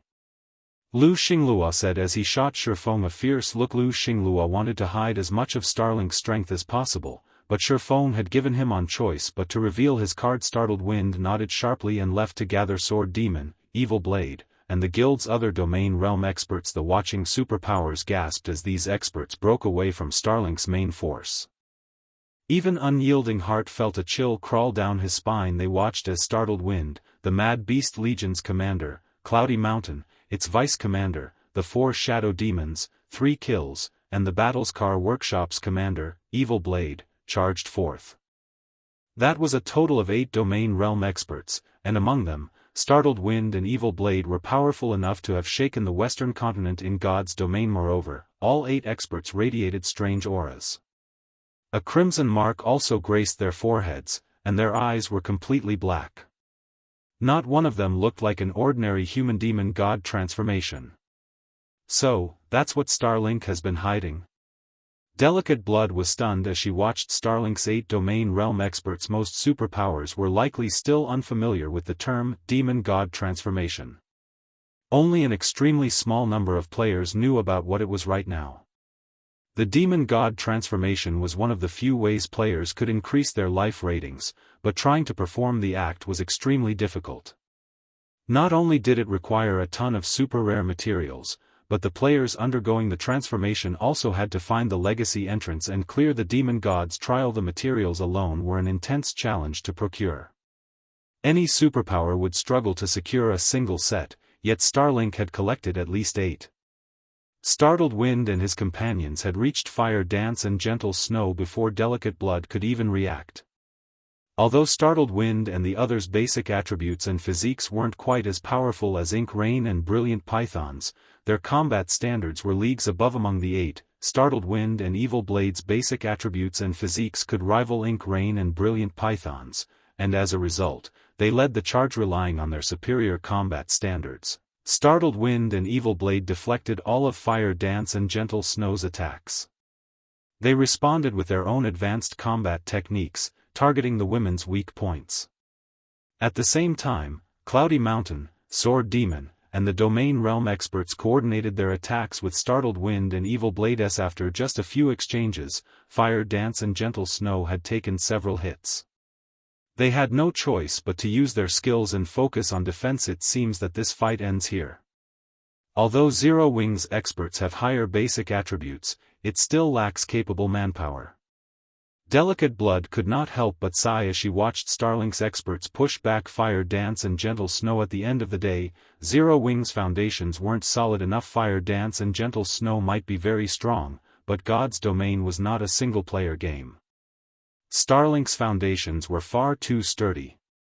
It had 8 Domain Realm experts that had undergone the Demon God transformation, and with that kind of strength, Starlink could decimate any ordinary superpower. Only super guilds would have a chance of putting Starlink in its place. But before Startled Wind and his team could land the final blow, 10 sword lights rained down on them from above. Not only were these sword lights incredibly powerful, but they were also quite fast and accurate. Startled Wind and his companions had no choice but to defend themselves. Pang! Pang! Pang! The crowd heard a series of metallic clangs as Startled Wind and the others were forced 2 or 3 steps back. All 8 Domain Realm experts instantly turned toward the sword light's origin, and they clearly weren't happy with what they found. Their attacker was none other than Shifeng. Shifeng's attacks were even heavier than Gentle Snow's. If any of them had to face the 10 sword lights alone, they'd likely take immense damage. 8 Domain Realm experts dare to gang up on 2 players who haven't even reached the Void Realm yet? You must be insane. Shifeng said as he looked at Startled Wind and the others. Don't insult us, Black Flame. This is war. There is only victory or defeat. We'll still fight with everything we have, even if you join the fight.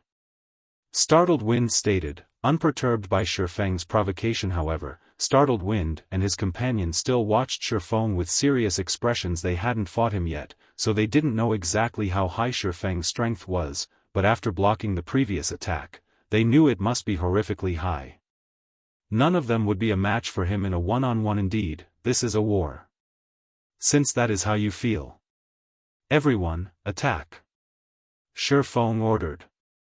Aqua Rose, Violet Cloud, Shadow Sword, Yen Tianxing, Alluring Summer, Iluafe, Flying Shadow, Zhao Yueru, and a dozen or so other core upper echelons from Zero Wing, who had refrained from combat, surrounded Shifeng. Chapter 2230, Violent Suppression. When Aqua Rose and the others stepped forward, they unleashed the auras they had kept contained. Although each of their auras was not as powerful as Fire Dance and Gentle Snow's, the combined pressure easily surpassed their 2 comrades. Startled Wind and his team were stunned. Aqua Rose and the others hadn't seriously joined the battle yet, so Fire Dance and Gentle Snow's brilliance had easily overshadowed their performances. As a result, Startled Wind and his companions hadn't been able to get a clear estimation of their strength. However, as Aqua Rose's group revealed their true selves, Startled Wind and Starlink's other Domain Realm experts recognized how powerful these players were. Are you kidding me? How can a guild like Zero Wing have so many experts with such incredible attributes? Aqua Rose and her comrades no longer felt like current players. The weakest among them likely had basic attributes that could even rival Ink Rain and Brilliant Python. Aqua Rose, Violet Cloud, Cola, and Zhao Yueru were only slightly weaker than Fire Dance and Gentle Snow. When the Mad Beast Legion members felt this combined aura, they couldn't help their instinct to retreat. None of them dared to approach Aqua Rose's group. Only the Legion's peak experts withstood the powerful aura, although they were still afraid. The Mad Beast Legion felt as if they stood before over 20 great lords. How could they possibly face such a powerful force? Have they already reached Tier 3? Brilliant Python muttered in shock. Brilliant Python was his battle array's core, and the boost was even great enough that he could contend with a Tier 3 player of the same level, yet Aqua Rose and the others' auras were no weaker than his own. He couldn't think of any possibility other than the fact that they must have reached Tier 3. No, that's not possible. Players can't take the Tier 3 promotion quest until they've reached level 100. No matter how incredible their leveling speed is, it's not possible to reach level 100 at this stage of the game. Even if they have reached that level, they'd still have to complete their promotion quests. They can't even challenge the quest until they've met the minimum equipment standards, not to mention complete it, Ink Rain said, shaking her head. Ink Rain refused to believe that Aqua Rose and the others had reached Tier 3 already. Just from their life ratings, she could tell they hadn't. There was, after all, a significant difference between a Tier 2 player's life rating and that of a Tier 3 player. Ink Rain didn't feel the pressure that would result from such a difference in life ratings. However, even if Aqua Rose and the others weren't Tier 3, they weren't any weaker than an actual Tier 3 player of the same level. Calm down, everyone. These people might have very high attributes, but their combat standards are subpar. Our refinement realm experts easily outnumber theirs by several times. Avoid direct fights. Split up, and keep them distracted. Follow-up units, attack with combination spells. Evil Blade, you'll work with me to distract Black Flame. I want everyone else to work with the combination spells to keep Zero Wing's Vanguard busy. Once we've annihilated the rest of Zero Wing's army, we'll take out time whittling these players down.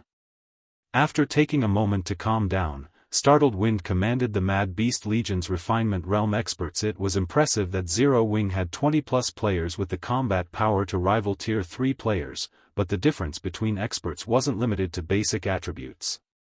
Combat standards also played a massive role. After all was said and done, Zero Wing did not even have 100 refinement realm experts. Even if Zero Wing's refinement realm experts had higher basic attributes, they couldn't one-shot other players. They could simply split up and tackle these refinement realm experts using boss rating methods with Startled Wind's orders. Realization dawned on Starlink's members.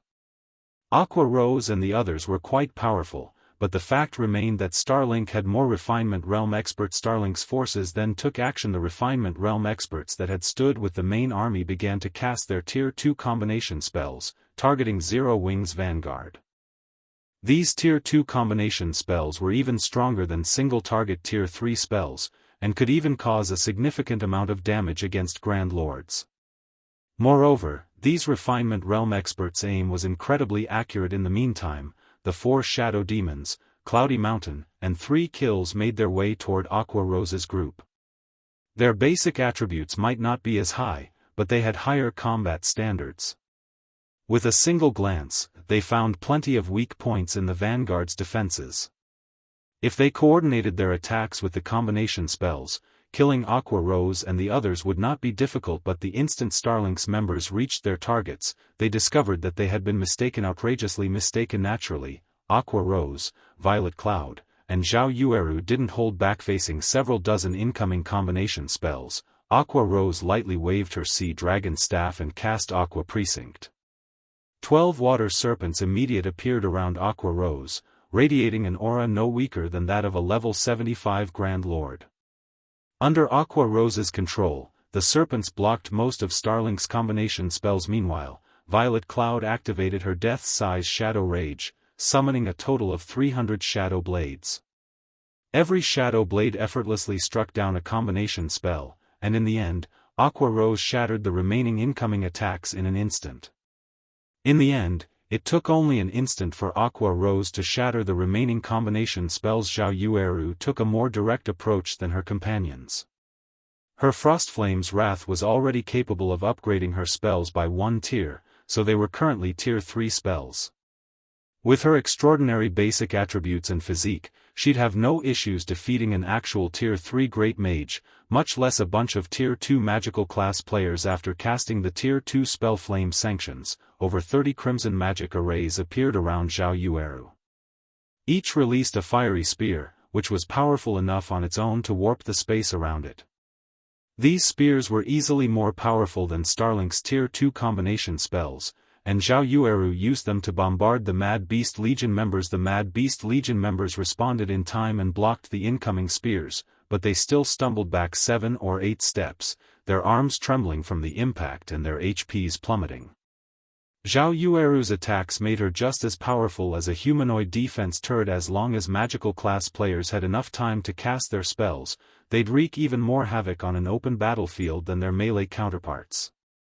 A magical class player with a special legacy and a fragmented legendary weapon would be no more than a natural disaster. Although the 4 shadow demons and their companions wanted to stop the 3 women, Kola, Shadow Sword, Alluring Summer, Luofei, Flying Shadow, and Yen Tianqing halted their advance. Despite having higher combat standards, the 4 shadow demons party struggled against Kola's due to the huge level gaps. Yen Tianqing, in particular, could suppress Sword Demon on his own. Meanwhile, Luofei kept 3 kills, who was only second to Sword Demon's strength. Busy Fire Dance and Gentle Snow continued to push back Ink Rain and Brilliant Python, who fared far worse than Sword Demon, and 3 kills elsewhere on the battlefield. The more startled Wind and Evil Blade fought Shifeng, the more afraid they became of the swordsman's prowess. Not only could Shifeng incorporate a combat technique in every move, but he also used his horrifying speed and strength to increase the lethality of his attacks. The 2 domain realm experts couldn't get close to him, forced to dodge or use skills to defend themselves. Even so, their HPs continued to decrease. If not for the rear-line healer support, they would have likely died already. However, even though Zero Wing had the advantage, Starlink simply had too many Refinement Realm experts. Although Zero Wing's Refinement Realm experts could face 5 opponents by themselves, it wasn't enough to compensate for Starlink's numerical advantage. Unfortunately, most of Zero Wing's Refinement Realm experts weren't quite that strong. After several minutes, Zero Wing's Vanguard had lost over 100 players, including over a dozen Refinement Realm experts. In contrast, Starlink had only lost around 300 players. As both guilds' main armies clashed, Zero Wing's losses were more severe. It wasn't just because of the quality difference between their experts, but the defensive barriers that protected Starlink's members. Black Flame, Zero Wing's story ends here. If it were merely a 1,000-man battle, you might have had a chance of victory. Unfortunately, this is a 10-0-0-0 versus 10-0-0-0 battle. You, alone, aren't enough to influence the outcome. Startled Wind snarled, breathing a sigh of relief once he saw that this battle's outcome was assured. Zero Wing had already suffered more than 2,000 casualties on the main battlefield, while Starlink had only sustained around 500. As long as they could hold out until Zero Wing's main army fell, the rest of Starlink's players could wear Shifeng and his companions down, even if Starlink's domain realm experts were annihilated. In such a high-speed battle, experts of their caliber were no trivial matter.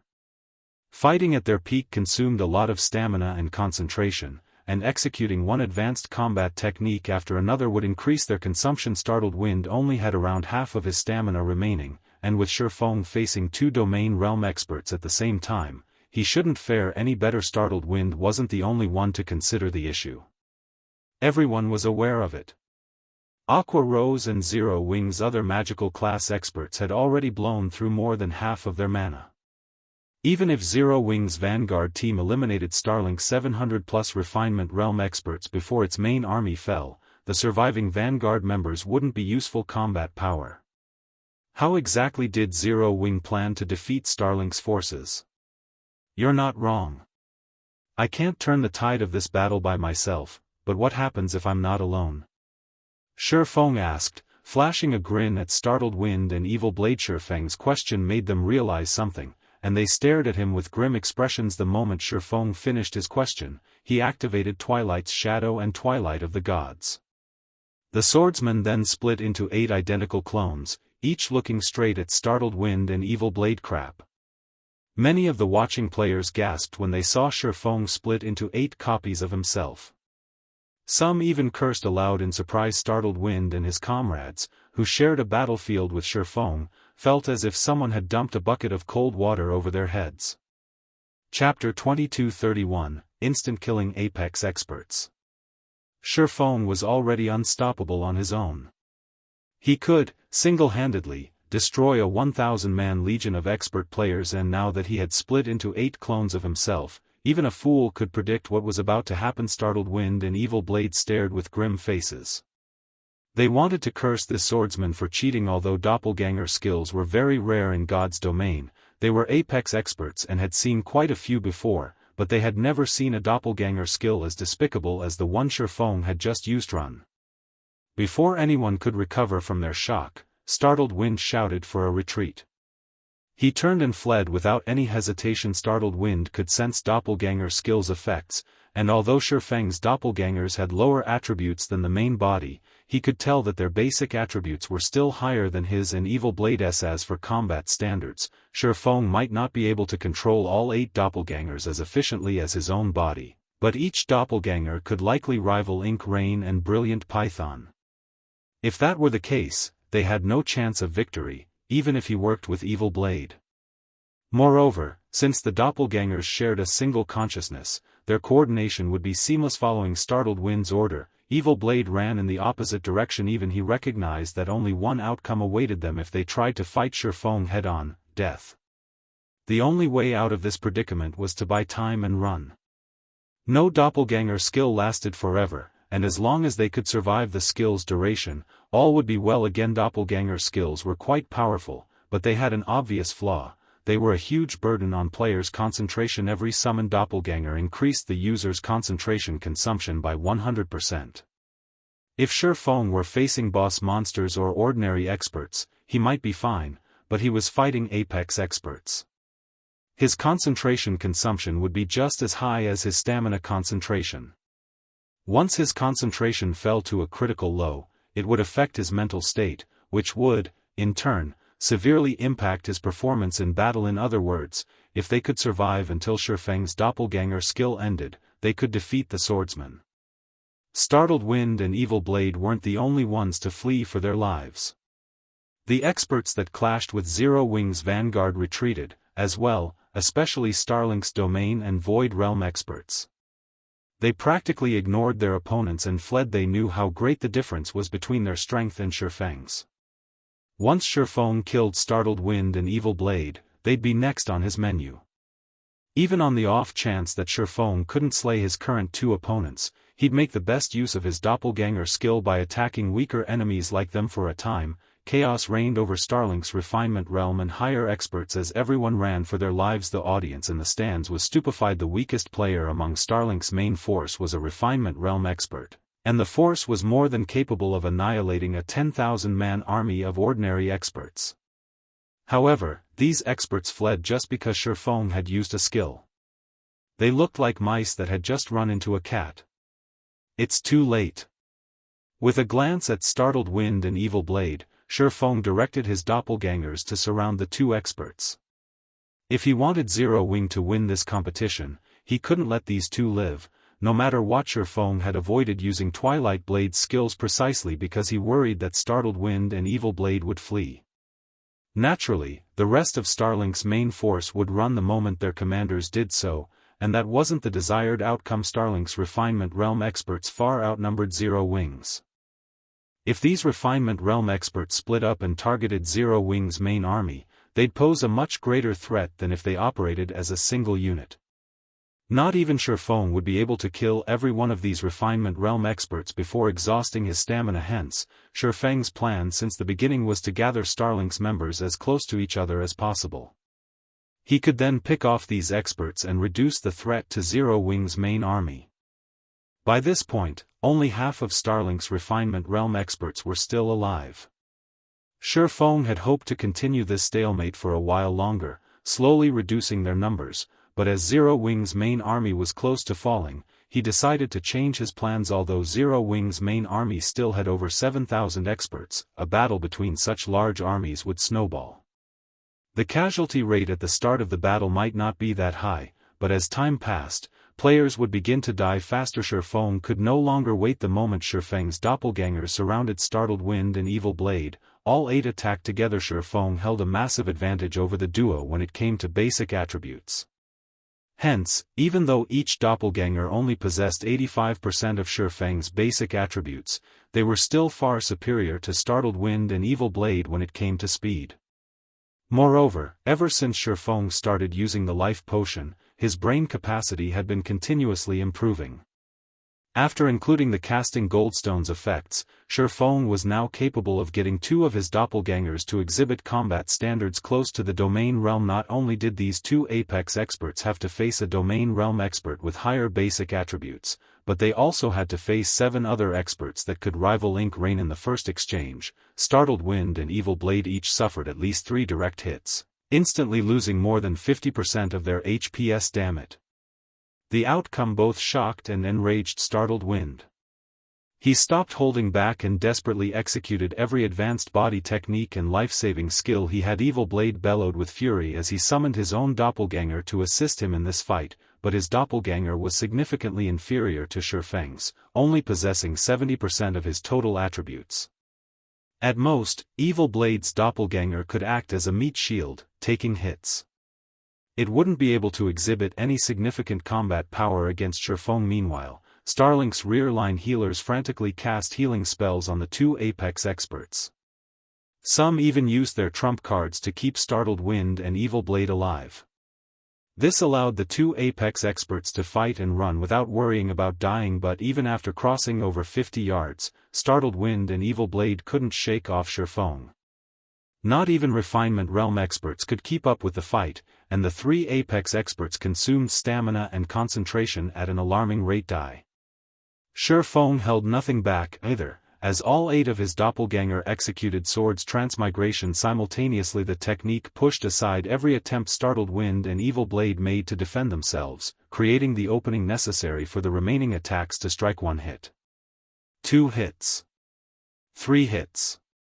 In the blink of an eye, Startled Wind and Evil Blade had each gained an additional dozen or so wounds. Before the rear-line healers could do anything about it, both apex experts' HPs hit 0, and their bodies fell to the ground, lifeless. Every player watching the fight gasped when Startled Wind and Evil Blade died. Even Melancholy, who watched from a second-floor VIP room, was shocked. Both Startled Wind and Evil Blade stood at the apex of God's domain.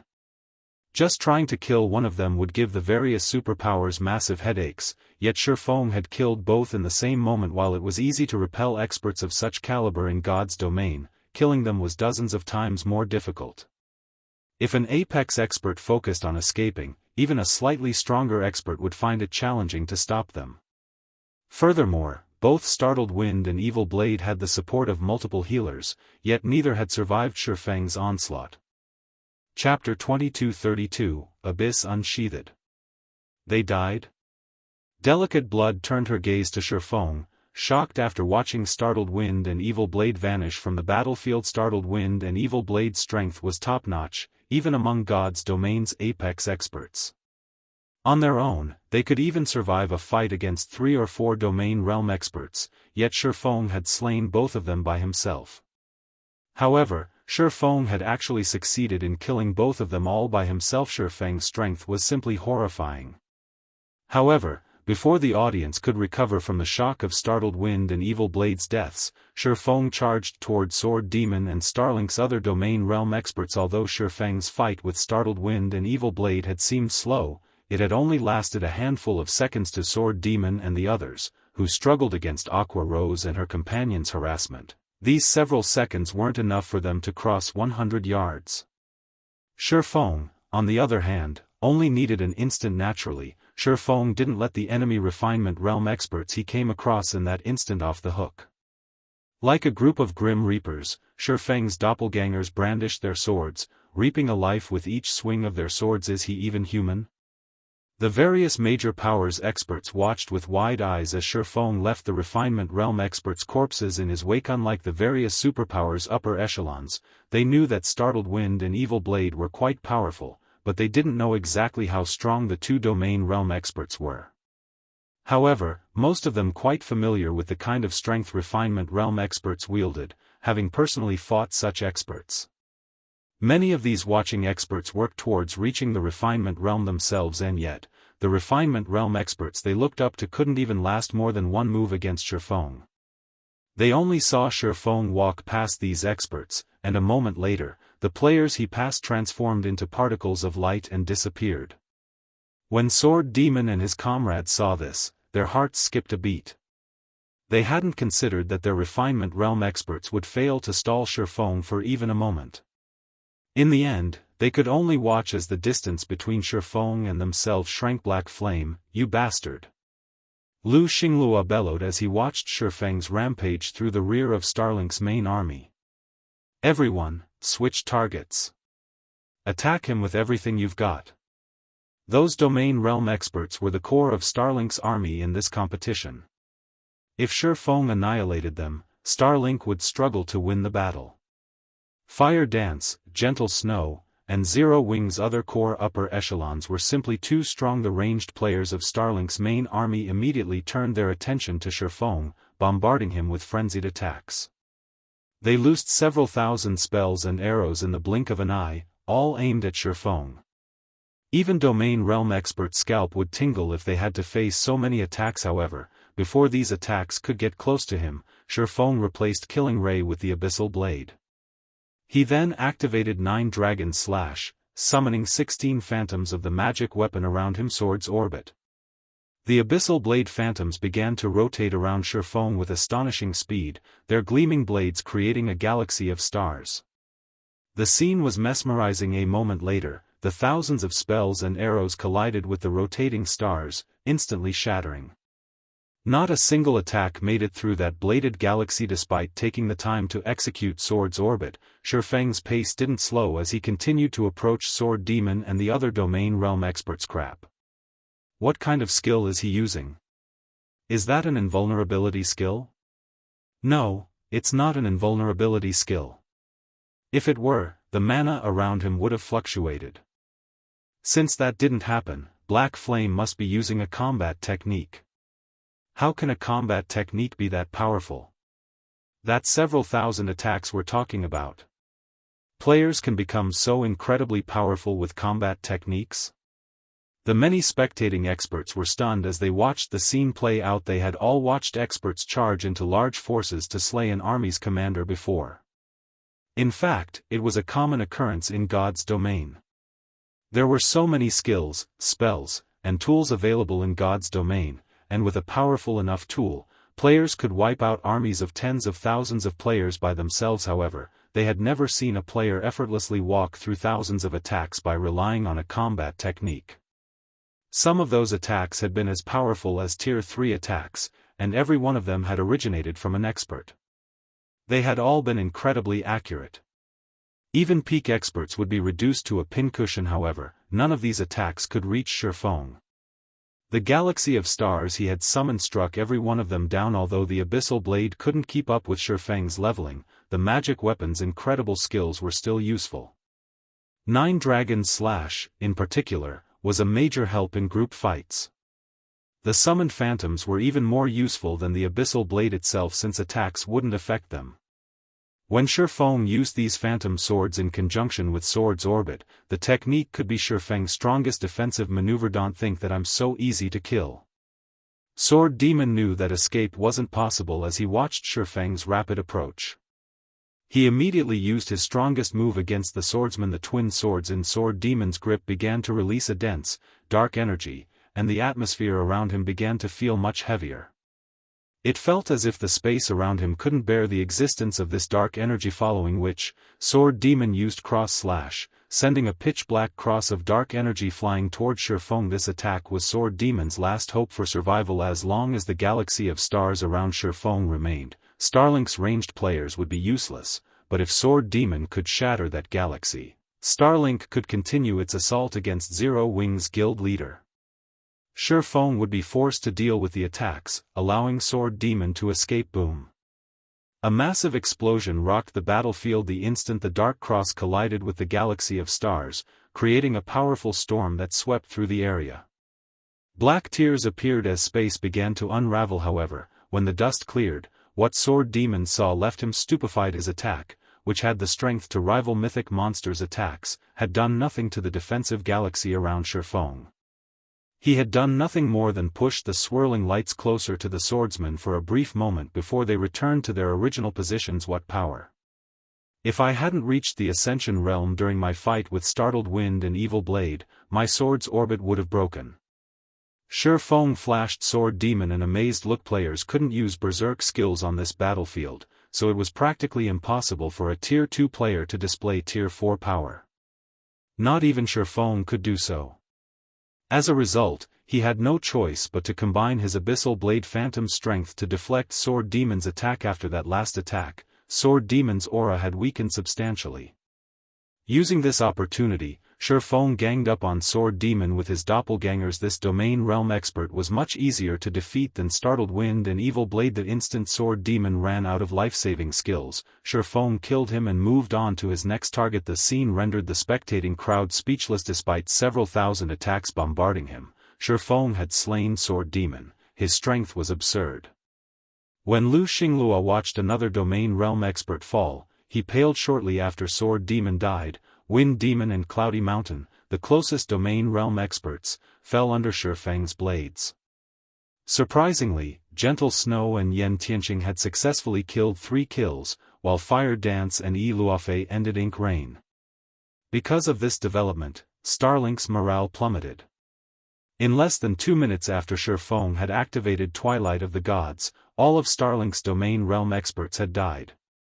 Furthermore, Starlink had less than 200 refinement realm experts remaining. Everyone could see that Zero Wing's main army had suffered over 6,000 casualties, yet it had secured a chance of emerging victorious. If Zero Wing's remaining members hid in the nearby forest, they could recover their stamina and concentration, turning the rest of this competition into a battle of attrition. What should we do next, guild leader? Should we use that move? A woman in a strange, black robe asked from beside Lu Xingluo. That is my final trump card. I will not use it here. Lu Xingluo said, shaking his head. Viciously glaring at Sure Feng, Lu Xingluo continued, we're retreating. Lu Xingluo then left the battlefield, as did the rest of Starlink's experts, one after another. In less than a minute, the battle ended, and a message appeared above the battlefield. Victor, Zero Wing. Chapter 2233, New Powerhouse. As the system announced the competition's victory, silence descended on the entire venue. Only after some time did the audience snap out of their daze. What? Zero Wing won, just like that. The spectators couldn't believe their eyes as they stared at the words hovering above the battlefield. Although Zero Wing had killed all of Starlink's top combatants, Zero Wing's army had suffered. After such a long fight, Zero Wing's top combatants should have exhausted much of their stamina and concentration. If they had continued this battle, they would have likely collapsed from exhaustion. Moreover, Zero Wing's 300-man vanguard only had a little over 100 survivors remaining. Among them, less than 70 were refinement realm experts. In contrast, although Starlink had lost all of its domain realm experts, it still had over 200 refinement realm experts. Overall, Zero Wing had still been at a disadvantage. Most importantly, Starlink's main army had crushed Zero Wing's main army to a point where it couldn't even be considered an army anymore. The situation wouldn't be easy for Zero Wing to salvage, and yet, Starlink had taken the initiative to admit defeat. Starlink surrendered? Delicate Blood watched Lu Xingluo, who had already returned to the Divine Colosseum's main hall, in astonishment. She had never expected this outcome. Starlink was the Dark Knight Empire's overlord and a guild that developed on both the eastern and western continents simultaneously. The guild had countless experts under its command, yet Starlink had surrendered so strangely. Ha ha ha. I told you that the outcome wasn't set in stone. Zero Wing has won. Unyielding Heart exclaimed, grinning at Delicate Blood. Don't celebrate so soon. Starlink might have lost, but there is a high chance that it only surrendered to keep its true strength hidden, Delicate Blood said, clicking her tongue. If Starlink accepted defeat in such an important competition to hide its strength, it must have something massive in store. That doesn't change the fact that Zero Wing won, Unyielding Heart said, chuckling. Every player in the Empire was watching this match. Now that Zero Wing has won, the powers that previously doubted the guild's strength will begin to side with Zero Wing. Unyielding Heart didn't know what Starlink was planning, but the fact that Zero Wing had won this 10-0-0-0 versus 10-0-0-0 match was undisputable today. The Dark Knight Empire entered a new era. Starlink would no longer have full control over the Empire. Instead, two powerhouses would contest for control. The various major powers that had hesitated to pick a side would swarm toward Zero Wing. The Dark Knight Empire was very large, and although it appeared to be under Starlink, Unyielding Soul, and Crimson Emperor's control, the three superpowers only commanded the Empire's core areas. There were plenty of small, obscure cities that were free of these three superpowers, controlled by upstart powers. Corporations around the world were actively trying to invest in God's domain, and while some invested in existing guilds, others had chosen to form their own. As a result, upstart powers were secretly rising all over God's domain. Naturally, the Dark Knight Empire was no exception. Meanwhile, these upstart powers had been annexing small guilds and adventurer teams across the Empire, and by this point, they were no weaker than first-rate guilds. Some were even stronger since these upstart powers had their own agendas. They weren't willing to submit to Starlink. That being said, they didn't dare oppose the superpower either. As a result, they had remained in an awkward position. However, now that Zero Wing had defeated Starlink and proven itself to be just as powerful in the Dark Knight Empire, these upstart powers would eagerly ally themselves with Zero Wing to work against Starlink. Delicate Blood had no response to offer Unyielding Heart. Instead, she shifted her gaze to Shifeng, who had just left the battlefield. It seems I'll have to report this to the old commander, Delicate Blood thought as she watched Zero Wing's guild leader. Unyielding Heart hadn't been wrong. A victory was just that. From today on, the Dark Knight Empire had a new powerhouse, Zero Wing. Meanwhile, in one of the Divine Coliseum's second-floor VIP rooms, Happy Art could not believe her eyes as she stared at the outcome of this competition. Guild leader, Zero Wing, won. Happy Art muttered, dazed. She had insisted that Zero Wing was an excellent guild, but she hadn't actually expected it to defeat Starlink in this competition.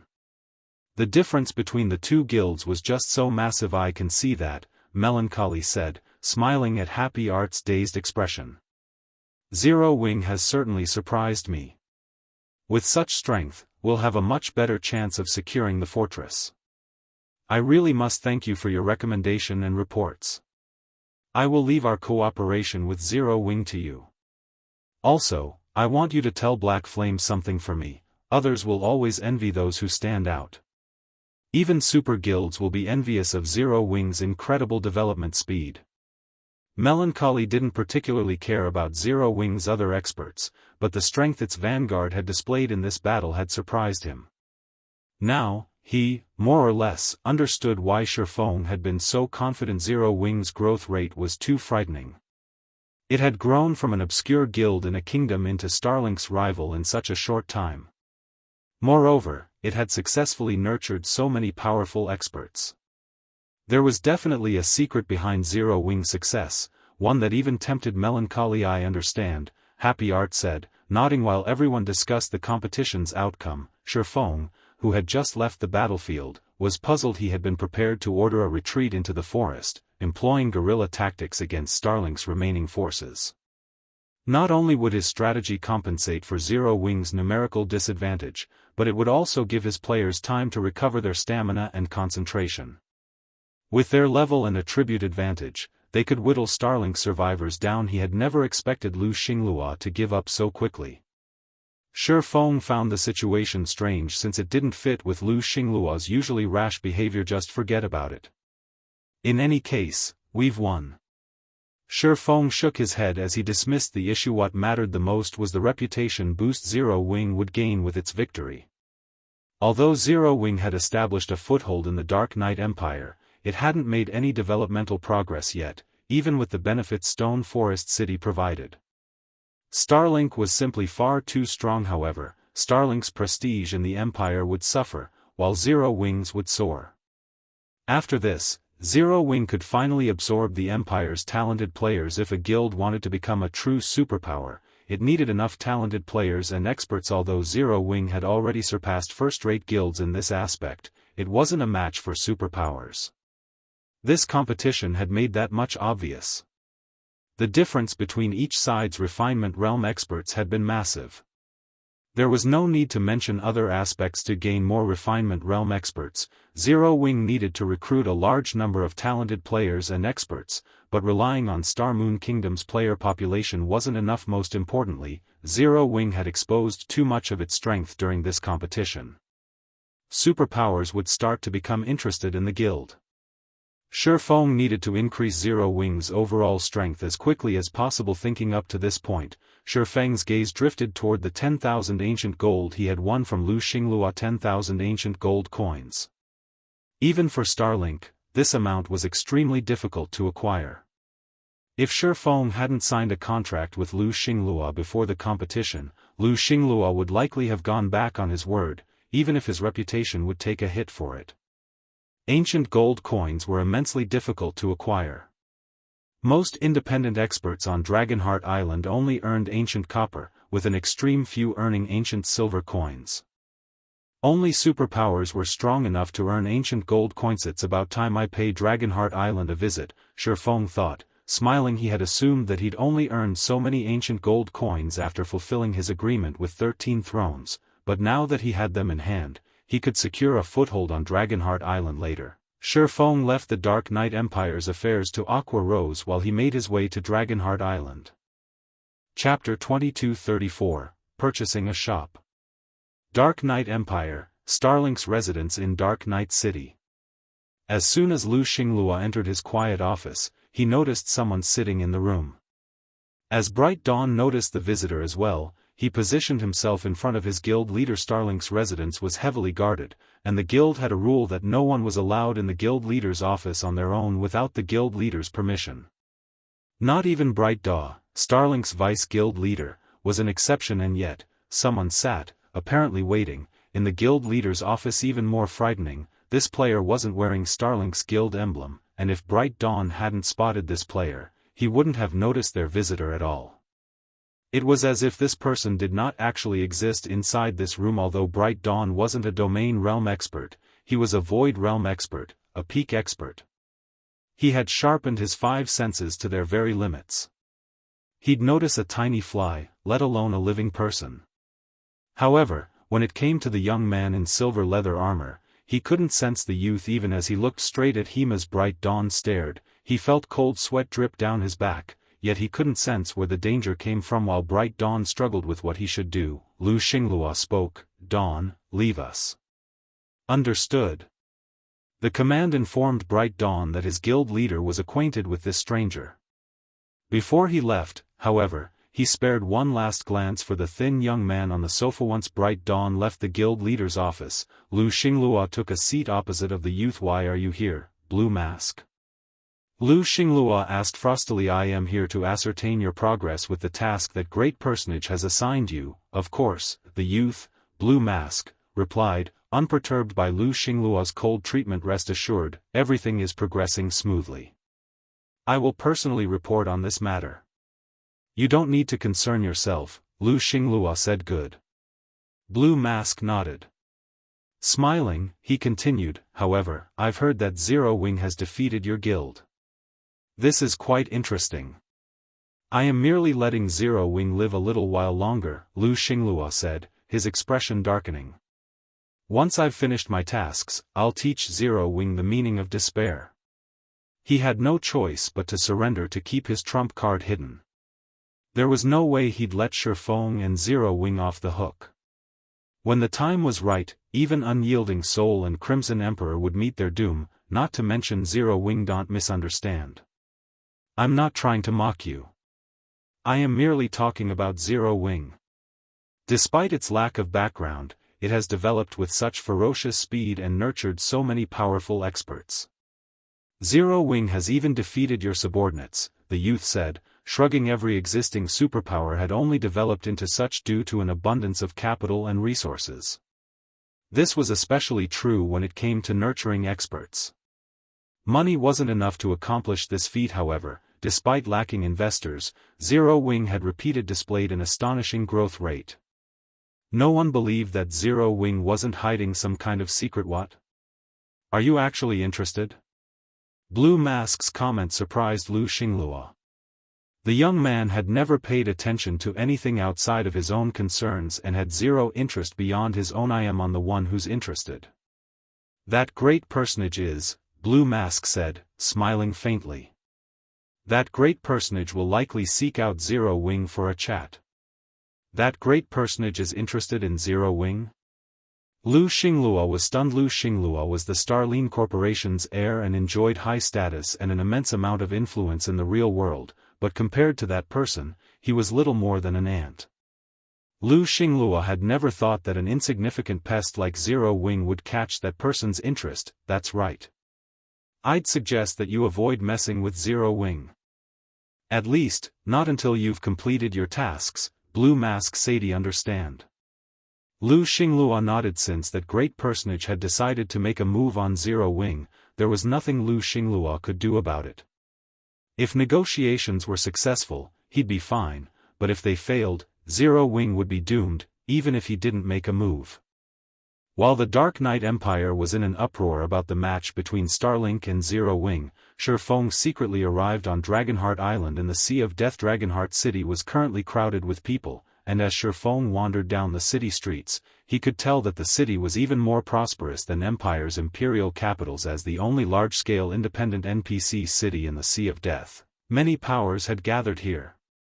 Even the rarely seen neutral powers and naval powers frequently visited, especially the neutral powers. Neutral powers were strong enough that not even superpowers dared to provoke them at sea. These neutral powers consisted of non-human players. Unlike on land, non-human players weren't restricted at sea. With the superior racial traits, it was easy to imagine how powerful these non-human powers would be on the open ocean. Non-human players were superior to human players in both leveling speed and combat power achievements. The only downside these players had to deal with was the promotion quests, which were far more challenging than those human players had to face. As for naval powers, they spoke with their ships.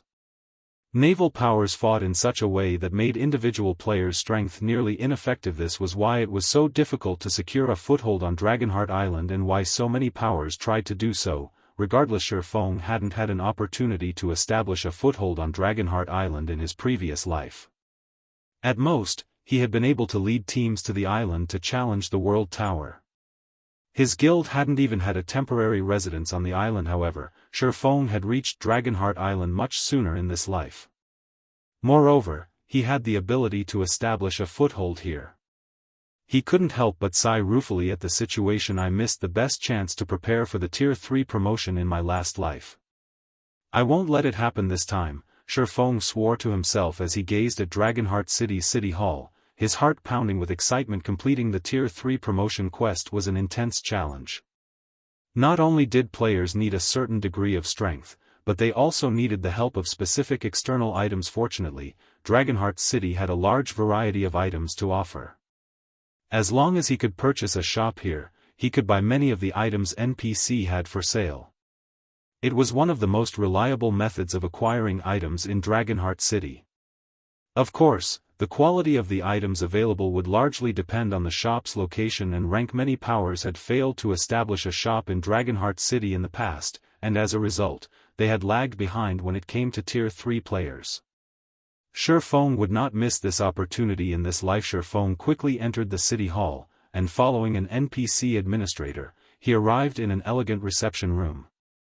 The NPC administrator then retrieved a list of available shops in Dragonheart City, allowing Shifeng some time to browse through his options. Purchasing a shop with a high star rank was the most important thing to Shifeng right now, but considering the amount of ancient gold he had on hand, his choices were limited. If he wished to purchase a 2-star shop, his only options were grocery stores. He simply couldn't afford a 2-star alchemy workshop or smithy. Sure enough, I'm limited to a grocery store in the city's inner area. After browsing through the list for some time, Shifeng felt like a pauper. Almost all of the 2-star shops available cost more than 10,000 ancient gold.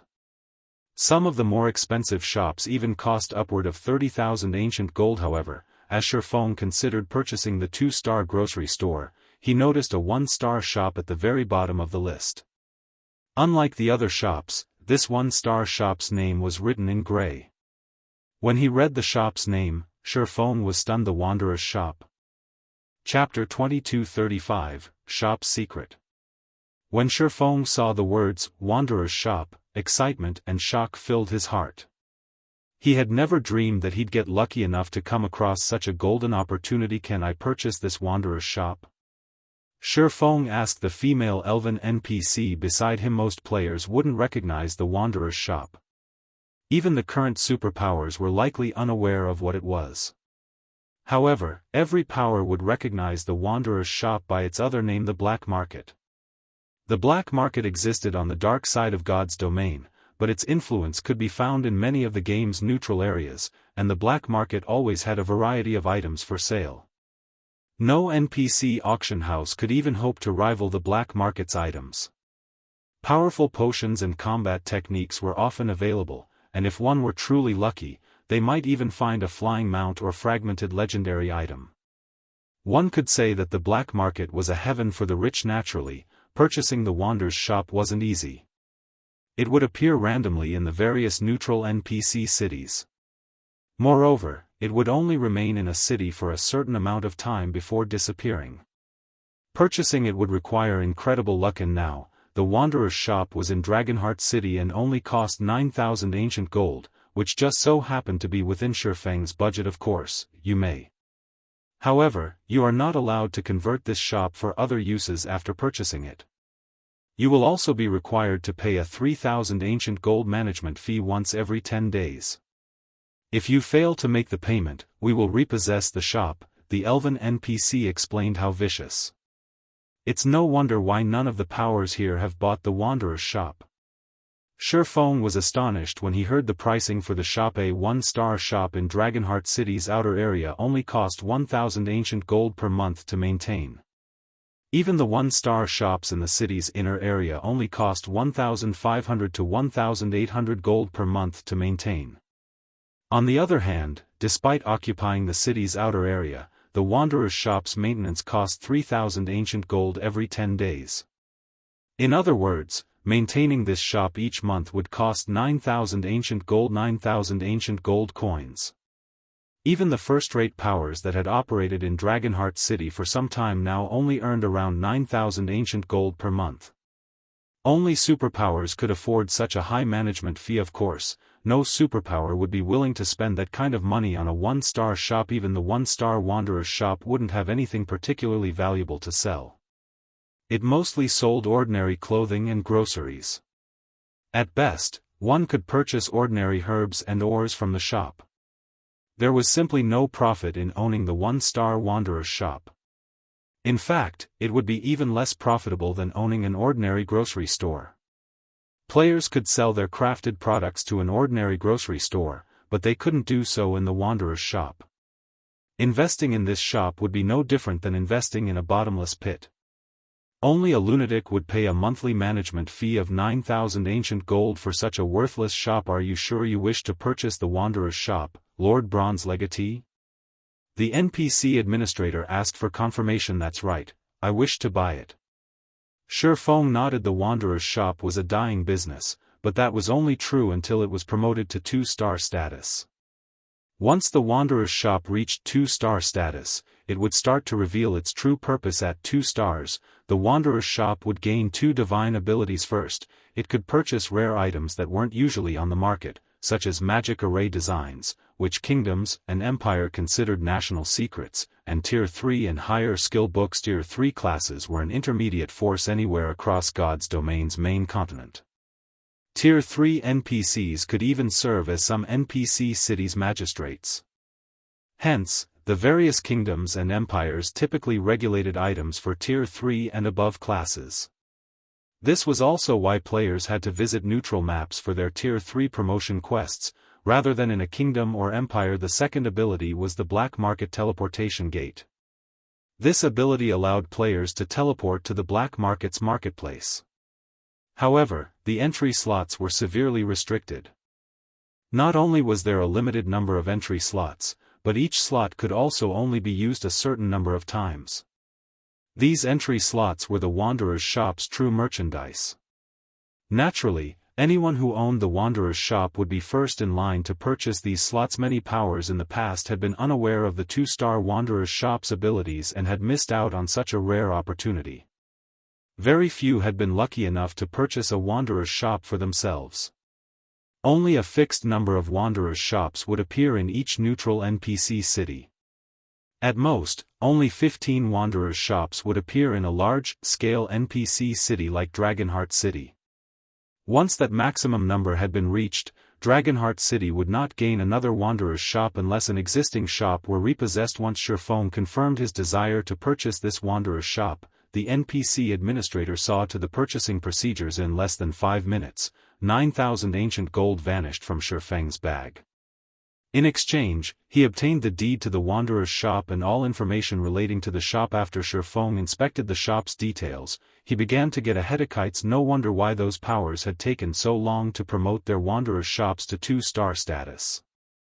This promotion condition is really something. Shifeng frowned at the Wanderer's shop's promotion condition. To promote an ordinary NPC shop, one only needed a certain level of popularity and transaction volume. The Wanderer's shop, however, was a different story. Perhaps it was because the shop didn't have much merchandise to sell, but it actually required a bronze shop promotion order to reach 2-stat status. Without that, it would forever be a 1-star shop. The bronze shop promotion order, meant for NPC shops, was far more difficult to obtain than promotion orders for player shopsl. Generally, these promotion orders only dropped in level 100+, large-scale team dungeons, and every one of them was worth tens of thousands of gold. After all, there were a lot of benefits to promoting an NPC shop. Unfortunately, the thought of raiding level 100 team dungeons with current players was a joke. If a team of level 90 experts tried raiding a level 100 dungeon, they'd even struggle to defeat the dungeon's mobs. Level 100+ dungeons catered to Tier 3 players and above. Tier 2 players could do nothing more than spectate or die. This was also why Tier 3 existences were considered an intermediate force in God's domain. It seems I'll have to kill a world boss, Shifeng thought to himself. As far as he could remember, the only other way to obtain a bronze promotion order was to kill world bosses. Although world bosses were challenging to raid, he had to upgrade the Wanderer's shop to 2-star status as quickly as possible. He simply didn't have another way of acquiring a large amount of ancient gold, and Zero Wing didn't have any members in Dragonheart City yet. Considering his options, Shifeng retrieved a return scroll and teleported to White River City. World bosses were extremely rare and incomparably strong. Even Zero Wing would be limited to raiding level 70 world bosses, and that included a little risk. The higher leveled a world boss was, the more difficult it would be to defeat. World bosses' growth rate was far beyond players. Unfortunately, if he wanted a high chance of securing a bronze shop promotion order, he would have to raid the Frost Monarch, a level 90 world boss. He had heard that this boss would drop a bronze shop promotion order in the past. However, Shifeng decided to increase Kite and Anna's strength before attempting such a challenging raid. He had absorbed plenty of souls from the skeletal generals in the Endless Desert. Although the skeletal generals were only great lords, they were level 100+ monsters and considered mini-bosses.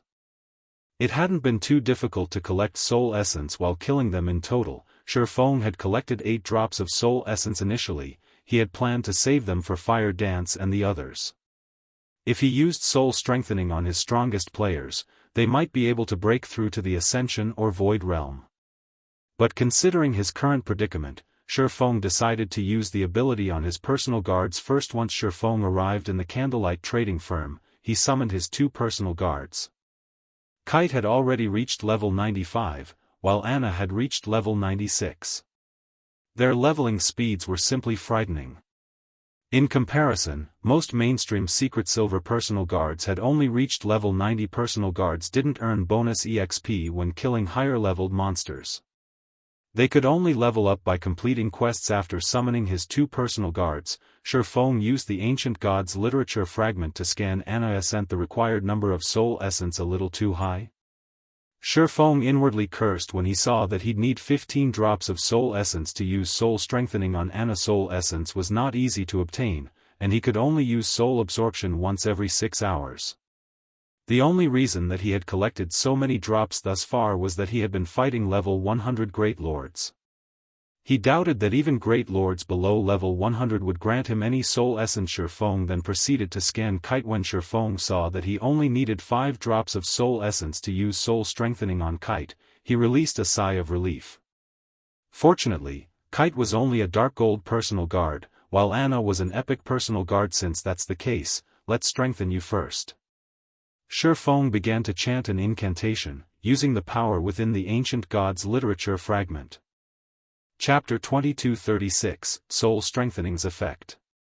As soon as Shifeng finished chanting the incantation on the ancient god's literate fragment, silver armor began to encase Kite's body. A 5-fold magic array appeared beneath Kite, who carried 2 black iron swords across his back. As the magic array completed, Shifeng felt as if space around him had frozen, and everything around him had turned gray. The dense, violent mana around Kite also began to increase at an unprecedented rate. 3 times. 6 times. 10 times. So much mana gathered around the personal guard that the ambient mana around the magic array had been sucked dry, and drops of liquid mana formed around Kite with the magic array to guide it. The liquid mana encased the 5 drops of soul essence the ancient god's literature fragment had released.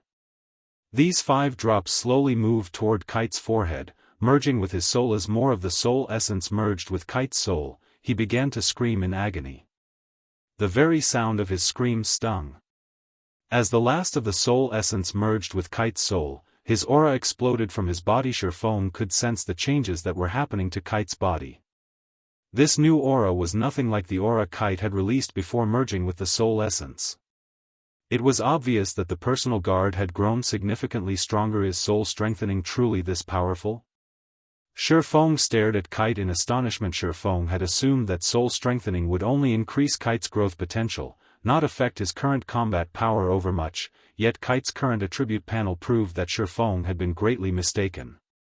However, Kite's current attribute panel proved that Shifeng was greatly mistaken. Aside from his growth potential, Kite's body had improved after the soul strengthening. Kite's growth potential had risen from 94 to 96. All of his basic attributes had increased by roughly 5%, as well. A 5% increase might not be much to ordinary players, to it was a huge boost to NPCs. Furthermore, the 5% was a direct boost to his basic attributes. It didn't factor in the bonuses from his weapons and equipment. Personal guards typically use stronger weapons and equipment than players. Not only was Kite wearing a full set of epic equipment, but the black iron swords across his back were epic set weapons, as well.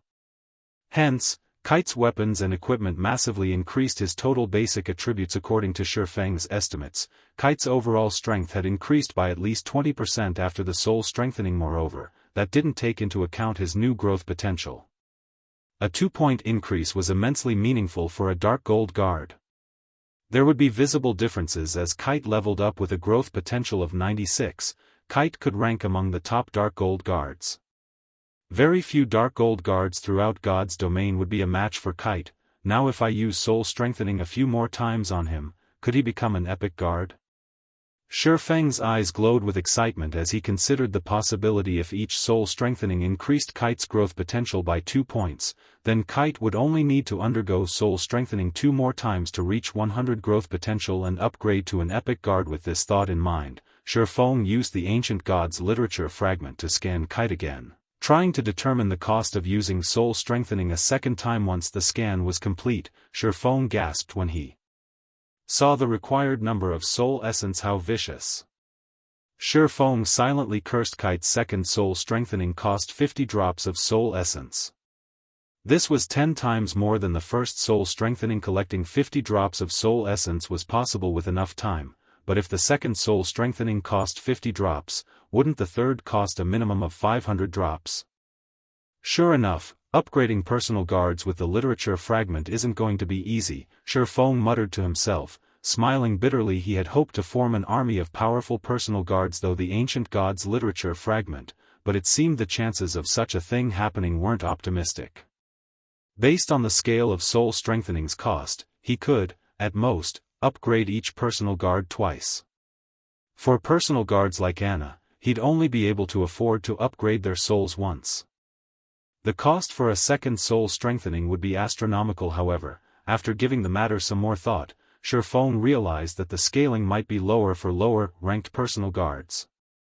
If that were the case, he could then afford to upgrade them a few more times than he could with Kite and Anna. If he could upgrade Mysterious Iron, Secret Silver, and Fine Gold guards that were close to the next growth potential rank, he could use them to boost Zero Wing's overall strength. The only problem was that such personal guards were not easy to come by.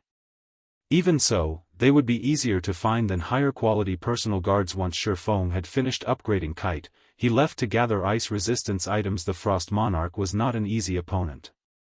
If they entered the world boss's domain without enough ice resistance, even Tier 3 experts would freeze to death. Fortunately, Zero Wing had been developing its potion and equipment production excellently. The Master Ice Resistance potions, which the various major powers still considered rare, were relatively easy for Zero Wing to obtain.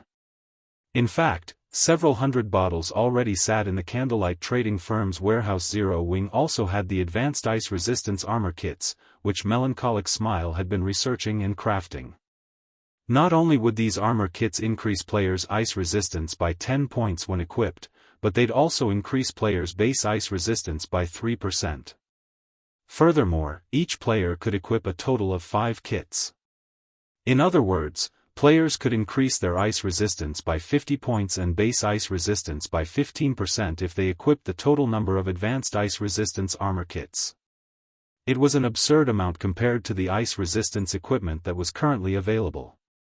If the required materials weren't so rare, Zero Wing would have made a fortune by selling off these kits. Players had already begun to explore level 80 maps, a few of which included snowy environments. If players could equip 5 advanced ice resistance armor kits, they'd have no trouble traversing these maps. They wouldn't need to sacrifice their basic attributes by unequipping their normal armor. Either while Shifeng crafted these armor kits, he received a call from Melancholic Smile Guild leader. The Azura Adventurer team's members have arrived at White River City's teleportation hall. Should I call them here? Melancholic Smile asked. They here? Good. Have them wait at the teleportation hall for a little while longer. I'll head over once I'm done handling my affairs here, Shifeng said. Nodding. World bosses were not easy to raid. Normally, one would take on a world boss with a 200-man raid team, while some allowed up to 1,000 players. Of course, players were allowed to bring larger raid teams, but the world boss's basic attributes would significantly increase as a result. Meanwhile, a team could raid the Frost Monarch with 200 players before the world boss's basic attributes rose. Raiding a level 90 world boss was a monumental matter. Since Shifeng didn't want any of his plans to leak, he had to select trustworthy players for this raid. The only players he could truly trust right now were Zero Wing's and Azura's main forces. Players had to meet strict requirements and were thoroughly vetted before they could join either main force. Zero Wing's main force members were selected from thousands of guild experts, while Azura's were selected through a fierce competition held among the Adventurers Alliance. Both main forces members were experts among experts. Hence, Shifeng had asked Melancholic Smile to request Azura's participation for the Frost Monarch raid. Melancholic Smile relayed Shifeng's message to the Azura Adventurer team's members in White River City's teleportation hall. A group of level 78+ players had gathered in the third-floor bar in White River City's teleportation hall. When passers-by saw this group, they were astonished by how high the players' levels were. Moreover, every member of the group wore dazzling equipment, with the weakest piece at level 75 Secret Silver rank. The dozen or so players that clearly led the group even wore epic equipment. The man carrying a bluish-purple spear was particularly eye-catching. Not only had he reached level 79, but the weakest piece of equipment he wore was also level 75 Dark Gold rank. Aside from the spear, whose rank couldn't be determined, the man had a total of 4 pieces of epic equipment on him. Even a superpower's peak experts would be jealous of this man. This group's aura deterred any players from entering the bar. Not even expert players dared to do anything more than watch from a distance. Vice Commander, do you think the commander will be surprised when he sees our current stats? Xianxia, who currently sat by a window, asked, smiling at the man carrying the spear. Since the Azura adventurer team had begun to grind on God's Domain's main continent, their development had skyrocketed. Thanks to the constant supply of combat techniques and potions from Zero Wing, the Azura adventurer team had been able to take on dangerous expeditions, as well. Both the adventure team's combat and equipment standards had improved by leaps and bounds nowadays. Azura ranked as one of the top 10 adventurer teams in the Fire Dragon Empire, one of the 4 great empires on the God's Domain continent. Maybe, Lifeless Thorn muttered. Lifeless Thorn had thirsted for a rematch with Shifeng for a long time now.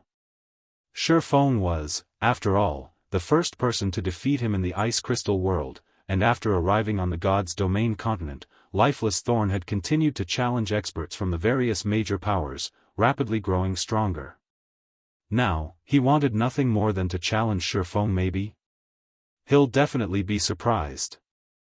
Cleansing Whistle confidently declared. We've even raided a level 80,100-man Hell Mode team dungeon. Our weapons and equipment are just as powerful as the main force members from the Fire Dragon Empire's superpowers. Solitary 9 and the others nodded their agreement. At this point, only superpowers could successfully raid level 80, 100-man Hell Mode team dungeons. Not even first-rate guilds had survived the dungeons. After waiting for about 2 hours, Azura's members spotted a group of players wearing 6-winged emblems as they entered the bar. Chapter 2237, Difference in Growth. Azura's members fell silent as they watched Shifeng and the others enter the bar. When they saw Aqua Rose and her companions, in particular, they were overwhelmed with shock. How does Zero Wing have so many Refinement Realm experts?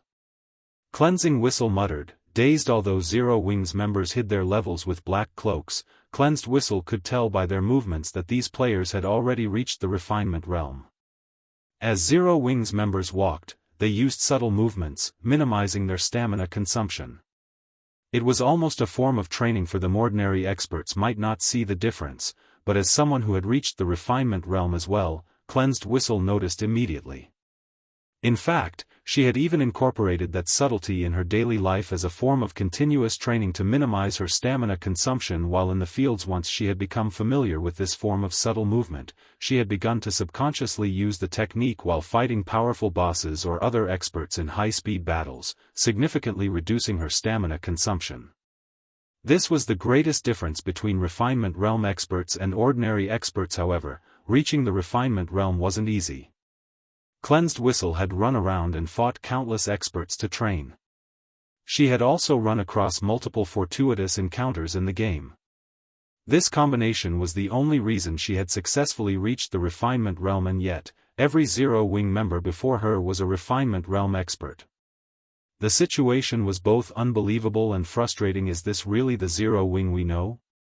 The situation even shocked Lifeless Thorn and Solitary 9. They were very familiar with the power Refinement Realm experts wielded. First-rate guilds, which ordinary players thought of as unreachable, would be fortunate to have 10 or so Refinement Realm experts at this stage of the game. Even after carefully recruiting the best of the best among the Ice Crystal World's Adventurers Alliance and putting them through countless life-or-death battles, the Azura Adventurer team only had a little over 20 Refinement Realm experts.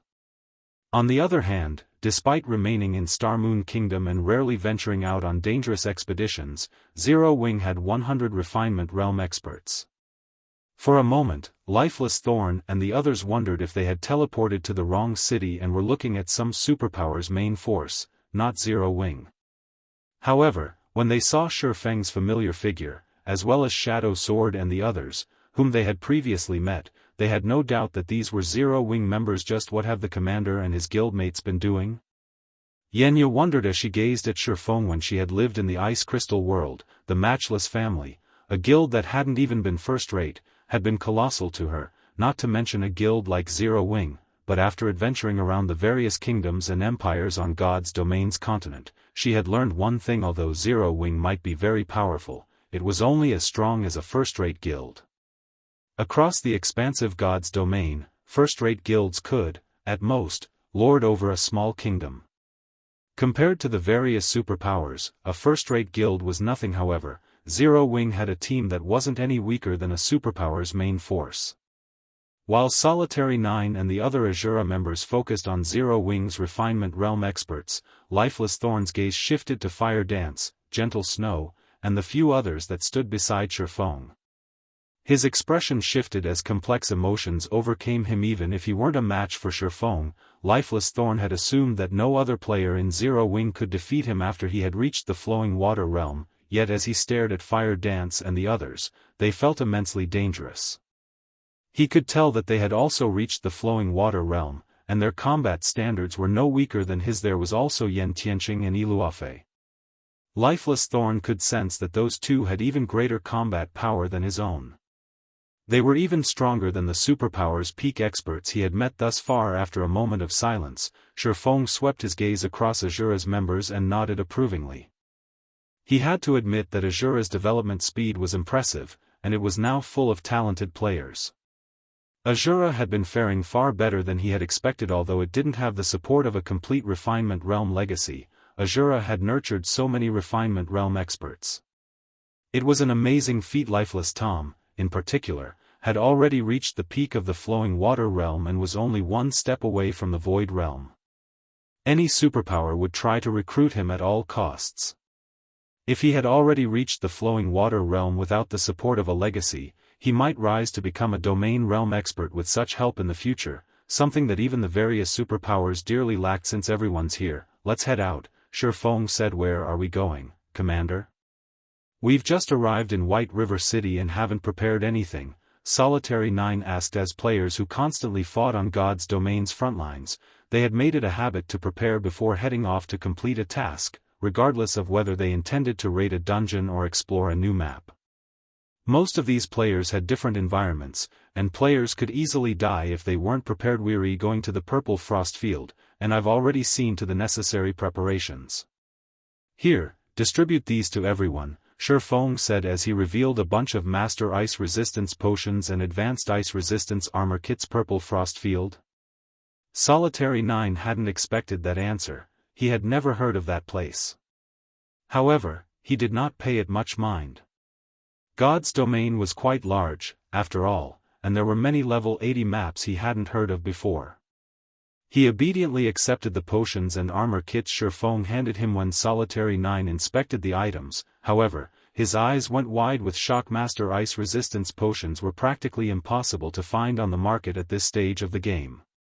Even if they showed up, they usually sold for at least 60 gold, yet Shifeng had handed him 200 bottles.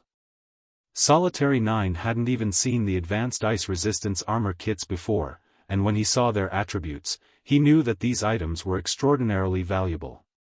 One could easily fetch several hundred gold if they sold the armor kits as a 5-piece set. When Azura's members received their share, they were similarly astonished. Even superpowers would likely struggle to obtain so many of these precious items, yet Shifeng handed them out without any hesitation. Once everyone was ready, Shifeng instructed Azura's members to use their black cloaks and head to the teleportation area. The team then teleported to one of Starmoon Kingdom's border towns before using Shifeng's spatial gate and their mounts to traverse the remaining distance. After 3 teleportations and riding their mounts for several hours, the team reached a snow-covered field. This was none other than the Purple Frost Field, a level 90 to level 100 neutral map. As the biting cold winds assaulted them, the team noticed level 90 monsters roaming the winter field. Every monster had a humanoid shape made entirely of crystal. Even the weakest of these monsters was a lord, and they all traveled in groups of 20 to 30, each led by several great lords. Frost Giant, Elemental Creature, Lord, level 90. HP 55,000/55,000,000. Frost Wanderer, Elemental Creature, Great Lord. Level 91. HP 120,000/120,000,000. Azura's members gasped when they saw these monsters. These monsters were more than 10 levels higher than they were, and with how harsh this map's environment was, their combat power would be limited. Trying to defeat a single group of these monsters would be suicidal. Commander, are we really going to explore this place? Solitary 9 could not help but ask. He was Azura's lead MT, but even he doubted that he could hold his own against one Frost Wanderer, not to mention a group of Frost Wanderers and giants weary not here to explore. "We're here to kill a boss," Shi Feng said, shaking his head. He then turned to Kola and said, "Kola, open a path for us. We don't have a lot of time to waste. The longer we take, the more stamina we'll lose to cold." "Alright, leave it to us." Kola grinned when he heard Shi Feng's orders. He immediately led Turtledove and Yewomina to lure every Frost Wanderer and Frost Giant in the area. Chapter 2238, Bloodline Lord. As they watched Kola, Turtledove, and Yewomina charge toward three separate groups of frost monsters, Solitary 9 and the other Azura members' expressions changed. "Are they insane?" Cleansing Whistle blurted out, "How could Kola and his fellow MTs lure monsters like this? Even one group of frost monsters was more than enough to annihilate their team. Luring three groups at once was simply suicidal." Azura's members began to panic, preparing to activate their berserk skills to escape this madness at a moment's notice. They had already spent a long time exploring neutral maps, so they knew that the monsters in these maps would be better coordinated as they reached higher levels. The monsters' individual combat standards would also rise with their levels. If these monsters hadn't had little to no skills, relying on brute strength in battle, not even a six-man party of level 80 ordinary players would be able to defeat a single level 80 lord. Not only did the level 90 lord-ranked frost giants have greater combat standards than level 80 lords, but they also had higher basic attributes. Not even a level 80 great lord was a guaranteed match for a level 90 frost giant.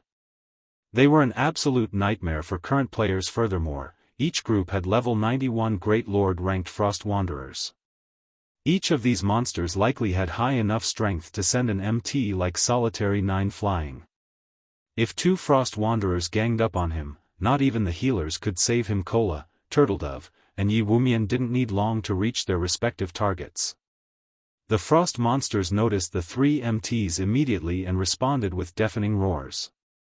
The 20-plus Frost Giants immediately moved to surround the MTs, while the spear-wielding Frost Wanderers led the charge against them. Unlike lower-level monsters, these Frost monsters didn't try to attack like an angry mob. Instead, they cooperated like a pack of wolves. Each member of the groups had their own tasks, and they all worked together to cut off any path of retreat for them. Sasura's members gasped as they watched. "Crap. Are those things still monsters? How is their intellect so high?" Solitary 9 wondered aloud. The level 80 lords they had fought earlier only had slightly higher combat standards than level 70 lords, but these level 90 frost monsters moved like well-trained soldiers. They actually knew how to use strategy to corner their opponents before Azura's members could snap out of their daze. The Frost Wanderers had arrived before Zero Wings MT trio and brandished their spears. The Frost Wanderers were 6-meter-tall giants, and their frost spears were even longer than they were tall. As the three Frost Wanderers brandished their spears, it looked like they were swinging large tree trunks. Their swings sent snow flying into the air as if these Frost Wanderers were trying to use their environment to attack the MT trio. Solitary 9, who had been confident about tanking at least one Frost Wanderer by himself, revealed a grim expression when he saw this powerful display. Boom!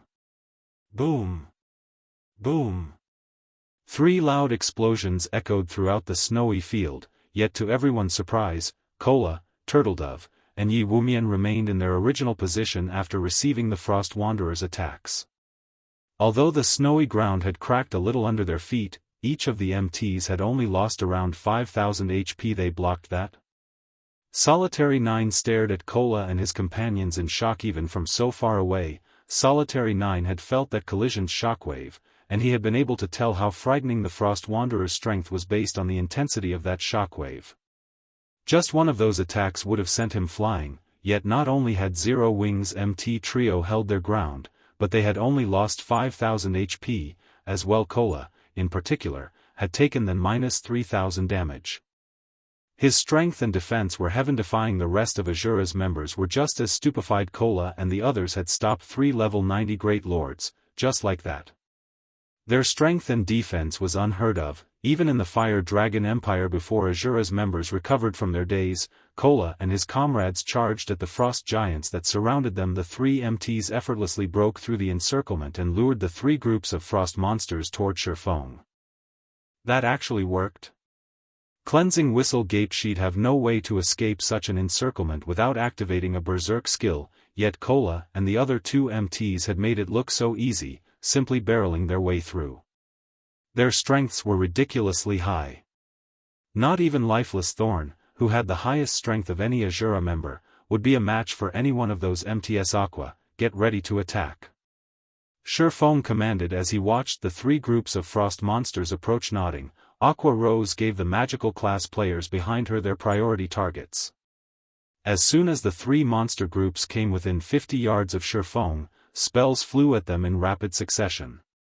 Damages exceeding -50,000 immediately appeared above the frost monsters' heads, and the impact from these spells forced the monsters to halt their charge. Aqua Rose, Zhao Yueru, and Violet Cloud's attacks even managed to stop the frost wanderers in their tracks. Zhao Yueru, in particular, had forced a frost wanderer to stumble back several steps. Meanwhile, Zero Wings MT trio stopped the few frost monsters that managed to evade the incoming spells. Once the monsters had been properly herded, Zero Wings melee players joined the assault. The battle progressed in an orderly fashion as the three groups rapidly lost HP, stunning Azura's members once more. For a moment, Azura's players even wondered if these frost monsters were truly high-level monsters. How have these people grown so fast? Not only have they reached the refinement realm, but their basic attributes are also insanely high.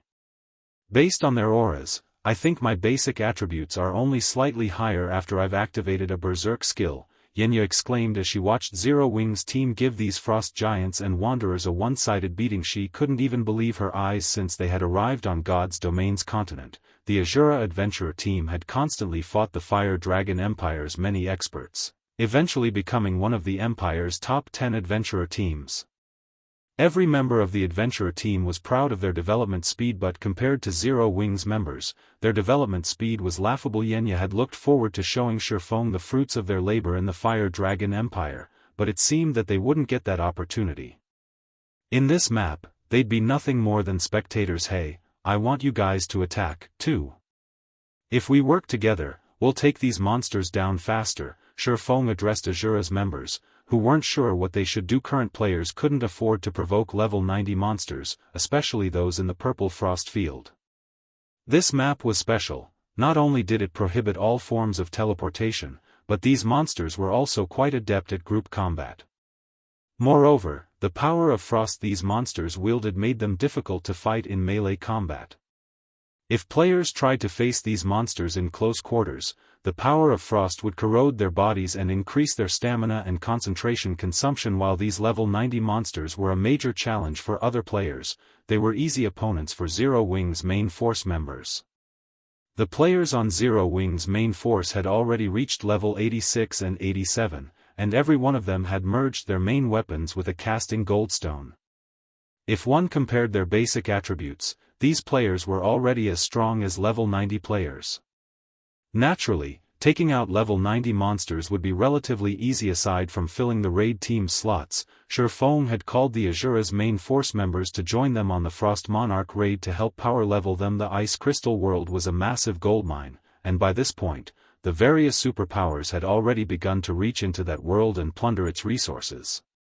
Contending with these superpowers would be impossible with the Adventurers Alliance and Azura's current strength. Shifeng needed to help them grow stronger. With Shifeng's command, Solitary 9 and his comrades regained their senses and moved to join the fray. Although their DPS was a far cry from Zero Wings main force members, they were still capable of dealing a significant amount. After nearly 20 minutes, all three frost monster groups had fallen. As the battle reached its end, Azura's members gained a huge chunk to their experience bars, surprised that their current leveling speed was several times faster than normal. The team continued deeper into the purple frost field for another 7 or so hours, during which time, many of Azura's members had gained another level, reaching level 79. Lifeless Thorn was now only a step away from the level 80 threshold. Under Shifeng's lead, the raid team arrived before a colossal, snowy mountain.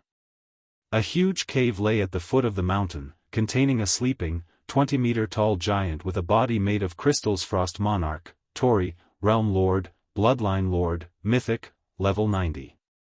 HP 960,000,000/960,000,000. When they saw the Frost Monarch statistics, everyone shuddered. They didn't react this way due to the Frost Monarch's mythic rank, but because this world boss had a total of 9 HP bars hovering above its head. In other words, the Frost Monarch was a level 90 world boss, a Bloodline Lord? Even Shifeng was stunned when he saw the Frost Monarch with his own eyes. Chapter 2239, Kite's Strength. When Shifeng saw the Frost Monarch statistics, his expression revealed both surprise and excitement. At this stage of the game, most players wouldn't recognize the term Bloodline Lord. To put it simply, Bloodline Lords were the evolved versions of Bloodline creatures in God's domain. Bloodline creatures could only use their Bloodline strength on an instinctive level in battle, but Bloodline Lords could fully control their Bloodline, actively using the advantages it provided in combat. To put it into perspective, a Bloodline Lord was a player that had learned a combat technique, while a Bloodline creature was a player that hadn't. Combat techniques allowed players to perform stronger attacks than normal without using skills or spells. If two players with similar basic attributes faced off against each other, the player with a combat technique would exhibit drastically higher combat power than the player without. Although Bloodline Lords were incredibly powerful, they were just as rare in God's domain. Mastering a Bloodline was an extremely challenging task. Shifeng had only heard of Bloodline Lords. He had never actually seen one in person. Encountering a Bloodline Lord was as dangerous as it was a blessing. Bloodline Lords commanded incredibly high combat power, akin to kings among monsters of the same rank and level. Fortunately, they were also guaranteed to drop a Bloodline when they died. During Shifeng's previous life, hunting Bloodline Lords was one of the more reliable ways to obtain Bloodlines. Even the most common Bloodline was worth as much as a fragmented legendary item. Players might not see any significant effects after first using a Bloodline, but as they leveled up, those effects would become more prominent. Eventually, the Bloodline's benefits would evolve from a quantitative transformation into a qualitative transformation. Commander, that's a level 90 world boss. Is that what we're here to raid? Solitary 9 nervously asked Shifeng. A world boss. Even in a massive country like the Fire Dragon Empire, world bosses were extremely rare. The Empire's various superpowers had targeted a few of the world bosses within their borders, but they had only dared to raid level 60+ world bosses. Even so, they had incurred severe losses during those raids, sacrificing several teams to whittle the boss down and kill it. None of the Fire Dragon Empire's superpowers had even considered raiding level 70 world bosses yet, and yet, the monster before them was a level 90 world boss. This Frost Monarch could likely kill an MT like Solitary 9 in a single hit. He doubted that even Kola, Turtledove, and Yi Wumian could tank the Frost Monarch. After all, there was a full tier difference between a Great Lord and a mythic monster. Moreover, the Frost Monarch would be even more of a challenge than an ordinary mythic monster as a world boss. Even Lifeless Thorn turned to stare at Shifeng. Although a part of him wanted to raid the Frost Monarch as well, current players had no hope of defeating a level 90 world boss. Moreover, it was common knowledge that players couldn't use external items during world boss raids. Players could not summon powerful monsters or use magic arrays to aid them in battle. Any external tools would lose their effects and vanish after use. Players could only rely on their strength to defeat these monsters. With these restrictions in place, they'd likely need a team of level 100 players to defeat the Frost Monarch. That's right, we're going to raid that boss, Shifeng said, smiling when he saw the anxious looks Azura's members were giving him. A level 90 world boss is very powerful, but that is only true for other teams. Our team is an exception. A level 90 world boss was terrifying. Most of God's Domain's players would despair over the Frost Monarch's nearly 1 billion HP alone. With its battle recovery, the Frost Monarch would recover 9,600,000 HP every 5 seconds. If a team couldn't deal an average DPS of -2 million, the raid would be impossible. World boss raids might prohibit external items, but they didn't disallow personal guards. Fortunately, Feng just so happened to have a dark gold guard and an epic guard. Moreover, Cola carried a fragmented legendary shield. He should have no problems tanking the Frost Monarch. Overall, Feng was fairly confident in their chances of taking down the Frost Monarch.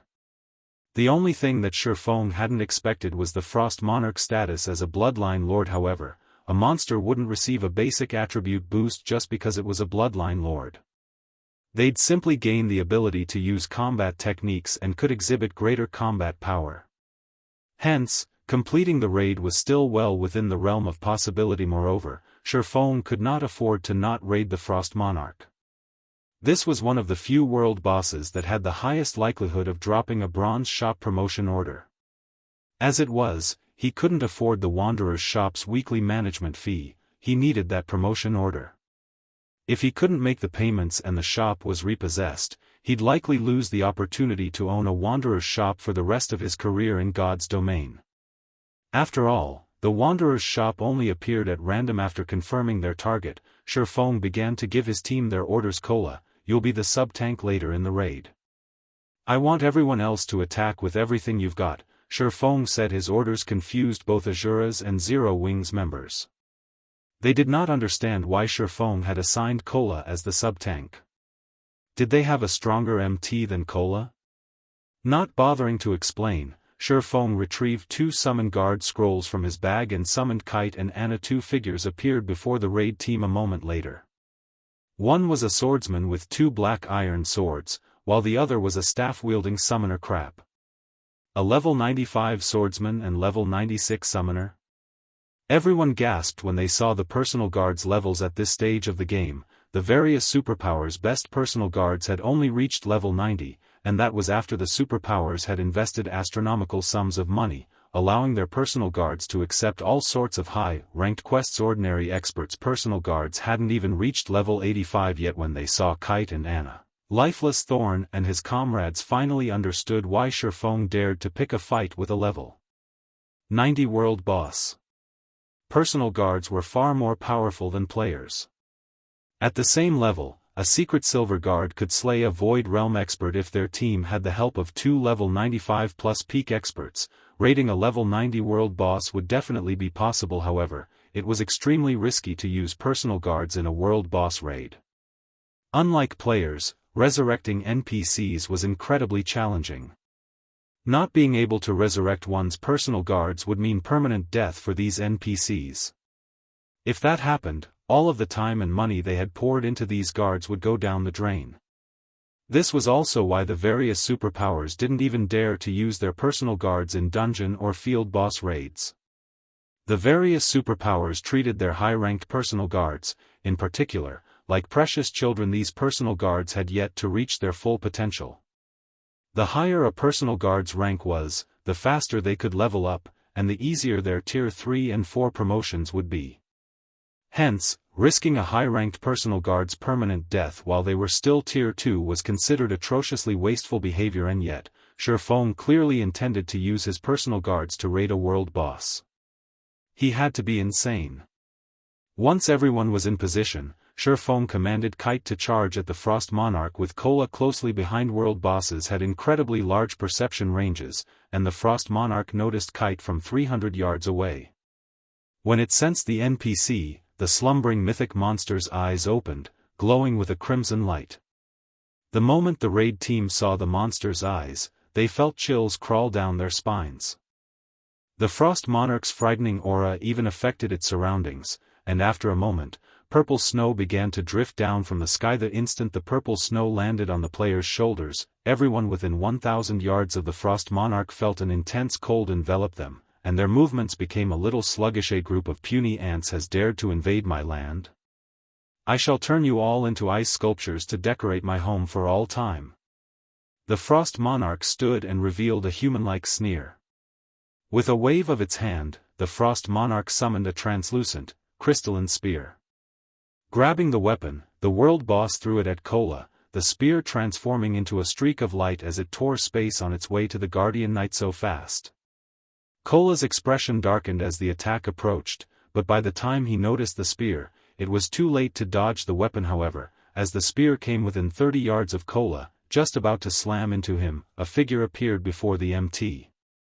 It was none other than Kite. Without any hesitation, Kite swung his twin swords at the frost spear. Boom! As the weapons collided, the ground under Kite's feet caved under the powerful impact, forming a crater that was over 24 meters wide. As the snow and ice cleared, however, it revealed Kite still standing in his original position, unscathed. Chapter 2240, Twin Darkmoon Blades. Solitary 9 and the other Azura members gaped in shock after watching emerge, unharmed, from the Frost Monarch's attack. "I sent that personal guard a little too strong?" Cleansing Whistle exclaimed, refocusing on the battle. Even a level 90 world boss's casual attack carried devastating power. Even a level 100, tier 3 NPC would have to take care to block such an attack. After all, this was a mythic-ranked world boss they were talking about. The Frost Monarch's basic attributes were even higher than an ordinary mythic monster's. However, despite being only a level 95, tier 2 swordsman, Kite had blocked the Frost Monarch's attack without taking any damage. Of all the fine gold guards I've seen before, none have been strong enough to tank a world boss. Moreover, this personal guard is only 5 levels higher than the boss and still at tier 2. Could it be a dark gold guard? Solitary 9 muttered, his heart pounding as he watched Kite stop one of the Frost Monarch's attacks after another. Throughout his time in the Fire Dragon Empire, Solitary 9 had become familiar with the ranks of the various powers' personal guards. It was something that many players paid attention to. Ordinary players and experts understood that they were no match for the various superpowers experts. Finding a powerful personal guard was the only way they could raise their standings in God's domain. So long as they nurtured a high-ranked personal guard, their personal guards could rival, or even surpass, peak expert strength. Even the best personal guards at this stage of the game were only fine gold rank, and only 30 or so had been found thus far. No one had found a single dark gold guard in the Empire. Because of this, the general public had assumed that dark gold guards simply didn't exist yet. Solitary 9 had just learned that Zero Wing had such a personal guard. If news of this spread, it would cause a huge commotion in the Fire Dragon Empire. Even secret silver guards could surpass peak experts of the same level, and although the public didn't know exactly how powerful fine gold guards were, they were certain that they could surpass apex expert strength. Not even 2 or 3 apex experts were guaranteed to defeat a single fine gold guard of the same level. As for dark gold guards, their strength was beyond imagining.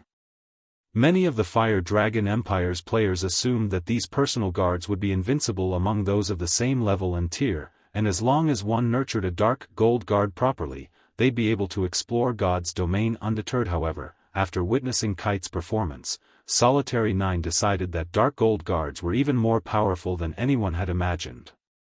Despite being a level 95, tier 2 swordsman, Kite could already contend with a level 90 mythic ranked world boss. The NPC's prowess was simply heaven-defying. Shurfong could tell what Azura's members were thinking the moment he saw their shocked expressions. However, he did not bother to explain the situation, only responding with a chuckle and a grin. Kite was indeed a dark gold guard, but even among dark gold guards, he was exceptional. Now that Shurfong had used soul strengthening on the NPC, Kite's combat power had risen, as well. Most importantly, the black iron swords Kite wielded were the Darkmoon twins, a fragmented legendary weapon set. It was a set Kite had obtained after completing an epic quest in a secret land. Even if Kite combined the strength of 2 attacks, he wouldn't have blocked the Frost Monarch's attack so easily without the Darkmoon twins. He would have definitely taken some damage after blocking those attacks. When Shurfong had discovered that Kite had obtained the Darkmoon twins, he had been incredibly jealous, but since the set was reserved for NPCs, he couldn't have used them even if he had taken them from Kite. With Kite acting as the lead MT, the rest of the raid team moved within 50 yards of the world boss without issues. They promptly bombarded the Frost Monarch with attacks. However, when Kite moved up to the Frost Monarch, the world boss stopped throwing its spears. Instead, the Frost Monarch wielded its weapon with both hands, sweeping the spear in a horizontal arch against the personal guard. The weapon was as thick and long as a large tree trunk, and the Frost Monarch easily reached targets that were over 20 yards away. As the spear swept across the battlefield, the melee players in its trajectory felt their hearts skip a beat. The Frost Monarch's long reach made its attacks impossible to dodge. Moreover, that horizontal sweep carried far more power than the Frost Monarch's ranged attacks. Everyone within 50 yards of the world boss felt suffocated as the wind the attack generated assaulted them. It felt as if the attack had created a vacuum. However, Kite moved to intercept the attack before it could strike any of the raid team's players. Boom. An explosion shook the battlefield, and Kite stumbled 3 steps back, a damage of over -230,000 appearing above his head. The strength in the Frost Monarch's latest attack was obviously much higher than before. When the team's players saw the damage, they couldn't help but gasp. Even Cola broke out in cold sweat. If even a level 95 personal guard like Kite took -230,000 damage after successfully blocking the Frost Monarch's attack, he'd die instantly if he tried to do so without activating a life-saving skill. Of course, the system reduced monsters' damage to a certain degree when they attacked players, but even so, how could any player have higher strength than Kite? Good. He blocked it. Shifeng breathed a sigh of relief when he saw that Kite had only lost a little over 230,000 HP. Everyone, attack the boss with everything you've got. The Frost Monarch was a Bloodline Lord, and it could use that bloodline to increase the power of its attacks. The thrown frost spears had been a casual attack at best, and now that Kite was within melee range, the Frost Monarch had gotten serious about this battle. However, the situation was far better from what Shifeng had expected. Kite had more than 2 million HP, so losing 230,000 HP was well within his tolerance. Shifeng's reminder to attack snapped his teammates out of their daze, and they turned their attention to bombarding the Frost Monarch. The raid team's spells and arrows were the first attacks to strike the Frost Monarch's colossal form. 34,174. 00, -31,647. 00, -17,548. 00. When these players saw how much damage their attacks dealt, they felt like crying, especially Azura's members. Although Zero Wings members didn't deal astounding damage, they still dealt over -30,000 with each attack. Azura's members, on the other hand, dealt less than -20,000 with their attacks. When they normally fought level 80 monsters, they easily dealt more than -50,000 damage. The damages they dealt were little more than pelting raindrops to the Frost Monarch. Fortunately, not everyone's damage was so low. A few attacks were particularly eye-catching, originating from Shifeng, Fire Dance, Gentle Snow, and Zhao Yueru.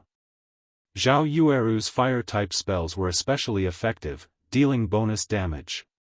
In addition, she forcibly elevated all of her Tier 2 spells to Tier 3. As a result, every one of her attacks dealt over -150,000 damage to the world boss. Her overall DPS was even higher than Shifeng's. Azura's members were thoroughly stunned. Zhao Yueru was doing the work of 10 Azura members right now. Even so, the Frost Monarch's HP bar hardly moved. Commander. Killing this boss with our current damage is going to be a problem. Lifeless Thorn shouted as he watched the Frost Monarch's HP bar. Even after such a long fight, they hadn't even dropped the world boss's HP by 1%. At this rate, they'd die from exhaustion before the Frost Monarch could kill them. Although the raid team's DPS was relatively high, the Frost Monarch's attack range was too vast. Moreover, the Frost Monarch's extraordinary strength did not permit the slightest mistake, since the lightest touch from its spear could kill a player instantly. As a result, the team's players had to allocate much of their attention to dodging the world boss's attacks, which prevented them from maximizing their DPS. We should have a good hold on its aggro by now. Shifeng was well aware that their team lacked DPS. They were fighting a level 90 world boss, after all. How could a half-baked team like theirs deal enough damage to defeat it? Shifeng then turned to Anna and said, "You can begin." Chapter 2241, Anna's Might. Once Shifeng gave the command, Anna raised her staff and began to chant an incantation. 2 gigantic magic arrays, both with a 30-yard radius, appeared beside Anna, one pitch black and one silvery white. The instant these 2 magic arrays appeared, the surrounding mana rapidly gathered to Anna. What a powerful spell. Astonished, Lifeless Thorn turned to look at the personal guard, who had remained idle near the rear line thus far. Although he wasn't a magical class player and wasn't so sensitive toward mana, he had seen powerful NPCs cast their spells before, yet not even the tier 3 NPCs he had seen could manipulate this much mana with their spells normally. The amount of mana a spell manipulated was indicative of the spell's strength. The more mana the spell affected, the stronger the spell would be. In other words, the spell Anna was casting was even stronger than a tier 3 magical class NPC's spells. Meanwhile, Xianxia, a druid, could detect mana far better than a berserker like Lifeless Thorn. In fact, her ability to perceive mana could be considered above average among the many magical class experts on the raid team. She specializes in both light and darkness. Xianxia stared at Anna for a moment, a little surprised. Normally, magical class NPCs and players only specialized in one element. For example, some elementalists specialized in fire-type spells, while some specialized in ice-type. Although elementalists could use other element spells, those spells were generally weaker than those of the caster's main element, and yet, Anna was absorbing a frightening amount of both light and darkness-type mana from her surroundings. It was clear that the personal guard specialized in both elements. Specializing in two elements wasn't as simple as being able to use spells from two different elements. A caster needed to be capable of merging both elements' spells as well. If one were successful, the resulting power of their spells would be exponential. Xianxia could only think of two magical class players that specialized in dual element casting, and both commanded an astonishing amount of combat power. The Fire Dragon Empire's magical class players had dubbed both players dual dragons, and there were rumors that these two had the combat power to rival tier 3 NPCs of the same level. However, she now learned that Anna was similarly a dual element caster, as well. She was even rarer than Dark Gold guards. Before anyone could shake off their shock after sensing the mana surge Anna had caused, the NPC in question raised her staff and completed her spell. 36 magic arrays appeared around the Frost Monarch, some black and some white. Yin-Yang spears then shot forth from these magic arrays. Every Yin-Yang spear was powerful enough to tear apart space itself. When the 36 Yin-Yang spears pierced the Frost Monarch's body, the world boss could not help but cry out in agony. 510, 354. -503,474. A series of damages exceeding -500,000 appeared above the Frost Monarch's head, stupefying everyone present. With just one spell, the Frost Monarch's HP, which had barely budged before, had visibly fallen. Anna's DPS easily surpassed the entire team's. Is she a tier 3 NPC? Lifeless Thorn voiced his thoughts, starting at Anna. Azura's members hadn't even dealt -20,000 damage with each attack, yet just one of Anna's attacks had dealt over -500,000. She was 10 levels higher than they were, but the difference between their damage outputs shouldn't be that large. The only reasonable explanation was that Anna was a tier 3 NPC. However, there was no doubt that Anna was only level 96 and wore a tier 2 class insignia. This proved that Anna was only a tier 2 NPC, which confused Lifeless Thorn. Anna's performance even stunned Zero Wing's main force members. None of them had thought that she would be this powerful. Only Shifeng remained unperturbed after witnessing the display. Anna was an epic guard. Moreover, her growth potential had risen from 105 to 113 points after she became a peak-class Yin-Yang Saint. It was the highest growth potential he had seen in any NPC. Anna had only been a level 80 NPC when she had changed classes. Now that she had reached level 96, the boons her growth potential provided were massive. After factoring in her Yin-Yang Saint class's other abilities, she had even greater combat power than ordinary tier 3 NPCs. This was why Shifeng dared to challenge the Frost Monarch with such a half-baked team. Initially, he had wanted Anna to summon her monsters to assist in the battle, but he had decided against that since controlling so many summoned creatures would waste some of Anna's energy. That would prevent Anna from exhibiting the full strength of the Yin-Yang Saint class. Moreover, he had Kite to tank the world boss, so summoning a lord or great lord into battle would be meaningless. As the tier 2 curse, Yin-Yang Baptism, ended, Anna followed up with the tier 3 spell, Yin-Yang Burst. This was also the legacy spell Anna had learned after reaching level 90. Anna raised her left hand as two energy balls appeared in her grip. The energy balls then transformed into beams of light that slammed into the Frost Monarch. 1 for 34,884. Minus 1,441,067. Everyone was flabbergasted once more when they saw these two damages. Her damage can practically cover the entire team's. As Solitary 9 watched Anna bombard the Frost Monarch with one powerful spell after another, he gained a newfound appreciation for magical classes. Even if Azura and Zero Wings members stopped attacking, Anna could likely finish this raid by herself with the damage she could deal. She might just need a little more effort to defeat the world boss. With Anna's participation, the raid team's confidence skyrocketed. They turned their attention to dodging the Frost Monarch's AoE attacks, rather than risking death to deal more damage. Time passed quickly, and the Frost Monarch's HP eventually fell to 20%. After such a long fight with the Frost Monarch, the raid team's members had to admit that world bosses had a variety of skills. Even with Kite tanking the Frost Monarch, players had died from time to time. Moreover, the power of frost that continued to seep into their bodies had rapidly depleted their stamina and concentration reserves. Despite fighting for less than 30 minutes, they all had less than 30% of their stamina remaining. Without Anna's help, this raid would have been impossible. The boss is going berserk. Everyone, activate your berserk skills and attack with everything you've got. Shifeng shouted when the Frost Monarch's frost spear suddenly vanished. The Frost Monarch would become even more terrifying when it went berserk. It would directly manipulate the power of frost around it to layer its attacks. Normally, a team would need around 6 MTs to stop these layered attacks, but among the MTs present, only Kola was capable of surviving one of these attacks, and that was if he had already activated his berserk skill. The world boss would instant kill the rest of the MTs, whether or not they had activated their berserk skills. The only option they had left was to kill the boss before it slaughtered the team. The Frost Monarch bellowed as soon as Shifeng finished issuing his orders. The power of frost began to grow turbulent as it gathered to the world boss. Not only did this significantly increase the Frost Monarch's defense, but it also manifested 6 gigantic hands of frost energy around the world boss. These 6 gigantic hands began to swat at the offending players. Every hand was as powerful as the frost spears the Frost Monarch had thrown at the start of this raid. Only, the hands' attack speed wasn't as high as the frost spears. In exchange for the reduced speed, the hands had a much larger attack range, with each possessing a 12-yard radius AoE. The moment the 6 hands descended, 3 Azura members died instantly. However, the Frost Monarch's increased defense shocked the raid team's members far more than the 6 gigantic hands.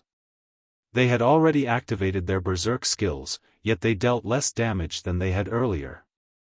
As expected of the Frost Monarch, its famed defense wasn't an exaggeration. When Shifeng's sword struck the Frost Monarch's body, his entire arm went numb from the impact. Getting past the Frost Monarch's frost armor with dark gold weapons had already been quite difficult, and now that it had entered its berserk state, even Shifeng's killing ray barely left a scratch. As several more players died, Shifeng knew that he couldn't afford to hold back, and he ordered Anna to use Summon Angel. Within seconds, a spear-wielding Valkyrie dropped from the sky, and everyone felt their bodies grow heavier as her horrific aura washed over them. Before anyone could react, the Valkyrie had appeared before the Frost Monarch and swung her spear of thunder at the world boss. Bang! The Valkyrie's spear sliced through the Frost Monarch's armor like a streak of lightning before cracks began to form across the previously indestructible ice armor. The Frost Monarch cried out as it stumbled several steps back, and a damage of over -6 million appeared above its head. The Valkyrie was even several times stronger than Anna. When Azura's members saw the Frost Monarch stumble backward, their jaws nearly hit the ground. The Valkyrie's attacks were extremely fast. Even after transforming its 2 hands into sharp blades, the Frost Monarch had failed to defend itself. It had been forced to use the 6 gigantic hands it had summoned against the Valkyrie's attacks. However, a Tier 4 Valkyrie was no easy opponent, and her life rating was considerably higher than the world boss's. Even while using the 6 colossal hands to protect itself, the Frost Monarch took one hit after another. The world boss was utterly helpless against the Valkyrie. When the Valkyrie's 10-second duration was almost up, she went berserk and used Thunder's Judgment. A purple lightning bolt then shot down from the sky and through the Frost Monarch's body, dealing over -15 million damage. Good. The boss is heavily injured. Everyone, focus on your attacks. Shi Feng hurriedly shouted as the Frost Monarch's aura weakened. The surviving raid team ignored the world boss's 6 hands and desperately bombarded the monster. 12%. 10%. 8%. As the Frost Monarch grew closer to its death, it began a frenzied slaughter. By the time there were less than half of the original 200-man raid team, the Frost Monarch had 2% of its HP remaining. Gentle Snow, Zhao Yueru, and Violet Cloud stopped holding back and used their strongest moves: Myth of Light, Frost Flame, Hell, Dimensional Fracture. As these attacks struck the Frost Monarch, its HP bar visibly shrunk.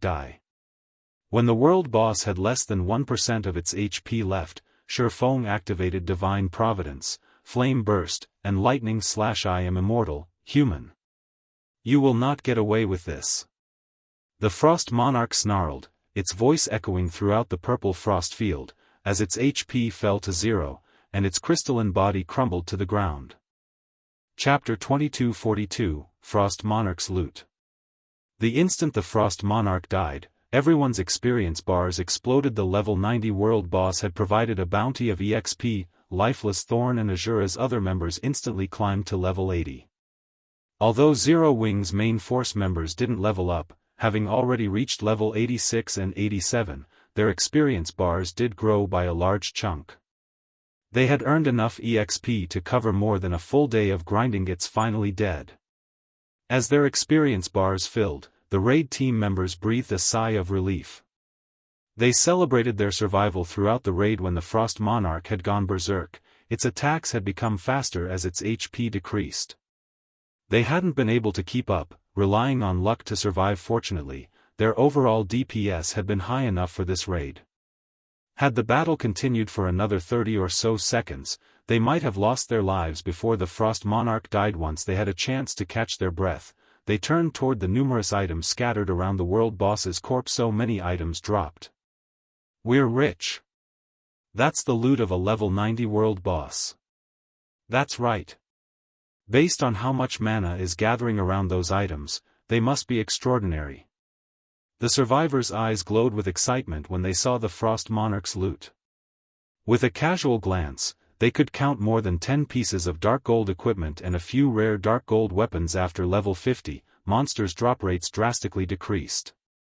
High-ranked items like dark gold equipment became very difficult to acquire. Normally, players had to challenge 100-man, Hell Mode team dungeons to acquire weapons and equipment of such rank. Moreover, players would be lucky if a single piece of dark gold equipment dropped from each of the dungeon's bosses. One raid wouldn't even be enough to fully gear a player, not to mention a 100-man team. Most of God's Domain's expert players would be envied among their peers if they had a single piece of up-to-date dark gold equipment. Even among the Azura Adventurer team, the main force members only wore a few pieces of level 75 dark gold equipment. Despite being one of the Fire Dragon Empire's top 10 adventurer teams, yet, the Frost Monarch had dropped more than a dozen dark gold equipment pieces. Its drop rate was many times higher than the bosses in 100-man, Hell Mode team dungeons. Naturally, the weakest piece of equipment the Frost Monarch had dropped was for level 90. Even the various superpowers only dreamed of acquiring level 90 dark gold weapons, and players could likely rely on these weapons even after they reached level 100. The world boss had even dropped epic equipment. The chances of such equipment dropping in a 100-man, Hell Mode team dungeon were abysmal. Players would only have a reasonable chance of acquiring such items if they secured the first clear. Alright, healers, resurrect our fallen comrades. We'll distribute the loot once you're done, Shi Feng said, smiling when he saw the hunger in everyone's eyes. There likely wasn't a single player in God's Domain who wouldn't be tempted by a world boss's loot. World bosses represented the peak of power among monsters of the same level, and any random item they dropped could raise a player's strength by a considerable margin. Shi Feng's reminder snapped the healers out of their daze, and they promptly went to work, resurrecting their fallen allies. Meanwhile, Shi Feng turned to organize the Frost Monarch's loot. The rest of the raid team took a seat and watched Shi Feng with eager looks since they didn't have anything better to do. Even Cola stared at the pile of items in the snow. The healers finished resurrecting the fallen players after a short moment, and Shifeng quickly appraised the items, sharing the statistics in the team chat. "I sent this world boss's loot a little too generous. This loot is 10 times better than the items a Hell Mode Team Dungeon's final boss drops." Zero Wings members were no strangers to a world boss's loot, so they, more or less, held their composure when they saw shared information. However, Azura's members were a different story. They were ecstatic after reading the loot's details. The Frost Monarch dropped a total of 115 items, far more than what ordinary mythic bosses typically dropped. Among the 115 items, there were 17 pieces of dark gold equipment and 3 dark gold weapons. The world boss hadn't even dropped one fine gold weapon or equipment piece. They'd likely have to raid 8 or 9 mythic bosses in Hell Mode Team Dungeons to acquire so many pieces of dark gold equipment. Unfortunately, Team Dungeons had very long cooldowns, and players couldn't raid them as often as they'd like. Furthermore, every dark gold weapon and equipment piece the Frost Monarch had dropped was top tier. "This Golden Razor's attributes are just as high as an epic weapons," Cola said, astonished as he inspected a dark gold ranked greatsword. Although the Golden Razor was only dark gold rank, its attack power and strength were on par with epic ranked 2-handed weapons. Most importantly, the Golden Razor had a passive skill that allowed players to wield it as a one-handed weapon as long as they had the required 1800 strength. In other words, players could wield a one-handed weapon with the attributes and attack power of a two-handed greatsword. This passive skill alone placed the Golden Razor at the top among level 90 dark gold weapons. Although the required 1800 strength was relatively high to ordinary tier 2 berserkers, it wouldn't be an issue for expert players of Cola's caliber. In fact, Cola already met the requirement. Despite being a Guardian Knight under level 90, he couldn't help his growing excitement when he thought about wielding a two-handed weapon alongside his shield. That's nothing. Take a look at the Extreme Frost set. It's practically made for berserkers. The 4-piece set effect even lowers the level requirement by 5 levels, on top of increasing the wearer's ice resistance by 100 and maximum stamina by 10%. The 6-piece set effect even increases the user's strength by 20% and all berserker skills by 1 tier. Blackie nearly drooled as he examined the Extreme Frost set's attribute bonuses and set effects. He even wished he had chosen the berserker class, instead of becoming a cursemancer. Moreover, the Frost Monarch had dropped the complete Extreme Frost set. This meant that berserkers could equip the set at level 85, and the armor would forcibly elevate all berserker skills by 1 tier to a maximum of tier 3 skills. Tier 3 skills were far more powerful than tier 2 skills. Zhao Yueru had already made that much clear. Despite the fact that Gentle Snow and Fire Dance had higher basic attributes, Zhao Yueru had dealt considerably more damage in the raid than her companions. Her total damage had almost been as high as Shifeng's monstrous damage. If a tier 2 berserker equipped the Extreme Frost set, they'd be on par with an actual tier 3 berserker, not including their basic attributes and physique. Indeed, this Extreme Frost set's effects are truly amazing. "The berserkers in the team have just won the lottery," Yan Tianqing chimed in. Even he was moved when he saw the Extreme Frost set. If the set were meant for assassins, he wouldn't have hesitated to replace 3 of his epic equipment pieces for the set. Tier 3 skills would drastically increase a player's combat power. If the Extreme Frost set's effects were specialized for assassins, Yan Tianqing would even be confident of contending with Sword Demon. While the team discussed the Extreme Frost set, Shifeng shared the next item's attribute panel. When they saw this item, every one of them gasped. This next item was a weapon, and one the team recognized and feared. This weapon was none other than the icy blue spear the Frost Monarch had used against them throughout the raid. Chapter 2243, Winter Spear. The entire raid team had personally experienced how powerful this spear, which the Frost Monarch had manifested with condensed power of frost, was. The Frost Monarch's extraordinary strength and speed hadn't been the main reason that the raid team had struggled against it. They had relied on Kite as the lead MT, and the NPC was more than capable of surviving the world boss's attacks, taking barely any damage. Rather, the Frost Monarch's Frost Spear had been the main reason that these players had had so much trouble. Despite the Frost Monarch's focused attacks against Kite throughout the raid, it had used its attack's residual power to assault the players, sapping their stamina and concentration. This, in turn, had steadily decreased the team's combat power, and to make matters worse, they hadn't been able to block or dodge this residual power. If Anna hadn't been so powerful, the team would have died from exhaustion before they could kill the world boss. It's even possible for such a weapon to drop. Its attributes are insane. The team's berserkers have truly hit the jackpot. When they saw the Frost Spear's attribute panel, everyone on the team felt jealous. Even Shadow Sword and Rampant Blade, who both used an epic weapon, couldn't help their desire for the spear. Its attribute bonuses were just that awesome Winter Spear, Replica, Spear, Epic rank. Level 50, Level 100. Equipment requirement, Strength 2100. Attributes adjust according to user's level. Attack power plus 2550, Level 50.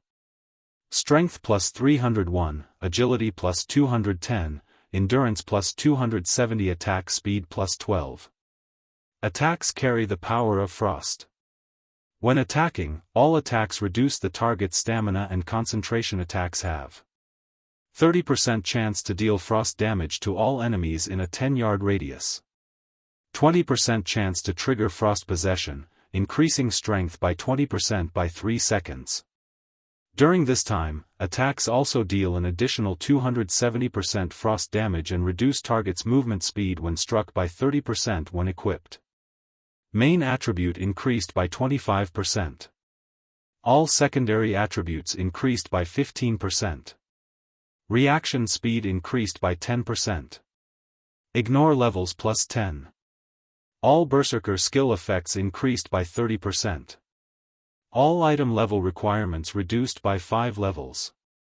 Additional passive skill 1 dash. Chaotic battle, strength, attack speed, and movement speed increased according to the number of enemies hit. Each enemy hit will grant a 3% increase for 5 seconds. Bonus can stack to 30% additional passive skill 2 dash.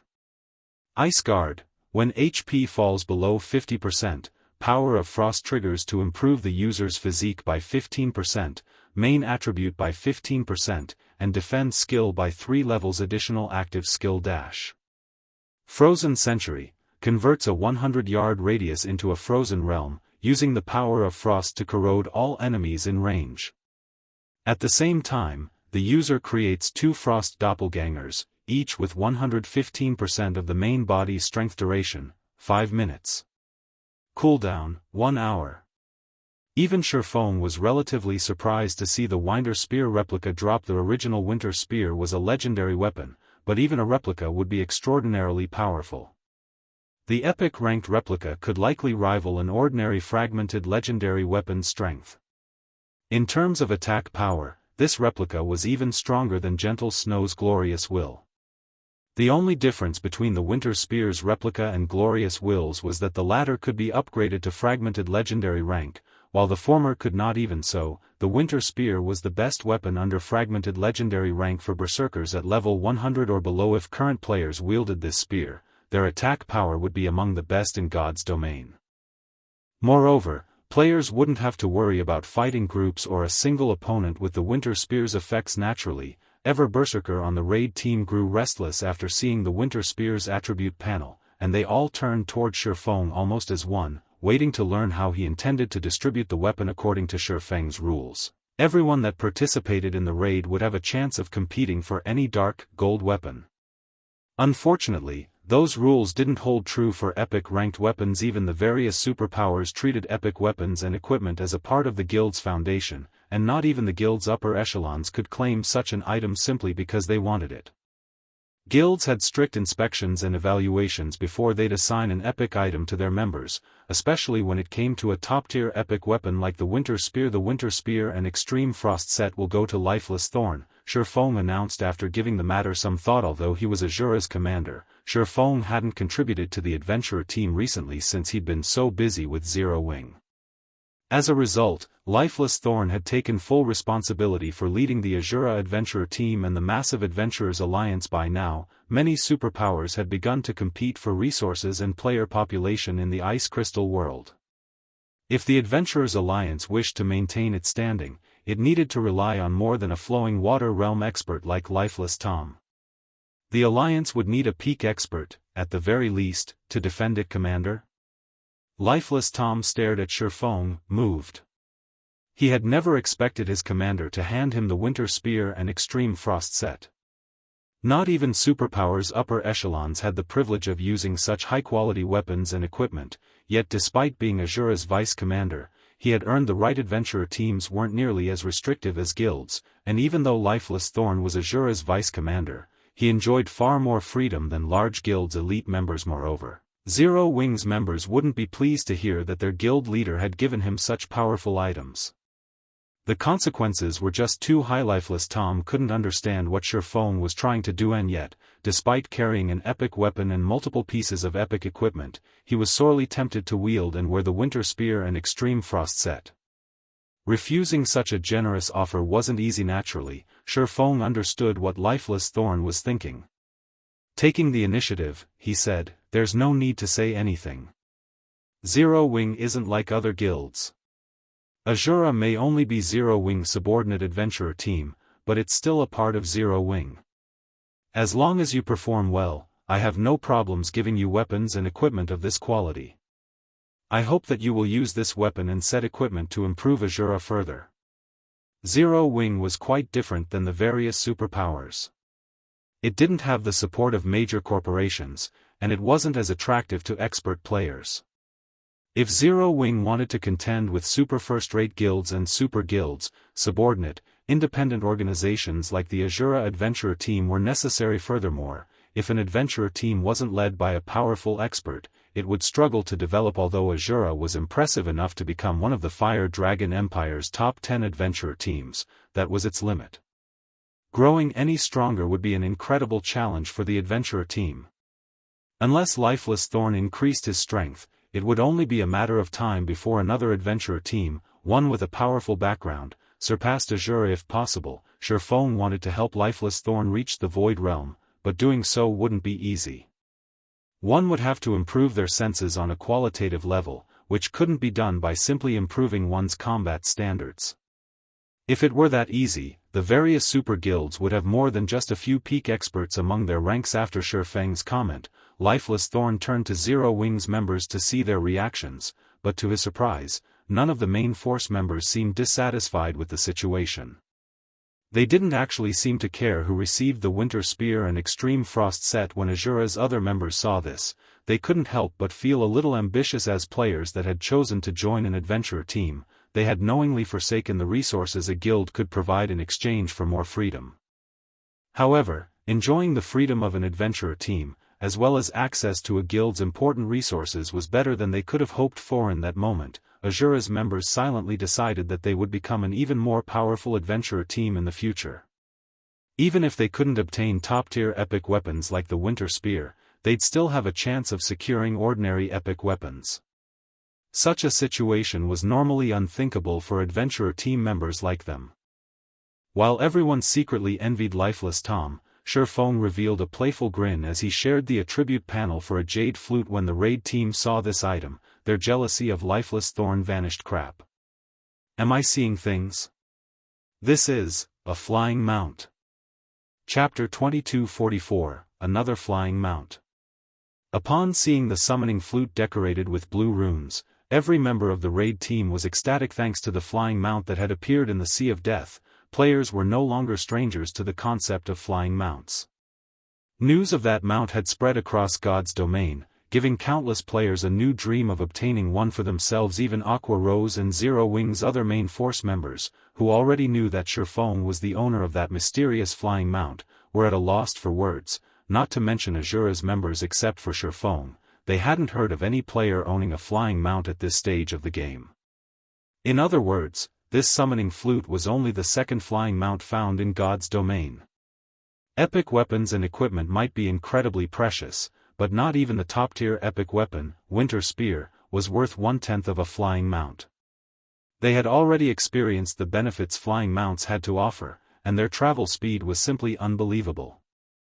A flying mount could even cross a large-scale map in no more than 2 or 3 hours. Most importantly, flying mounts' combat power was incredible. Take Shifeng's Thunder Eagle, for example.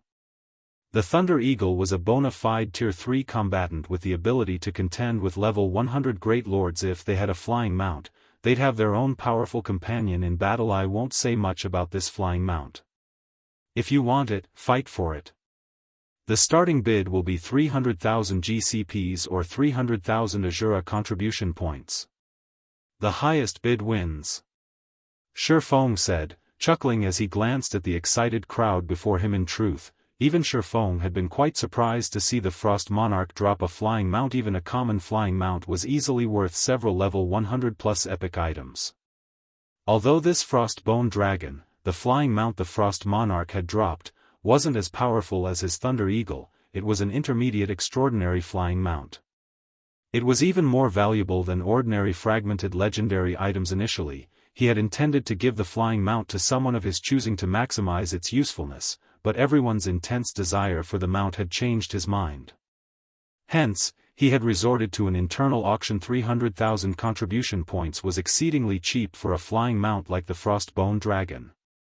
Normally, he should have set the starting bid at 3 million CPs, but since this was an internal auction, he didn't mind lowering the price.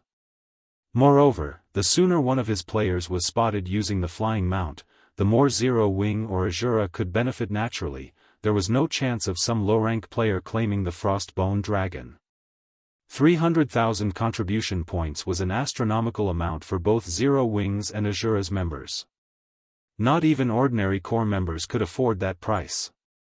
Of the 200 players participating in this raid, only a dozen or so had enough CPs to bid for the flying mount. Every member of the raid team stared at Shifeng in astonishment. They had never expected him to sell off the flying mount in an internal auction. He had even assigned the Winter Spear and Extreme Frost set to a specific player, yet the flying mount would go to the highest bidder. Most importantly, Shifeng was actually allowing them to compete for it, not keeping such a precious flying mount for himself. No other guild leader or commander would be as generous as Shifeng. It didn't take long for the raid team members to snap out of their days after Shifeng's announcement. I bid 300,000 GCPs. Blackie shouted, placing the first bid. In that case, I'll bid 310,000. Kola shouted, not willing to concede. Commander, I bid 320,000 CPs. Solitary 9 shouted, unable to help himself from participating in the auction. Azura's contribution system was similar to Zero Wings, and earning contribution points wasn't easy. Of course, as one of Azura's 2 vice-commanders, he could afford to hand over 300,000 plus CPs. I bid 350,000 CPs. Lifeless Thorn announced. Although Lifeless Tom had already acquired a top-tier epic weapon and dark gold set equipment, the idea of owning a flying mount was simply too tempting. A flying mount would also affect his development rate, so he couldn't just give up this chance. Zero Wing and Azura's members frantically bid on the Frostbone Dragon, the price quickly climbing to 450,000 CPs. Once the price rose that high, Azura's Lifeless Thorn and Solitary 9 had to drop out of the auction. Unlike a guild, there were fewer means for adventurer team members to earn contribution points. Adventurer teams didn't have access to guild quests, for example. Now, only Zero Wing's upper echelons could compete over the flying mount. In the end, Gentle Snow had won the Frostbone Dragon for 580,000 contribution points. Although Shifeng didn't prohibit his players from borrowing points, they had silently agreed to rely on their own contribution points due to the importance of a flying mount. Their contribution points, after all, represented how much they had contributed to the guild or adventurer team. The player who had contributed the most deserved something as important and valuable as a flying mount. After the auction, Shifeng handed Gentle Snow her new Frostbone Dragon summoning flute, and she rejoiced. Ideas of how to use this flying mount swam in her head. Shifeng then let the raid team members bid for the remaining dark gold weapons and equipment, and every item had been auctioned off in less than 10 minutes. As for the other items the Frost Monarch dropped, Shifeng didn't share their information or add them to the internal auction. These items touched on guild interests. The Bronze Shop promotion order, for example, had to be kept a secret. Moreover, since the Frost Monarch was a Bloodline Lord, it had dropped a Bloodline. Normally, Shifeng would have let his players take a look at an ordinary Bloodline. It's not like they were a secret among the various superpowers anymore, and some were even available for purchase in the World Summit's Divine Shrine. If players had enough points, they could even purchase a peak bloodline. However, the Frost Monarch's bloodline was special, and Shifeng couldn't afford to reveal it casually. Arctic Bloodline, Special Bloodline. Can be fused with a normal bloodline to produce a new bloodline. The resulting bloodline has one opportunity to evolve, and the evolution's benefits depend on the bloodline power the resulting bloodline has absorbed. The more bloodline power absorbed, the more benefits the resulting bloodline will provide. Can absorb a maximum of 100 bloodline power. Current bloodline power absorbed, 0 points. Warning: the resulting bloodline will automatically bind to the user after using the Arctic bloodline. It cannot be traded and can only be stored in the user's bag space. If the user dies, the bloodline will drop and be forever lost. System: do you wish to fuse with the Arctic bloodline? System: you have 1 hour to decide. If you fail to decide or refuse the fusion, the Arctic bloodline's power will be lost. Although Shifeng trusted these players, he had no plans to inform them of the Arctic bloodline. While the team rested, Shifeng wandered off to find a place to sit. He then agreed to fuse with the Arctic bloodline. Chapter 2245, New Bloodline. The instant Shifeng agreed to the fusion, the Arctic bloodline in his bag shot through his body and began to merge with the Dark Iron bloodline. Thus far, Shifeng had been quite satisfied with the Dark Iron bloodline. Although it was only a basic bloodline, it was the perfect bloodline for melee classes, far more valuable to melee players than other basic bloodlines. In fact, Shifeng wouldn't necessarily trade the Dark Iron bloodline for a bona fide advanced bloodline if given a chance. Compatibility was incredibly important, and the Dark Iron bloodline improved his compatibility with his melee skills. It was a rare attribute. Although the Dark Iron bloodline's attribute panel didn't clearly outline how much the bloodline improved his compatibility, Shifeng had discovered, through trial and error, that his bloodline improved his skill completion rates by roughly 2%. While 2% might not seem that high, and even some epic equipment could provide a similar bonus, Shifeng's skill completion rate was already impressive. Shifeng was very close to 100% skill completion rate with his Tier 2 skills. For any other player, the Dark Iron bloodline would likely increase their skill completion rate by more than just 2%. Even so, a 2% improvement was extremely valuable for Shifeng. As God's Domain evolved into a more perfect game, higher-tiered skills and spells would become increasingly difficult to use properly. A player who had a 100% completion rate with their Tier 1 skills wouldn't be guaranteed to perform as well with Tier 2 to 6 skills and spells. Take Fire Dance, for example. When she had been a Tier 1 player, she had executed her Tier 1 skills with a 95% or higher completion rate, but after reaching Tier 2 and the Flowing Water Realm, she barely achieved a 90% completion rate with her Tier 2 skills. If she wanted to increase her skill completion rate, she had to continue her training and find more inspiration. In reality, not even Domain Realm experts fared better than Refinement Realm experts with skill or spell completion rates. Completion rates depended on a player's physical control and their understanding of the skill or spell in question. Refinement Realm experts already had precise control of their bodies, and Domain Realm experts' physical control wasn't that much better. Domain Realm experts merely had superior perception. Shifeng only had such a high completion rate with his Tier 2 skills because he had already grown incredibly familiar with the various Tier 2 skills in God's Domain. Not a single player in the game could compete with his experience in this regard. Moreover, the Dark Iron bloodline would offer greater benefits as he continued to level up and reach higher tiers, particularly as he rose through the tiers. Although he had already absorbed the Dark Iron bloodline, he couldn't yet fully exhibit the bloodline's power. Bloodline strength was simply too great for low-tiered players like him to tolerate. He could only unlock more of the bloodline's abilities as he increased his tier. Otherwise, bloodlines wouldn't have been as valuable as fragmented legendary and legendary items, becoming one of the best tools to support God's Domain's players as they became powerhouses. As the Arctic bloodline continued to fuse with the Dark Iron bloodline, Shifeng felt an indescribable power spread throughout his body. This power felt violent and cold, the sensations mixing within him. If he hadn't deliberately concealed his aura with the Nightwalker's cape, Fire Dance and the others would have sensed his transformation after 10 seconds. The turbulent power within Shifeng had calmed. The moment it did, the crisp sound of a system notification reached his ears. System, congratulations. You have successfully fused the Arctic Bloodline and Dark Iron Bloodline. The Frost Iron Bloodline has now bound with you. Eagerly, Shifeng inspected the resulting bloodline. Frost Iron Bloodline, Fused Bloodline. Increases players' compatibility with melee skills and reaction speed. Mainly improves strength, followed by agility, endurance, vitality, and intelligence. Can absorb bloodline power to evolve once. The more bloodline power absorbed, the greater the evolution's effects will be. Can absorb up to 100 bloodline power. Currently absorbed bloodline power, 0 points. So, this is a fused bloodline? As he inspected the Frost Iron Bloodline's attributes, Shifeng couldn't believe his eyes.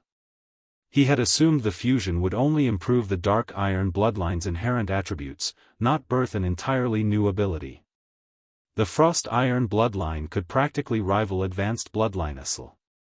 The only real difference was the increased basic attributes. Fortunately, the missing basic attributes weren't that important to Shifeng.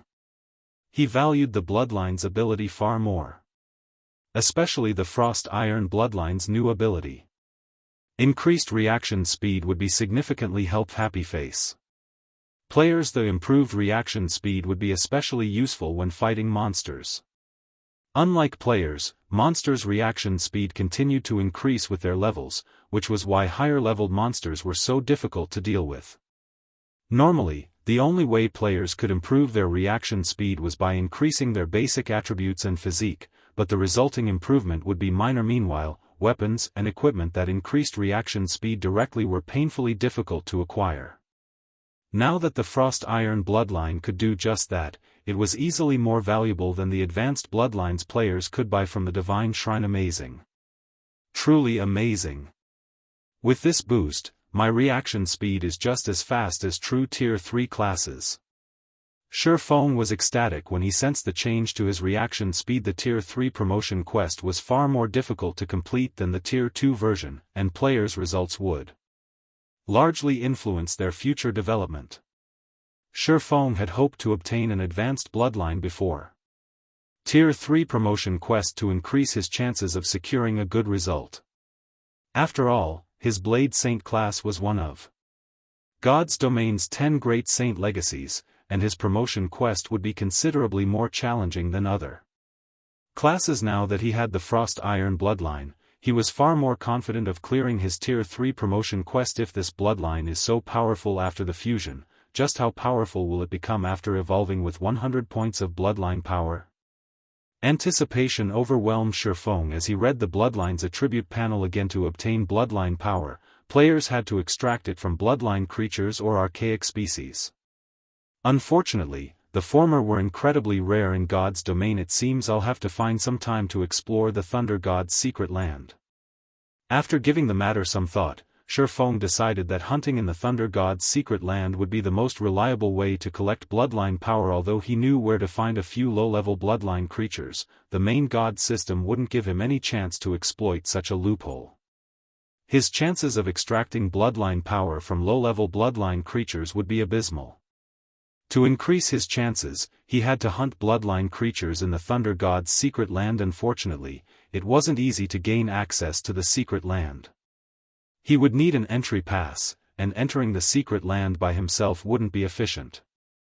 He'd need to obtain enough entry passes for a group of players. As a result, Shifeng decided to prioritize Zero Wing's development in the Sea of Death. However, he hadn't come to that decision simply because he wanted entry passes to the Thunder God's secret land.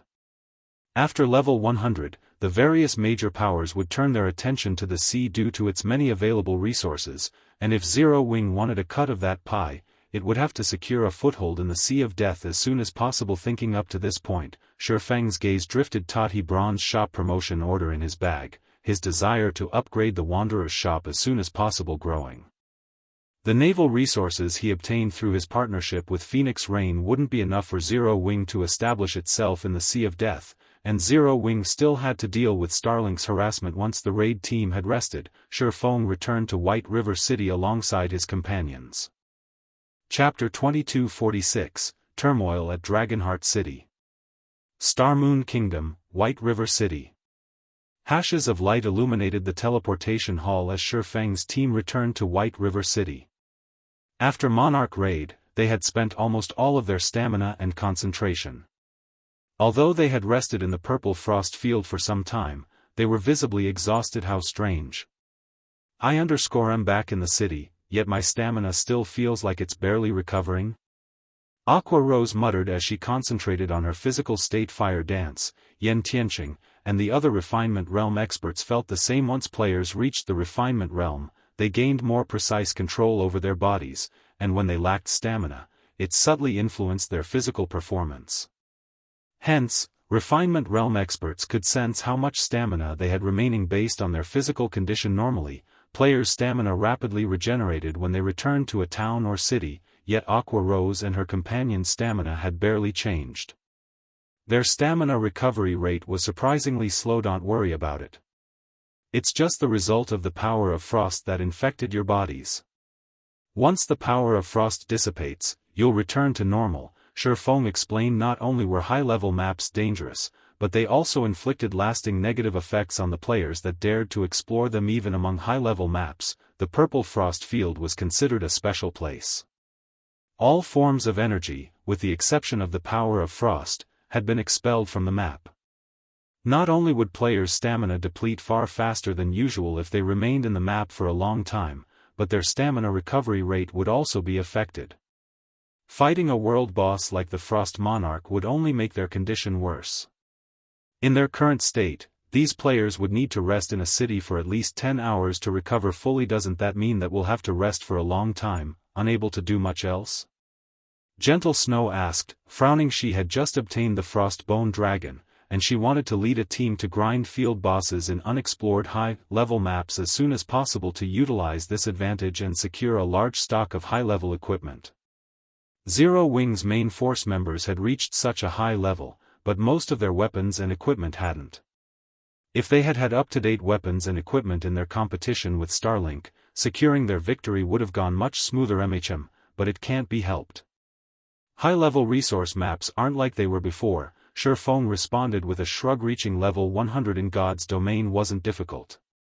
The true difficulty lay in obtaining top-tier weapons and equipment that corresponded with their levels. The Purple Frost Field was one of the best places to acquire top-tier level 90 equipment. Not only did the map have its own level 90 world boss, but it was also home to quite a few level 90+ mythic bosses. Unfortunately, maps like the Purple Frost Field had their own form of special energy, so grinding for top-tier weapons and equipment was even harder than normal. In reality, the Purple Frost Field's harsh environment was gentle compared to the various maps available at that level. Some environments even affected players' physiques and basic attributes. This was also why the various minor powers and adventurer teams had survived in God's domain in Shifeng's previous life. Grinding in these special maps for long periods was impossible due to their environments, and as a result, the various major powers hadn't been able to monopolize these maps' field bosses. To dominate these maps, God's domain's major powers would need a lot more manpower. This was precisely why Shifeng wanted to develop the Azura Adventurer team, using it to attract more expert players. Although Zero Wing had an incredible main force, the guild's other teams lagged far behind them. Gentle Snow's and Aqua Rose's frowns deepened. This meant that their level and mount advantages weren't as great as they had thought. Forget about farming top-tier weapons and equipment for now. You should help our other members level up. Once the power of Frost's effects wears off, you can organize teams to raid team dungeons and get our raiding progress up to speed, Shifeng said, chuckling. Collecting a large stock of top-tier weapons and equipment wasn't a walk in the park. If it were, the various superpowers would have squashed the game's minor powers and adventurer teams. They wouldn't have poured so much attention into nurturing lifestyle players and grinding for resources. Either I'll do that, then. Gentle Snow felt helpless. She had no choice but to accept Shifeng's suggestion and take things one step at a time. After their conversation, Gentle Snow and Aqua Rose left the teleportation with the rest of Zero Wings members. They planned to take the guild's members out to power level in high-level maps.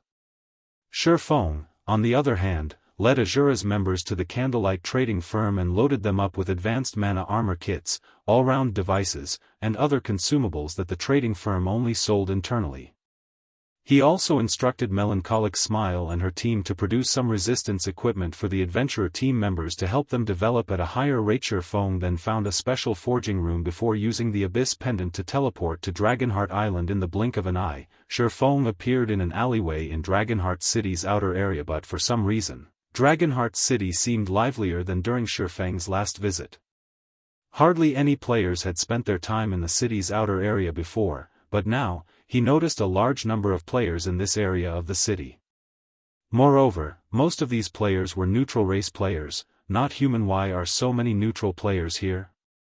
Shifeng was astonished when he saw how many neutral players roamed the street. These neutral players were very high-leveled, with most of them at level 76 or higher. There were even quite a few level 78 players.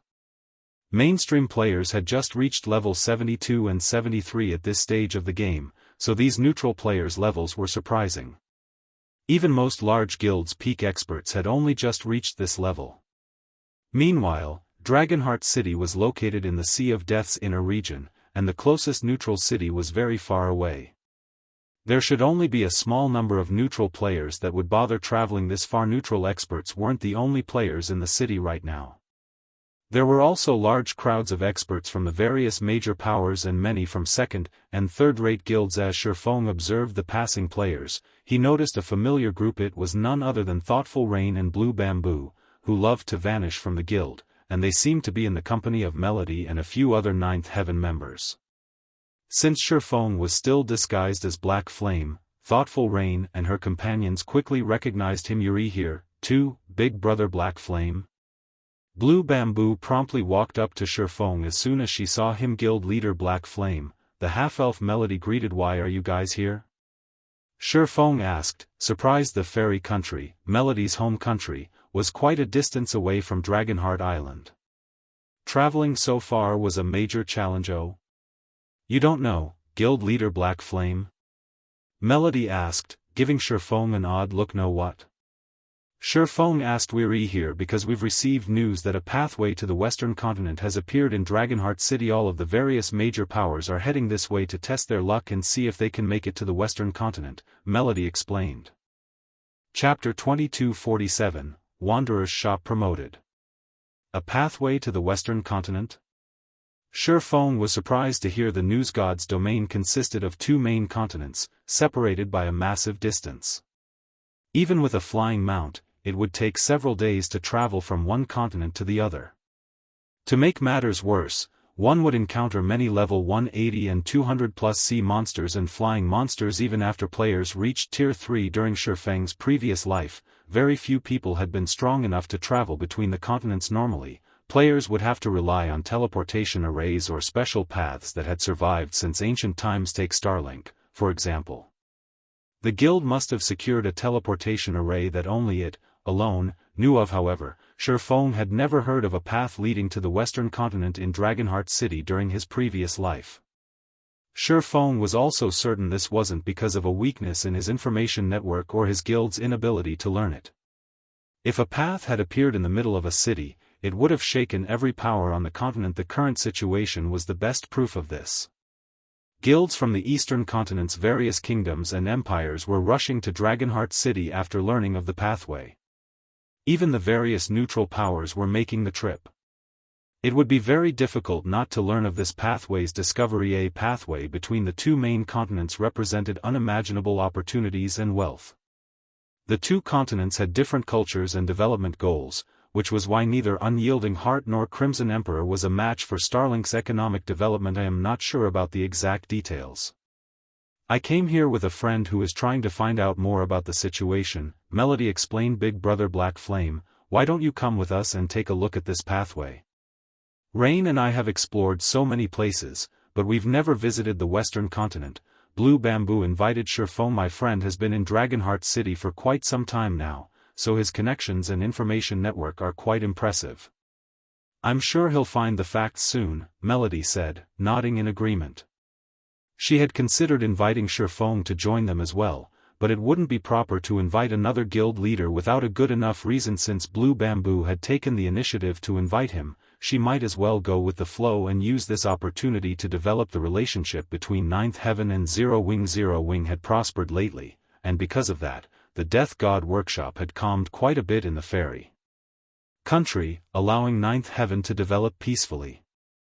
Since Shifeng clearly didn't know much about the Western continent, she could use this opportunity to earn a favor. Alright, but I have some matters to see to before I can join you, Shifeng said after giving the matter some thought. A pathway to the Western continent was indeed a tempting issue. If he could visit the Western continent this early, Zero Wing could gain access to endless wealth and resources. Since Melody was trying to do him a favor, likely to earn one back, he didn't mind taking advantage of this situation. That won't be a problem. In any case, my friend still needs some time to investigate. We'll be wandering around this area of the city in the meantime, Melody said. She secretly rejoiced when she heard Shifeng's answer. Zero Wing was already incredibly strong as a guild and was almost guaranteed to become a superpower in the future. If Ninth Heaven could secure a close relationship with the guild now, Ninth Heaven would only benefit later. Once Shifeng and the others agreed on where to meet later, he hurried toward the Wanderer's shop. Due to news of the pathway, the street the Wanderer's shop occupied, which had been deserted during Shifeng's last visit, was crowded with players.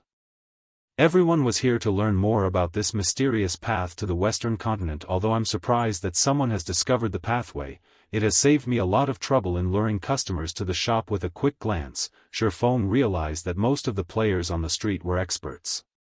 These expert players were either from guilds or well-known adventurer teams. Naturally, they'd have stronger information networks than ordinary experts. Shifeng had been worried about how to lure in customers after upgrading the Wanderer's shop. Without enough customers, he wouldn't be able to sell the black market teleportation slots for a good price, but it seemed that he no longer had to worry about that. He immediately headed into his Wanderer's shop. The Wanderer's shop had a total of 3 floors, and the building itself was quite old. The items it currently sold were of little value, as well. Not even ordinary players would be interested in these items, much less expert players. The only customers currently in the shop were NPCs, and when Shifeng checked the daily transaction volume, it was pitifully low. System: Bronze Shop Promotion Order detected. Do you wish to upgrade the Wanderer's shop? Upgrade. Shifeng chose to upgrade the shop without hesitation. The Bronze Shop Promotion Order sitting in Shifeng's bag transformed into particles of light and disappeared. As it did, the shop itself began to change. The changes were not visible from outside the shop, but internally, the Wanderer's shop underwent a metamorphosis. Although the shop's first floor still looked old and tattered, the system replaced the old, garbage items. Now, the shelves held magic tools that could even tempt expert players, including Tier 2 magic scrolls. Among the various new items, one stood out to Shifeng, surprising him: the Spirit Stone. The Spirit Stone was a special type of gemstone, a consumable. It was incredibly rare, and when equipped, it would improve players' mana perception. The improved mana perception would be useless to physical class players, but to magical class players, the Spirit Stone was a priceless treasure. Their mana perception directly affected their spell completion rates. Unlike skills, casting a spell didn't rely on physical movement. Instead, it relied on players' control over mana.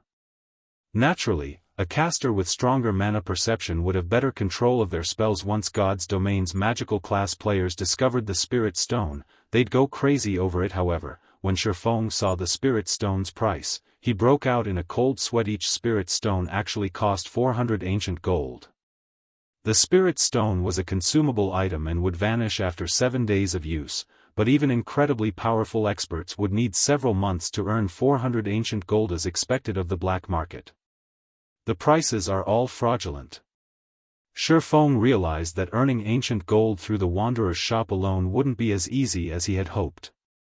Although the Wanderer's shop's merchandise was incredible, very few players would be able to afford any of Ida's for the black market teleportation slots. The 2-star shop would only sell 20 slots each day, and the minimum price for each slot was 200 ancient gold, 10% of which would go to the shop's owner. Even if all 20 sold for the minimum price, Shifeng would earn 400 ancient gold from the Wanderer's shop each day. It was an absurd amount. Players would be lucky to earn 200 ancient gold from ordinary 2-star grocery stores or smithies each day. With the Wanderer's shop, on the other hand, a player could earn double that through the teleportation slots alone. And that was only the beginning. As the shop's traffic and transaction volume increased, more teleportation slots would become available for purchase, increasing the shop's total income. It's no wonder why the various superpowers were so desperate to own a Wanderer's shop. Every Wanderer's shop is a goldmine. The daily profit from one of these shops can rival 1/5 of the income from a newly captured fortress in the Gravity Mountain range. As Shifeng browsed the shop's wares, he determined that he could earn 500 ancient gold per day if sales were good. Even the well-established first-rate powers in Dragonheart City only earned that much ancient gold per day. As for the Gravity Mountain range's fortresses, players couldn't just capture one on a whim. Unlike other fortresses, a power would need a large number of experts to garrison the Gravity Mountain range's fortresses long-term. Swarms of monsters would attack the fortresses every day, and the amount of manpower needed to run a fortress was no trivial matter. Not even ordinary superpowers would have the necessary strength to secure and profit from one of these fortresses. In comparison, the Wanderer's shop could generate 1/5 of a newly captured fortress's income without any risk. System: the Wanderer's shop has been upgraded. Do you wish to open it to the public? Chapter 2248, Blackheart Shop. Shifeng immediately agreed to open the Wanderer's shop to the public after hearing the system notification. Although it was possible to hire more NPC staff and renovate the shop after the upgrade to 2-star status to lure in more customers, Shifeng did not have the money to do so. He only had 1,000 ancient gold remaining, and every item and service in Dragonheart City cost ancient coins. Players even had to pay to enter the World Tower. To enter the World Tower's first floor, where the Gravity Mountain range was located, a team had to pay 5 ancient copper per player. If one wished to explore the World Tower's second floor, it would cost 1 ancient gold per player. Dining in Dragonheart City was also very expensive. However, it was an unavoidable expenditure as the food and drink in Dragonheart City accelerated stamina and concentration regeneration, as well as expelling the otherworld energy that infected players' bodies, allowing players to re-enter the World Tower sooner. This was also why minor powers couldn't survive in Dragonheart City. Otherwise, the World Tower would have been crowded with players since it was such a wonderful place to level up and obtain resources. Players wouldn't need to waste hours traveling to high-level maps, subjecting themselves to strange energy. Shifeng planned to bring Zero Wings members to develop in Dragonheart City in the near future, so he couldn't afford to waste money. Most importantly, he needed to pay 3,000 ancient gold once every 10 days to maintain the Wanderer's shop. It was best that the shop started conducting business as soon as possible. Shortly after the Wanderer's shop opened to the public, an NPC entered the shop to sell his item. Surprisingly enough, the NPC was selling a Tier 2 skill book. Unfortunately, his asking price was 60 ancient gold. Not long after this NPC entered the shop, players began to cross its threshold. These players had only intended to window shop, but once they saw the available merchandise, they froze, their feet glued to the ground. Crap. Isn't this a resurrection scroll? These are even rare in Empire's auction houses. The last one I saw even went for 200 gold, yet this place is only selling it for 50 gold. Take a closer look. It cost ancient gold, not normal gold. The players' eyes glowed with excitement when they saw the shop's merchandise, but once they saw the listed prices, that excitement vanished. Well-known adventurer team experts like themselves could save up 50 gold, but even if they sold everything they had on them, they still wouldn't have 50 ancient gold yet. Every item in the Wanderer's shop cost ancient gold. When Shifeng heard this group curse the Wanderer's shop for its black-hard prices, he couldn't help but shake his head and chuckle. He had felt the same in the past. Despite being the guild leader of a second-rate guild, the Wanderer's shop's goods had been too expensive for him. Needless to say, adventurer team members wouldn't fare any better. Shifeng then left the shop and hurried toward the agreed-upon meeting place to meet up with Melody and the others. Since the Wanderer's shop was now open for business, it would only be a matter of time before the various major powers in the city discovered it. He would not have to worry about the black market teleportation slots selling. He had also left 500 ancient gold with the shop and instructed its NPC staff to purchase epic materials. He decided to refuse NPC's other items since he couldn't afford them at the moment. He could only slowly accumulate ancient gold through the Wanderer's shop. After a few minutes, Shifeng arrived at a bar in the city's inner area. The bar was called the Blue Rose, and as soon as he arrived, he discovered Melody's group, happily chatting with a level 79 Tigerkin Berserker. Not only was this Tigerkin Berserker very high-leveled, but his equipment was also quite impressive. The Berserker currently wore the Raging Punishment set, a level 75 fine gold set equipment. His two-handed axe also gave off the glow effect unique to epic items. The wild and powerful aura he radiated was even powerful enough to deter first-rate guild's peak experts. Moreover, Shifeng could tell he was a refinement realm expert by the Tigerkin's movements. The Tigerkin Berserker's strength was even stronger than Melody. "Big brother Black Flame, have you settled your affairs?" Blue Bamboo asked when she saw Shifeng enter the bar. "Emichim, they're done." Shifeng nodded. "Yuri just in time. Here, let me introduce you. This is my friend, Swimming Dragon. He's the commander of the Dragon Riders adventurer team," Melody said. She then turned to Swimming Dragon and continued, "This is Zero Wings guild leader, Black Flame. So, you're that famous Sword King." Swimming Dragon looked at Shifeng in surprise. As Dragon Riders mainly operated on Dragonheart Island, Swimming Dragon was not particularly familiar with guilds and experts outside of his home base. However, the top 50 experts on the God's Domain experts list were a different story. Furthermore, Shifeng's rank had recently risen on the experts list. In the latest issue, Shifeng had been ranked 14th. The man was difficult to miss. Although the God's Domain experts list was not a clear indicator of an expert's strength, those who could earn a high rank were definitely extraordinary. However, Shifeng didn't seem any different than an average person as he sat before Swimming Dragon. If not for Melody's introduction, he might have dismissed the guild leader as an ordinary player. He couldn't sense the imposing aura that was typical of powerhouses. In fact, Shifeng's aura felt quite weak. "Hello," Shifeng replied with a slight nod. After a brief introduction, Swimming Dragon informed the group of what he had learned about the pathway to the Western continent. However, to everyone's disappointment, the pathway didn't actually exist. Players had simply discovered a King-class sea monster a short distance away from Dragonheart Island. Based on what the various superpowers had discovered, this sea monster had a chance of dropping a teleportation stone that could transport players to the Western continent. The various superpowers had only spread the news because of how powerful the King-class sea monster was.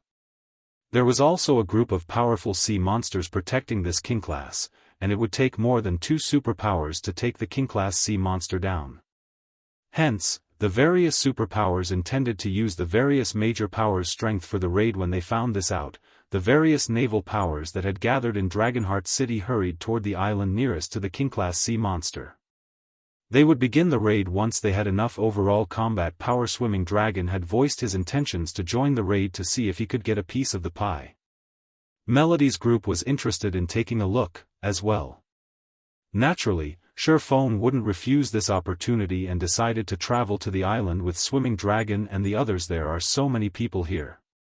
Blue Bamboo was astonished when she saw the number of ships in the port. There were usually plenty of ships in Dragonheart City's port, but right now, there were at least 10 times more ships than normal. Just leaving the port was a challenge. It will take too long to get to Tranquil Mine Island by ship. Dragonheart City has a specialized transport ship that travels to that island. "The trip will be easier if we take the transport ship," Swimming Dragon said. "Previously, I've already asked someone to purchase our tickets. We can just get on board the transport ship directly." After saying so, Swimming Dragon led Shifeng and the others to the transport ship's dock. Players crowded around the docked transport ship, everyone waiting to board. With no other choice, Feng and his latest companions patiently waited in line. After waiting for more than half an hour, it had come time for Feng's group to board the ship, but suddenly, two burly men approached them. One of these players was level 78, while the other was level 79. When the surrounding players saw these men, they promptly stepped out of the way and did their best to avoid meeting their eyes. Both of these experts possessed powerful backgrounds in Dragonheart City, and ordinary experts wouldn't dare provoke them swimming. I've heard you've purchased tickets to board the ship. Give them to me, I'm in a rush, the level 78 shield warrior said, grinning at Swimming Dragon. Relax, I won't just take advantage of you. I'll pay the favor back later. You're too late, Iron Hand. I've already given my tickets away, Swimming Dragon said, shaking his head. Does that matter? People are easy to replace. Tell me who they are, and I'll negotiate with them. I'm sure they'll gladly agree to give me their tickets, the shield warrior named Iron Hand said, laughing.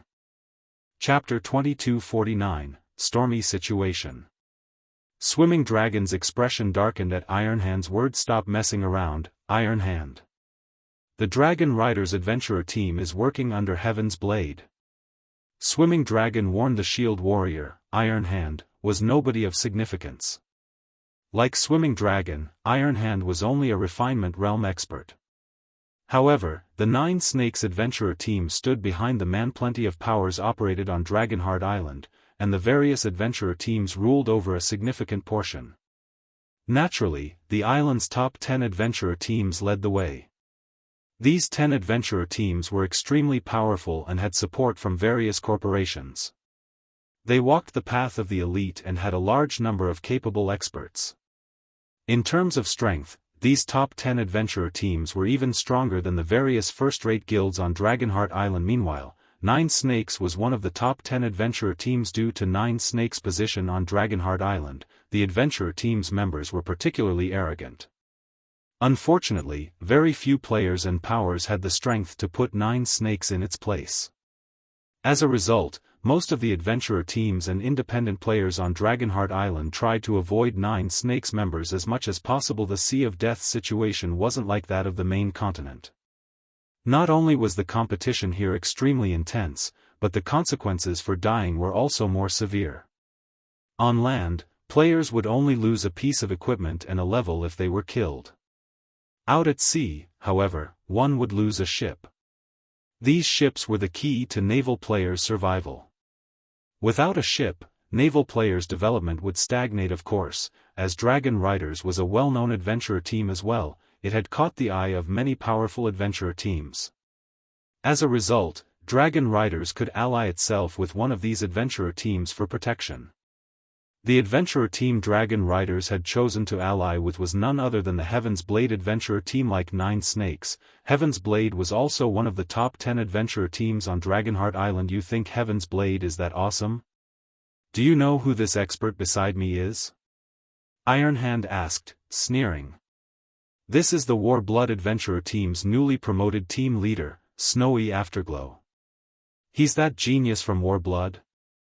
Swimming Dragon's expression turned serious as he looked at the slightly arrogant-looking level 79 berserker youth beside Iron Hand. Practically every adventurer team on Dragonheart Island knew the name, Snowy Afterglow. The man had become one of Warblood adventurer team's team leaders despite being only 22 years old. Warblood was the third-ranked adventurer team on Dragonheart Island, and overall, it was even stronger than Nine Snakes and Heaven's Blade. In fact, the two adventurer teams combined might not be a match for Warblood. It was no exaggeration to say that Warblood was half as strong as a superpower.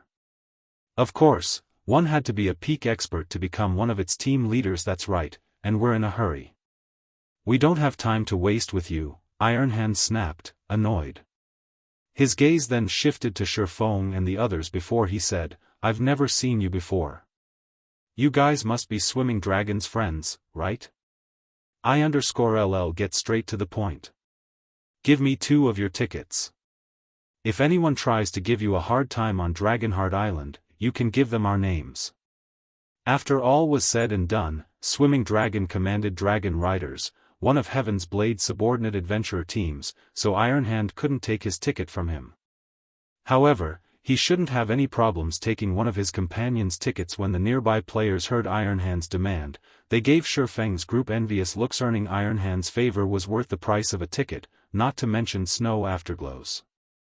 PvP was more common in the Sea of Death than it was on the main continent, and without sufficient strength, surviving here would be impossible. If one were protected by a VIP like Ironhand or Snowy Afterglow, they could develop on Dragonheart Island without worry. The only problem was the blow one would suffer to their reputation by conceding their tickets. Unfortunately, there wasn't much Swimming Dragon could say against it. It might not have been an issue if Ironhand had been alone, but he couldn't afford to offend Snowy Afterglow. Heaven's Blade might not protect him from the young man, however. Melody and the others were his friends, and he couldn't let someone bully them out of their tickets. As Swimming Dragon was about to offer his own ticket, Shifeng, who had been silent throughout the conversation, opened his mouth and snarled, "Scram." With one word, silence fell over the area. Even the Adventurer Team expert players who hadn't been paying attention, happy chatting among themselves, stopped and turned toward Shifeng. This situation was simply too shocking to ignore. Has this guy lost his mind? Based on his looks, he must be new to Dragonheart City. He probably doesn't know who Snowy Afterglow is. The various Adventurer Team players were already used to the arrogance Nine Snakes members displayed. Moreover, Nine Snakes' influence on Dragonheart Island had been growing stronger recently. Anyone with more than half a brain would avoid picking a fight over such a small issue, and yet, someone had actually dared to provoke a Nine Snakes member. This was the first time anything like this had occurred on Dragonheart Island. Furthermore, Ironhand was accompanied by one of Warblood's newest team leaders.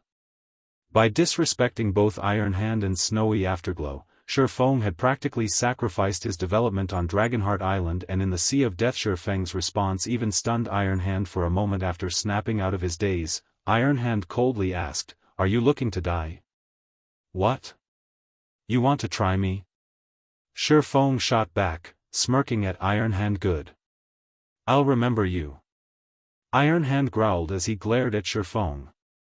Strangely calm, the two experts left. However, none of the watching players were surprised by Ironhand's reaction. They were still in Dragonheart City, and anyone that tried to assault another player was simply suicidal. Not even the Warblood Adventurer Team would dare attack another player inside the city. There wasn't a single power in the game that could contend with the NPC soldiers that patrolled this city. That guy is dead for sure. His life in the Sea of Death is likely over now. Not even Swimming Dragon can protect him. Regardless, it was awesome to see Ironhand so pissed. Many of the expert players on the docks flashed Shifeng pitying looks. There would now be bad blood between Shifeng and the Nine Snakes Adventurer Team, and Nine Snakes members were well known for seeking vengeance for the smallest insult. Ironhand definitely wouldn't let this matter rest. While the crowd quietly discussed the disruption, Shifeng's group boarded the transport ship without any more interruptions. They then made their way toward Tranquil Land. As this was the first time they had boarded a transport ship, Blue Bamboo and Thoughtful Rain were surprised by the ship's size. The transport ship was almost as large as a destroyer in the real world, with a total of 4 floors. It was considerably larger than God's Domain's sailboats. There were even break rooms on the ship, which would accelerate players' stamina and concentration recovery. No other ship had this ability. Moreover, the transport ship was very fast, even faster than a bronze speedboat. It was the ideal ship for most players who wished to develop out its seats. A pity that only NPCs can own transport ships. If players like us could own one, we wouldn't have to worry about our development at sea, Thoughtful Rain said. When she had inspected the break room's effects, she had discovered that time flowed differently in these rooms. The time in the break rooms passed as quickly as it did in the real world, which meant that the travel time players experienced would be halved while they rested. They wouldn't have to be bored or irritated that the journey took so long. Transport ships, huh? When Shifeng heard Thoughtful Rain's comment, he remembered a shipyard in Dragonheart City. It was a large shipyard that was capable of producing a unique transport ship. Although that ship wouldn't be as powerful as the transport ship they currently rode, it had a transport ship's basic functions. Back when player-owned transport ships had emerged in the past, it had caused quite a commotion among the various naval powers. Players had only discovered which shipyard had been responsible for these transport ships after in-depth investigations. However, a superpower had long since purchased the large shipyard in question. By then players had only started developing on Dragonheart Island, and the shipyards here were still extremely expensive. Even the cheapest shipyard cost 80,000 ancient gold, a price only superpowers could afford. However, the various superpowers were busy contesting over Dragonheart City's shops. They had no time to pay attention to these shipyards. If Sherfone could purchase the large shipyard in question early on, not only would it generate a significant amount of wealth, but it would also drastically increase Zero Wing's naval strength. While Sherfone pondered over how to earn a large sum of ancient gold as quickly as possible, Swimming Dragon approached with a worried expression. Guild leader Black Flame, 9 Snakes. The adventurer team Iron Hand that belongs to, is one of the local tyrants on Dragonheart Island. I don't think we should participate in the joint sea monster raid near Tranquil Mine Island. 9 Snakes will definitely try to pull something to punish us, Swimming Dragon said. Although Swimming Dragon knew that Sherfone was very powerful, they were in the Sea of Death. The rules here were drastically different than those on land. Otherwise, the various adventurer teams wouldn't have been able to secure territory on Dragonheart Island despite so many superpowers present. Relax. I know what I'm doing, Sherfone said, chuckling. He did not bother to explain further. Swimming Dragon sighed inwardly. He thought that Sherfone was acting a little too full of himself. He simply didn't know how powerful naval adventurer teams were. After a little over 2 hours, the transport ship finally docked on Tranquil Land. A thick layer of dark fog enveloped Tranquil Mine Island, and other than the port, a ghostly atmosphere devoured the island. Once players set foot on the island, they'd succumb to a chill, and their reaction speeds would significantly decrease. Players could even freeze to death if they lingered for too long on the island. This was practically an island of death. However, the port was full of bronze and mysterious iron speedboats. There were even a few sailboats here. The scene was even grander than in Dragonheart City's port. Shortly after the transport ship docked, and just as Sherfone and the others were about to step onto the wooden platform, they discovered a group of players before the transport ship. Every one of these players emitted a dense killing intent, and a few of them had already reached level 80. Even an expert like Swimming Dragon was afraid as he felt these players' dangerous auras washed over him. Meanwhile, 2 familiar figures led this group of experts, and they were none other than Iron Hand and Snowy Afterglow Brat. You were quite bold earlier. Would you dare repeat yourself now? Iron Hand demanded, sneering at Sherfone. Chapter 2250, A Person You Shouldn't Provoke. When the players on the transport ship saw the small fleet surround them, they couldn't help but grow nervous. Combat was a daily occurrence for Dragonheart Island's players, whether it be against sea monsters or players. Although large-scale naval PvP was common as well, none of those battles had involved a fleet as powerful as the one around the transport ship. Over 20 speedboats had the larger ship surrounded, 8 of which were bronze speedboats, and one was mysterious iron. Rank 9 Snake's grand display of strength even surprised the other powers on Tranquil Mine Island, not to mention the players aboard the transport ship. These powers' upper echelons immediately ordered an investigation into this matter. Weary doomed. Swimming Dragon stared at 9 Snake's fleet with a grim expression. He hadn't expected Iron Hand to be so vicious. An ordinary adventurer team would be fortunate to have a single advanced speedboat in their fleet. The Dragon Riders were lucky enough to have 2 bronze speedboats, which were the reason that the adventurer team had become quite famous and gained some influence on Dragonheart Island. Yet, the 9 Snakes adventurer team had dispatched a mysterious iron rank and 8 bronze-ranked speedboats. Even if they could sprout wings and fly, they wouldn't escape 9 Snakes' encirclement. Unlike on land, there wasn't anywhere players could flee to at sea, especially when they were surrounded by a powerful enemy. Even if they had a bronze speedboat on their side, escape would be impossible. Are we in trouble, Big Brother Dragon? Blue Bamboo asked curiously.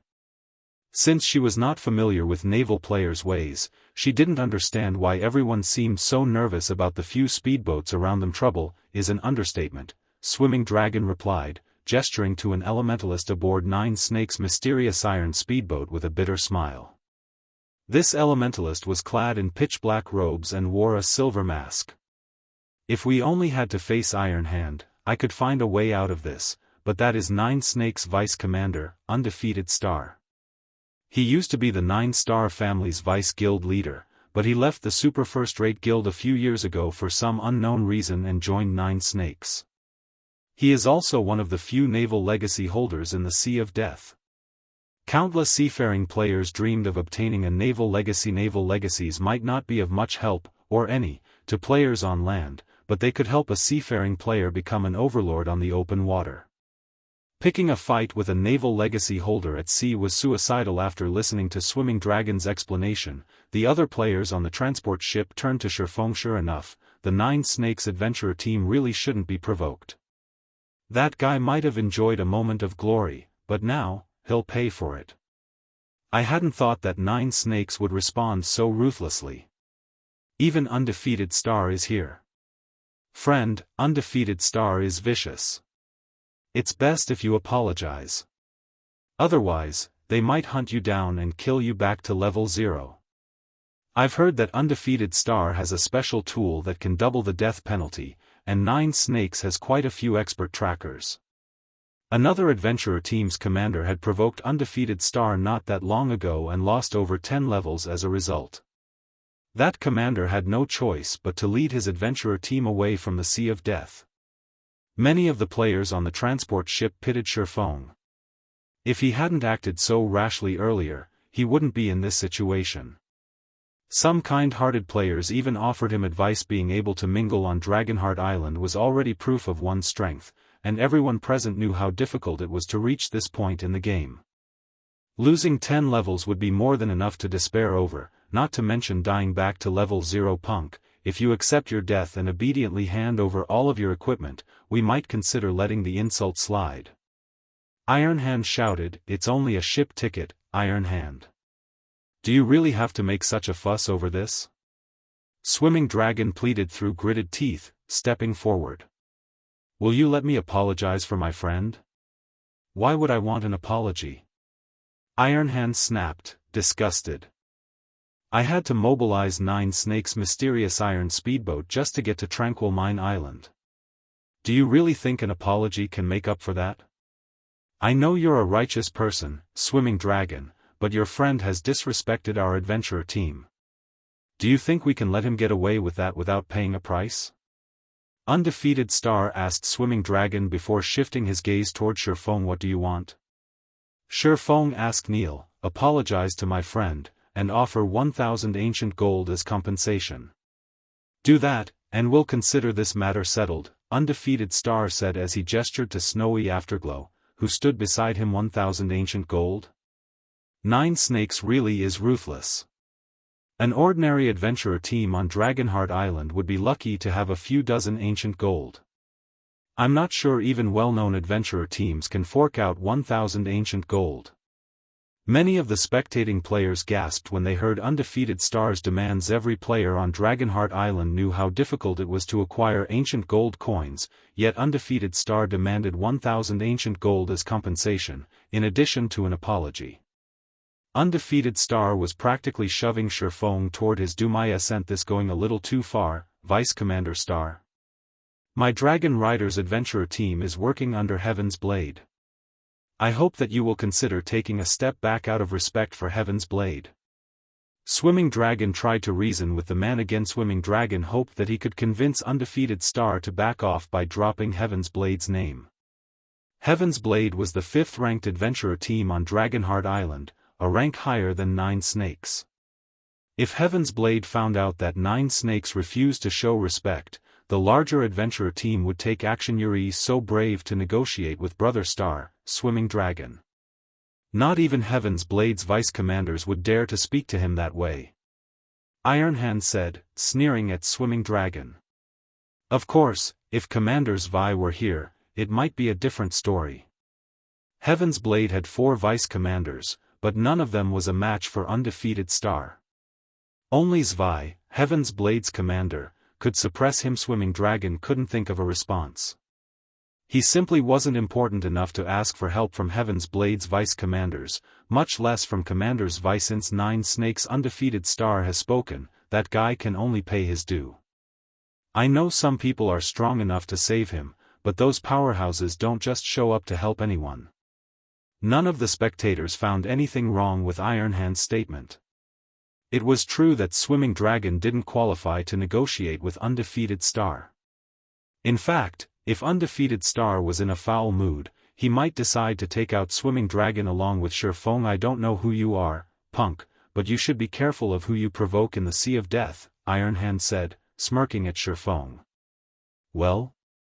Hurry up and apologize to Brother Afterglow. The moment Ironhand finished speaking, a blue sword light shot toward him. Instinctively, he tried to defend himself, but the attack had been too fast. The sword light had sliced through him, devouring all of his HP. Ironhand tried to speak, but his vision had already darkened, and his body fell to the deck of the ship. His corpse then transformed into particles of light and left behind a piece of equipment. What incredible attack speed! Shocked by the abrupt attack speed, the watching crowd gasped almost as one. They all turned toward the attack's origin. To their surprise, the attacker was none other than Shifeng, the player who had dared to provoke the Nine Snakes adventurer team. Just who are you? Undefeated Star watched Shifeng carefully after Ironhand's body had vanished. A person you shouldn't provoke, Shifeng said, chuckling as he sheathed Killing Ray and stared back at Undefeated Star. Chapter 2251, Fury. Silence fell over the area after Ironhand's death, and everyone stared at Shifeng in shock. Dead? Swimming Dragon muttered, utterly stupefied after watching Ironhand's body transform into particles of light and disappear. However, he wasn't just shocked that Ironhand hadn't responded to the attack in time to save himself and died instantly as a result. Rather, Shifeng's decisiveness astounded him. Swimming Dragon had known that Shifeng wouldn't tolerate humiliation, especially since Zero Wing had become a pseudo-super first-rate guild. As Zero Wing's guild leader, Shifeng was like a king. If he weren't, Melody wouldn't be working so hard to strengthen her relationship with him. However, Zero Wing might be Starmoon Kingdom's absolute overlord, but there were plenty of overlords on Dragonheart Island. The weakest guilds on the island was a first-rate guilds, and even they had to show Nine Snakes respect. The adventurer team was simply that powerful. This was also why Swimming Dragon had been trying to ease the tension between Shifeng and Nine Snakes, yet all of his efforts were for nothing. Not only had Shifeng slain Ironhand, but he had spoken so arrogantly to Undefeated Star in front of a large crowd. It was akin to a slap in the face. Powers like Nine Snakes, which prioritized their reputations, wouldn't take this insult lying down. Weary, truly doomed now. Swimming Dragon couldn't help his bitter smile when he saw Undefeated Star's ashen complexion. Undefeated Star was one of the top-ranked experts on Dragonheart Island. Moreover, he was accompanied by his squad of powerful bodyguards, all of which carried a special item that allowed them to form a specific magic array. This magic array would massively boost these bodyguards' strength when they were on the open ocean. Every one of these bodyguards was like a humanoid sea monster when the array was active. Because of this, very few people dared to disrespect Undefeated Star. Even Heaven's Blade's vice-commanders treated the man with respect. You are the first person to speak to me in such a way in the Sea of Death, Undefeated Star said, staring at Shifeng like he was a dead man walking. Let's see whether or not I can afford to provoke you. Wolf, I want him to suffer 100 deaths today. Every one of Undefeated Star's last few words had been spoken in an incredibly chilling tone. Even unrelated players shuddered when they heard it. Understood, a man named Devouring Wolf, who stood beside Undefeated Star, replied. Devouring Wolf then led the dozen or so bodyguards in a charge against Shifeng. Not only were these bodyguards all level 79, but they were also experts that had followed Undefeated Star when he had left the Nine Stars family, giving up his position as vice-guild leader. Every one of them was a veteran refinement realm expert. As these bodyguards approached Shifeng, magic runes began to appear on their bodies. At the same time, a gigantic magic array, covering a 300-yard radius, appeared in the sky above them. As the array manifested, the bodyguards' basic attributes began to rise. Their auras also underwent a tremendous transformation. Now, they felt more like ancient sea monsters rather than human players careful. Their basic attributes are higher than a great lords of the same level while they're in the magic array. You can't face them head-on. Swimming Dragon hurriedly warned Shifeng thanks. Shifeng responded to Swimming Dragon's warning with a light nod. So what if you know about the magic array? You might be able to avoid a fight with one of us, but can you avoid us all? Devouring Wolf, the bodyguard's leader, asked disdainfully. Devouring Wolf swung his battle axe at Shifeng, and the weapon's strength was even high enough to warp space around it. However, before the battle axe could come anywhere near Shifeng, the swordsman used Killing Ray to deflect the attack. The moment the sword and axe collided, an intense shockwave shook the player's surroundings. The clash of metal echoed throughout the magic array. Surprisingly, Shifeng didn't stumble backward after the exchange, yet Devouring Wolf's expression changed as if he had just seen a ghost. How is his strength so high? Shock and confusion filled Devouring Wolf's mind as he glanced down at his trembling arms and the 1000+ HP he had just lost. He was as strong as a sea monster while the magic array affected him. He even had enough strength to frighten a peak MT. However, when his axe had met Shifeng's sword, he had actually taken damage. Swimming Dragon gaped at the two fighting players. Devouring Wolf wore even better equipment than he did, and while the magic array affected the bodyguard, even he'd have to activate a berserk skill to match Devouring Wolf's strength. However, Devouring Wolf had taken damage after charging at Shifeng. Not bad. I can see why Nine Snakes has become one of Dragonheart Island's top 10 adventurer teams, Shifeng said, chuckling at Devouring Wolf's frightened expression. Now that you've attacked me, I should return the favor. Shifeng then swung Twilight Blade. A sword light sliced at Devouring Wolf, and although he had seen it coming, he hadn't been able to keep up with the attack speed. No matter how hard he tried to block it with his axe. In the end, Devouring Wolf could only watch as the sword light passed through his body. His HP then plummeted, only stopping after it had hit 0. A moment later, Devouring Wolf's vision faded to black, and his body collapsed to the deck of the transport ship. Devouring Wolf was dead. Despite their many years of combat experience, Undefeated Star's other bodyguards were stunned when they saw this. For a moment, they even forgot to surround and attack Shifeng. However, Shifeng did not wait for these players to recover from their daze, and he charged forward Shadow Blade. Immediately, 10 sword lights flew at the remaining bodyguards. After acquiring the Arctic Bloodline, Shifeng had practically become a Tier 3 player. He only lacked the ability to use Tier 3 skills. The difference between Tier 2 and Tier 3 players was even larger than the difference between Tier 1 and Tier 2. The most obvious difference was the player's reaction speed. It was no longer a gap that could be shortened through basic attributes. Every one of Undefeated Star's bodyguards died in less than 20 seconds, and as a result, the magic array vanished. The only evidence that they had been here was the several equipment pieces they had left behind. Vice Commander Star, do you still think you can afford to provoke me? Shifeng calmly asked as he sheathed his swords. Chapter 2252, Shocking Tranquil Mine Island. Shifeng's words, combined with the fact that all of Undefeated Star's bodyguards were now dead, stunned the spectating players. They had ridiculed him for his ignorance and arrogance, yet now, they were silent, staring at Shifeng as if he were a frightening monster. On the other hand, Swimming Dragon's eyes were so wide they might fall from their sockets. Staring at Shifeng, Swimming Dragon unconsciously muttered to himself, "Isn't he a little too strong?" Although Swimming Dragon had known that Shifeng was extraordinarily strong, he hadn't dreamed that the swordsman was this powerful. Swimming Dragon had seen many peak experts before, but the difference between them and Shifeng was like the difference between heaven and earth. If he hadn't known that Undefeated Star's bodyguards had been trying to kill Shifeng, he would have suspected that they had been putting on a play, with Shifeng as the hero.